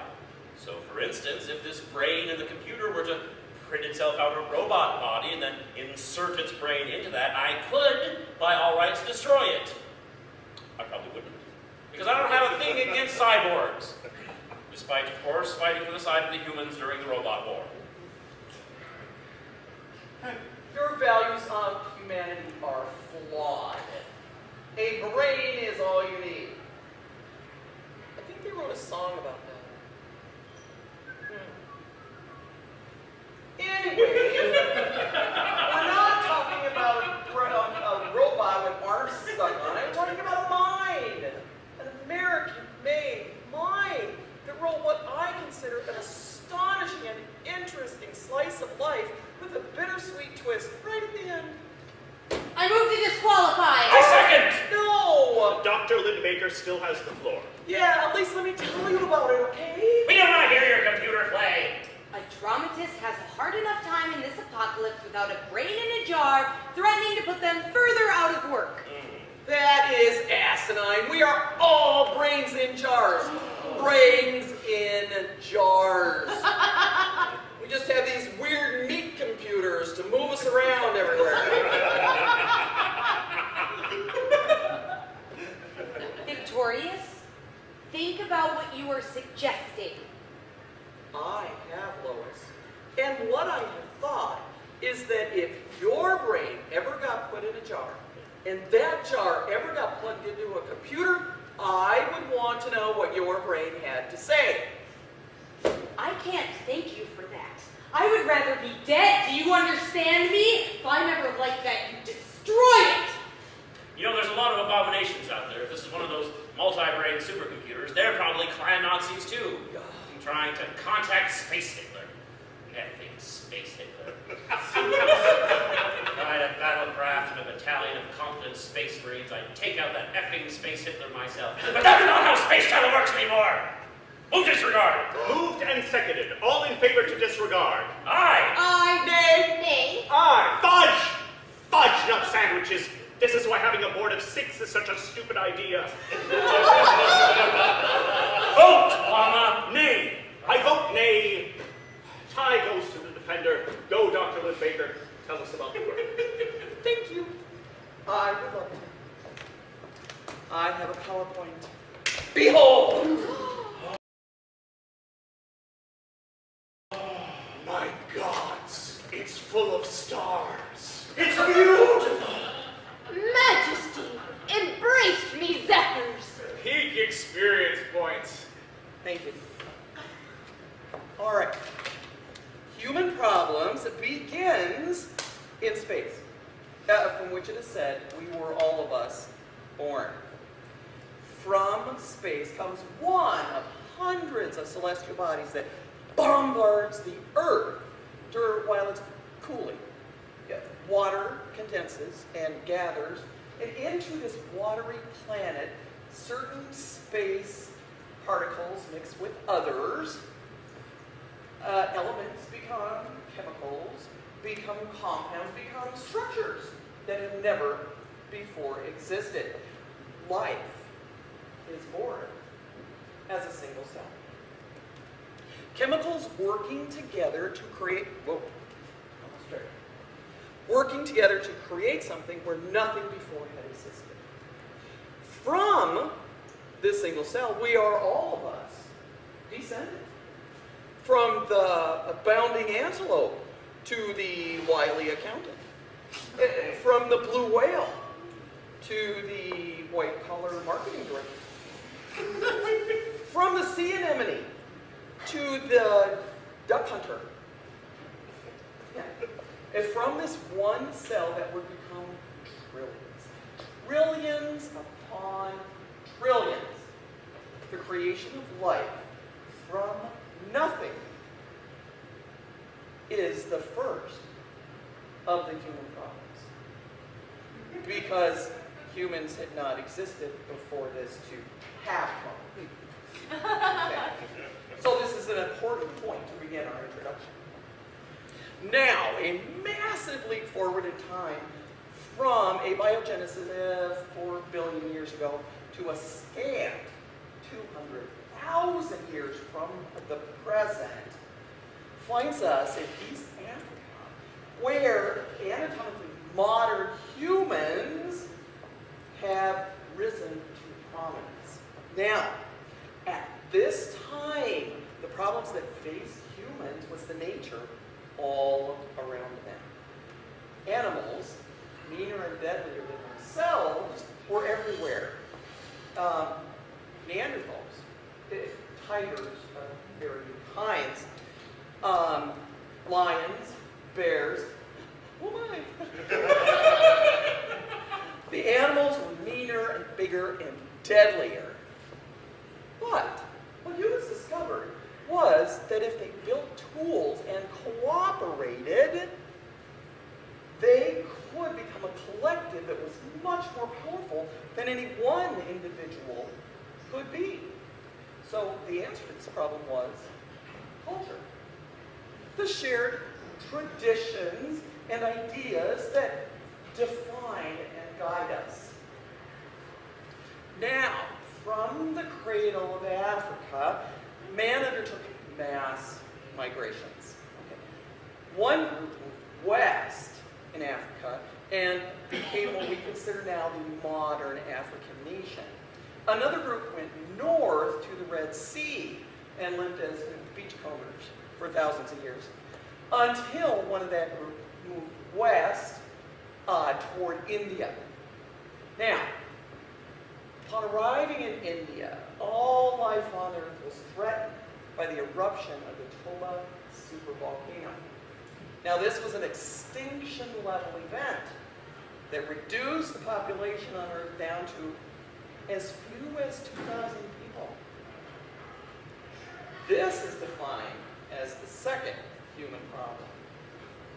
Now, the survivors built civilization out of the ashes, even as others continued east over land bridges and glaciers that changed over generations. So then, about 50 to 20,000 years ago, the first group arrived on what would later be called North America and produced societies of their own. Now, we leap forward to 1492. Now, this chapter begins to present the most pervasive problem to humans. Other humans. Beginning with the arrival of Christopher Columbus, peoples separated by 20,000 years of independent development collided, and the result was nothing short of genocide. It's the culmination of the previous 20,000 years of warfare that had played such a regular feature in what would later be called Western society. Now, Eastern society, by contrast, had been defined by warfare of a marginally different nature, peppered with its own colorful brand of warlords and despots. Now, the final chapter of our story points the finger directly at humanity's love of violence. Now, whether heroic or romantic or glorified, violence of varying kinds has interwoven into every corner of humanity's tapestry. Now, the weapons change, but the violence remains the same. And where there is violence, bigotry, slavery and death will follow. But to end on a hopeful note, the piece suggests a second robot war, which should minimize any further bloodshed.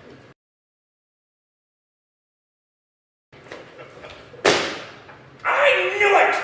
Robot commie play!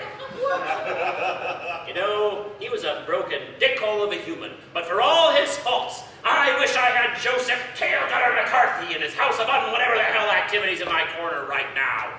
You listen to me. Victorious. Vicki. Did you know that I had a great-great-great-great-great-granddaughter named Victoria Elizabeth Lindbaker? You stop this, Q. You stop this weird stuff right now. Don't you clone Charmer. Don't look at the chair. Don't listen to him. You listen to me. Now, what we're going to do, we're going to leave this place. We're going to equip an outfit, maybe get an attack chopper or two, and then you're going to show me where this brain computer is, and we're going to tactically nuke the entire area. I would never reveal my sources. I'm a goddamn doctor of journalism, and you will respect me. Even if you don't respect this marvelous play that I brought you, you will respect me for surviving that robot hellscape to bring you this very interesting piece. And furthermore, as per our charter, we cannot murder a playwright because of their submission. Disqualified as robot propaganda. I mean, this computer knows what it's doing. I mean, look at us all. Miles underwater, free from any sort of backup, poorly armed, and... Oh my God. The manuscript. Yes? Give it to me. Why? Damn it! Vicki, you listen to your great-great-grandma Jill! You're a damn fine journalist, kid, but you're a lousy robot hunter! Where's he going? He's headed to the emergency airlock. No, why? What is he doing? He didn't decompress. He's gonna drown. Oh no! Prepare for shockwave! Oh my God!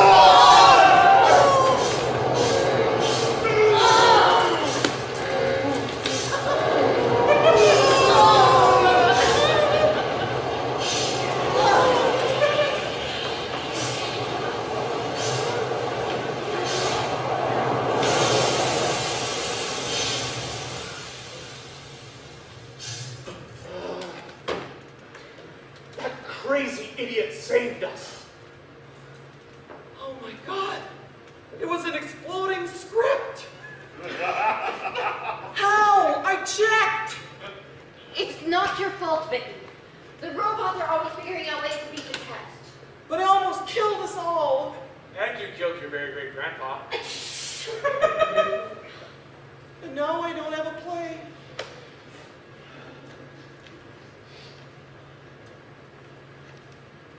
Here.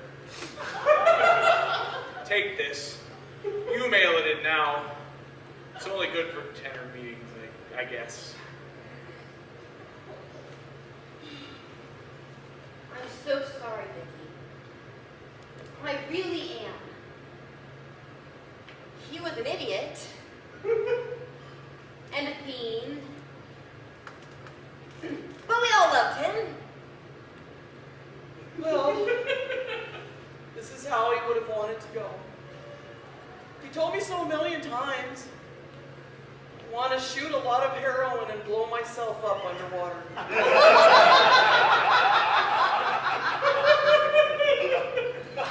I never understood until now. It seems so obvious. We don't have a legitimate script. Not even something we can consider. Can we not take a moment to mourn Dr. Quattro? No, I don't really think we should. What with air and all. Not even a few minutes? No. But he just saved our lives. Well, possibly, maybe, We'll never know for sure, I guess. It seems so to us, Dr. Llama. What's your bag, Duder Man? Well, I mean, he was just a clone. I take issue with that. You can take issue with that, but it's the truth. He's probably out there somewhere right now, getting printed out again. Somewhere nice. That isn't here. That's not how it works. Well, I guess I'll never know. No. You do know. You do. We're all 99% genetically identical. It used to be 99.9%, but then we spent the better part of 4 centuries bathing in radiation and poison. I could give you my heart. Do you know that? Or a kidney? Every clone is printed as a universal donor. So that when I die, if I die, you can use my parts and be fine. Better than fine. I don't even drink or use drugs or whatever anymore. We get that, but also you're somewhere between robots and humans. That is an ignorant thing to say. Please, please, I don't want things to turn violent again, so can we just have a moment to mourn our dear exploded friend? Oh, sure. Now you want a moment to diffuse some pointless argument. We have to re-uptake some carbon scrubbing, people. We are going to die like flapping goldfish on the gross floor. Do you understand? They only give us so much O2. It's called oxygen budgeting for a reason. Do you think that they went to the moon, screaming their heads off like idiot children on a roller coaster? No, they did not. Because they were professionals, just like we must be professionals here. Which is why I say we should have a moment, now and here, to have a nice, quiet, thoughtful, secular time while mourning our dear exploded friend Quaddle, while taking deep but shallow breaths.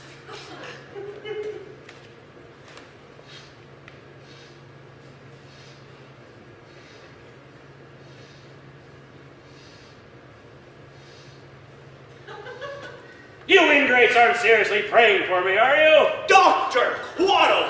Grandpa! I'm all right, kids. Made my swim check. You're a real superhero friend.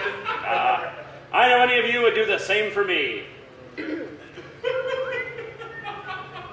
Well, anyway, unless I missed my count, we've still got one play to review. I don't know if it's a play. I will roll. Wait, Llama, you don't have to roll. There's only one possible result. I will roll anyway. Llama, why not just let Gloria go? Please just let me do this. Fine. Aha! 6! Go, Gloria, you are our last presenter. Then we can vote and, go decompress, or get dragged to hell, or whatever. Hell can't be any worse than this lousy gig. We'll see. So, what play did you bring? This probably isn't theater. We've heard you say that a few times, I feel. Probably performance art, or literary masturbation. What's it called? I'll answer that. But first, I'd like you to answer a few questions for me. I mean, I don't think we have time, do we, with the oxygen and what have you? But I think these are important questions. I mean, if it's okay with Dr. Llama. I guess so. I've pretty much given up all hope by now anyways. Getting dizzy. Go on, then. How are you dry? What do you mean? I mean beyond the impossible task of swimming out of the shockwave, when you walked in here, you were dry like a desert. I dry quickly. The doctor has a good point. Why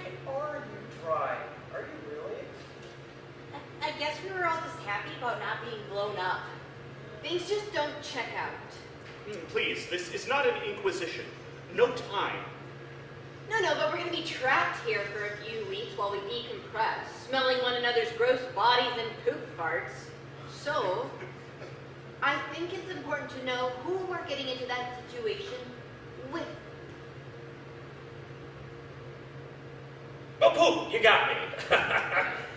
Would you like the long, sad, boring explanation or the short, terse, best explanation? I'll take this second. Time clone suicide agent.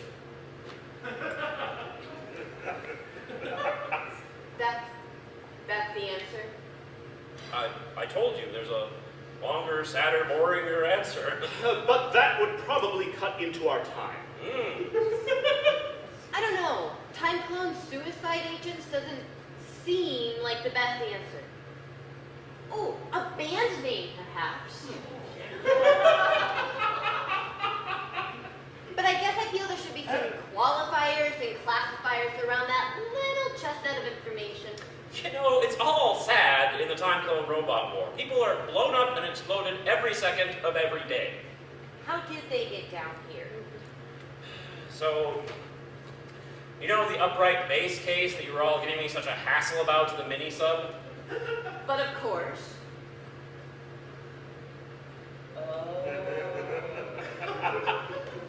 By the time we decompress, I open the case. Oh no, I seem to have forgotten my instrument at home. No one's the wiser. I bet you don't even play the bass. Oh, I slap at the bass. I was looking forward to the jazz music we were going to play together.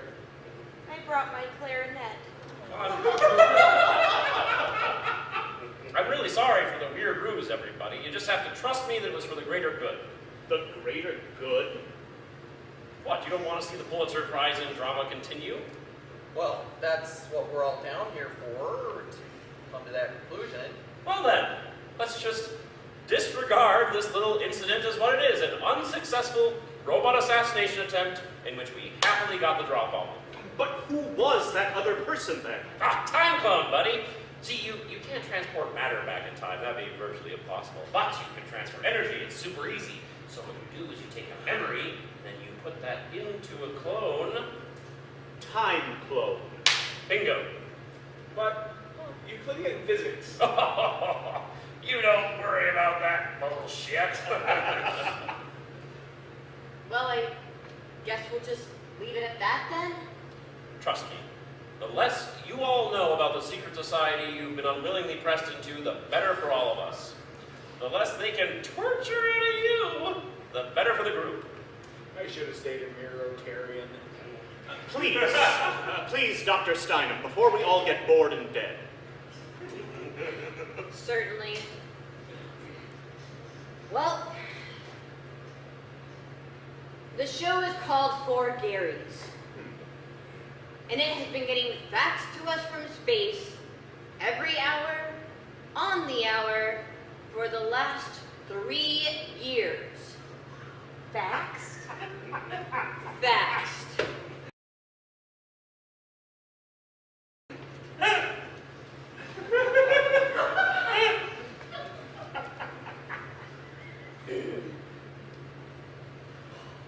The source of the facts is the communication support platform for a world-class spacecraft that left Earth during the system exodus.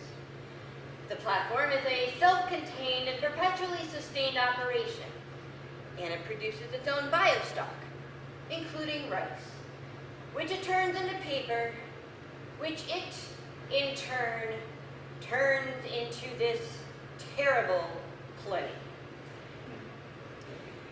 It is roughly 57 pages long, and of that, I would cut 60. There is no plot that I can discern aside from the internal struggle to write a Pulitzer Prize-winning play, which is obviously ludicrous. The action surrounds 4 identically cloned space janitors named Gary. They find out over the course of events that their model of clone is designed to live only only a year. And as it happens, it is their birthdays. One of them dies from either cobra poisoning, or an allergic reaction, or from 4 wallets being forced into their mouth. None of that is made clear. Nothing is made clear. It is all terse, confused non sequiturs for page after page, hour after hour, occasionally peppering vulgarities in the forms of swears or poop jokes. Oh, they poop into a bag and force an audience member to buy it and then eat it. Yeah, I wish I was making this all up, but I am not. I read it once, mostly. I watched a performance that they sent as well. It is free and on the internet, and the performance was just as confusing. Men wearing ski masks moving around creepy and crudely constructed puppets. I had to play with my phone while watching the video, you know? My phone hasn't worked in 20 years. I just needed something else to watch other than that weird nonsense. Oh, it is an hour and 45 minutes long, but it feels like infinity times 2. That is 2 sideways 8s multiplied. I wish I could have done literally any other thing with the time I wasted on this train wreck. It is why the threat of hell no longer scares me. I know what hell is, and it is having to read this fucking script over and over and over and over and over and over and over and over until you no longer understand what form, function, and meaning have to do with anything, until your brain is just a pudding of Garys.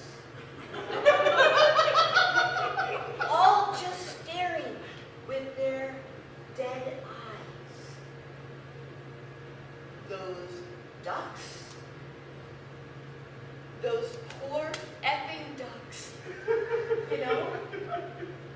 Not even a cheap laugh. Not worth the cheap laugh. I give it a 0 out of 100%.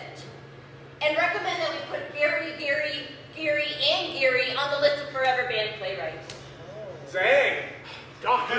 Steiner, you know how rare it is that we bring out the black ball. This piece of trash is not drama. It's some sort of anti-Brechtian claptrap. The authors don't even know who Brecht is. You know, they don't know anything about anything. They have an entire monologue of how to make a suicide bag. But the joke is, you don't have that back there as an option.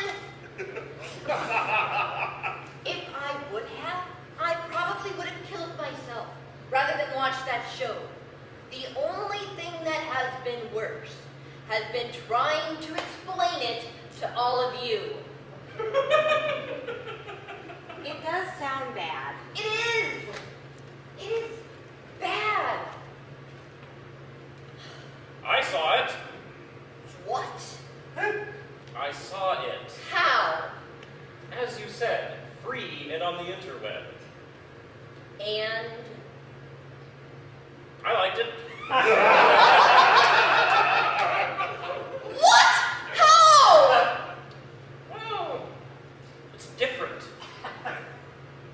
In that it was worse than everything else, perhaps? Different isn't valuable.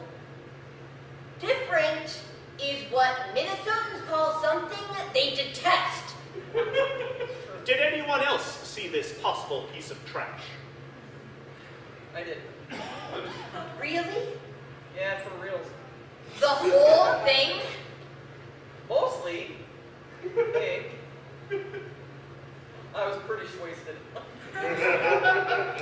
How about you, Sandwich? Did you see this play? Oh no, I don't like plays. I hate being sneezed around. There it is. It's okay, buddy. None of us like plays. I saw it. Well. Am I the only one here, other than Sandwich, who did not see this play? I guess so. Well, does anyone else have anything to say about it? Well, I laughed at least once. It's good for a cheap laugh or two. It's free. That is nice. And on the interweb. I didn't have to go to a gross theater and get sneezed on by some dirty kid. Yes, thank you, exactly. I liked it better than Death of a Salesman. I can't believe what I'm hearing. Here I am trying to uphold some sense of dignity, order, and decorum. A standard of some kind for us to cling to. I'm trying to put the Garys on the blacklist, and you are all apparently telling me that this stupid piece of trash is worth a couple cheap laughs? Is that worth throwing the last vestige of civilization to the dogs over? Well, a few cheap laughs. Oh wait, I totally zoned out. What did you say? It's the air. We're gonna have to call it soon. Blacklist! I doubt we have time for the black ball, Dr. Stein. This is an outrage! You have a moment to issue your closing remarks. Well, I never have I been so disappointed in humanity. And I have seen some fucked up shit, kids. I mean, I thought seeing the women of sub-Saharan Africa having their genitals mutilated was the worst thing I would see. But then, I saw the poor, mutated children of Fallujah and the subsequent years of war and famine.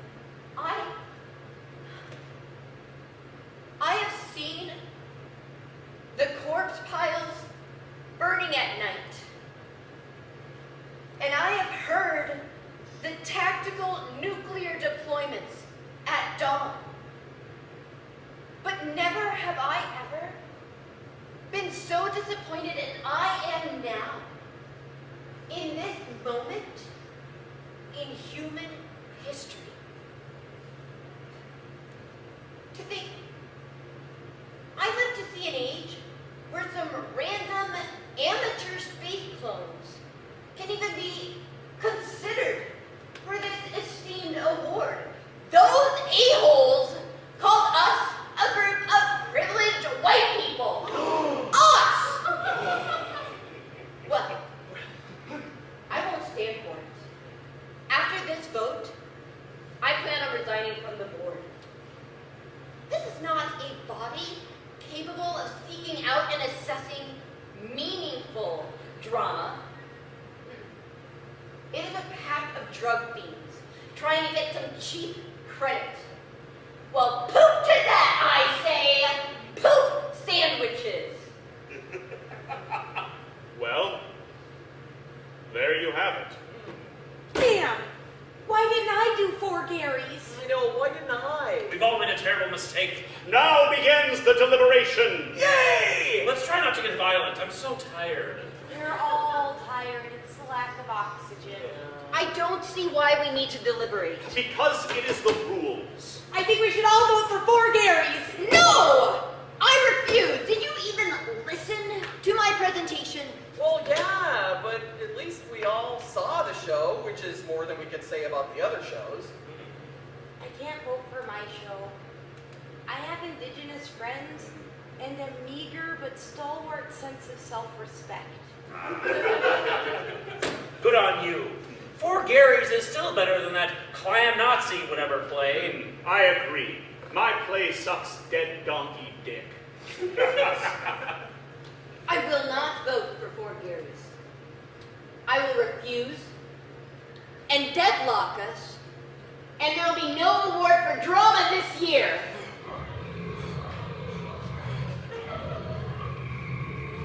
Gloria! Don't be a prude! The future of theater is free and on the interweb. It's called the internet. And I've done told you bitches, I've done ya!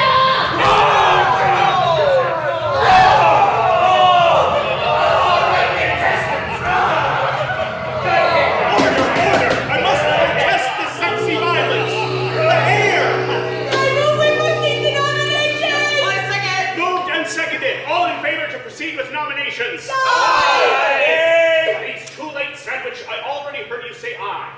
Nuts, I changed my mind too late. I nominate Human Problems as the recipient for the award this year. What? That script was meant to explode us! Oh, I know, but it's still the best story. Disqualified by assassination attempt as per the lethal submissions guidelines. Nomination terminated. I nominate Fukushima Davies. What?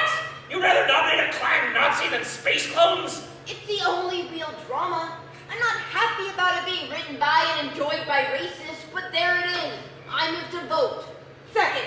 Moved and seconded. All in favor of Fukushima Daisies? Aye. Nay. Doesn't matter how I vote. Fails or ties. But for the record, nay. I don't like my own racist submission. I nominate Pocahontas the musical. Nay! Aye! Order! There was not a move nor a second. And furthermore, Dr. Sandwich, you can't keep changing your vote. We all only get one vote. One person, one vote is the rule. I'm a rebel and I know it. I'm bleeding out here. Oh, come on, Gloria, please just vote for 4 Garys. I will kill the next person that talks about that stupid piece of trash. What about Pocahontas? Does this nomination get a second? Sandwich? I'm an idiot, Dr. Lane, not a racist. But to all of this. Oh no! We have to decide on something, people. How long? The warning klaxon is a 2-minute warning to get to the decompression chamber.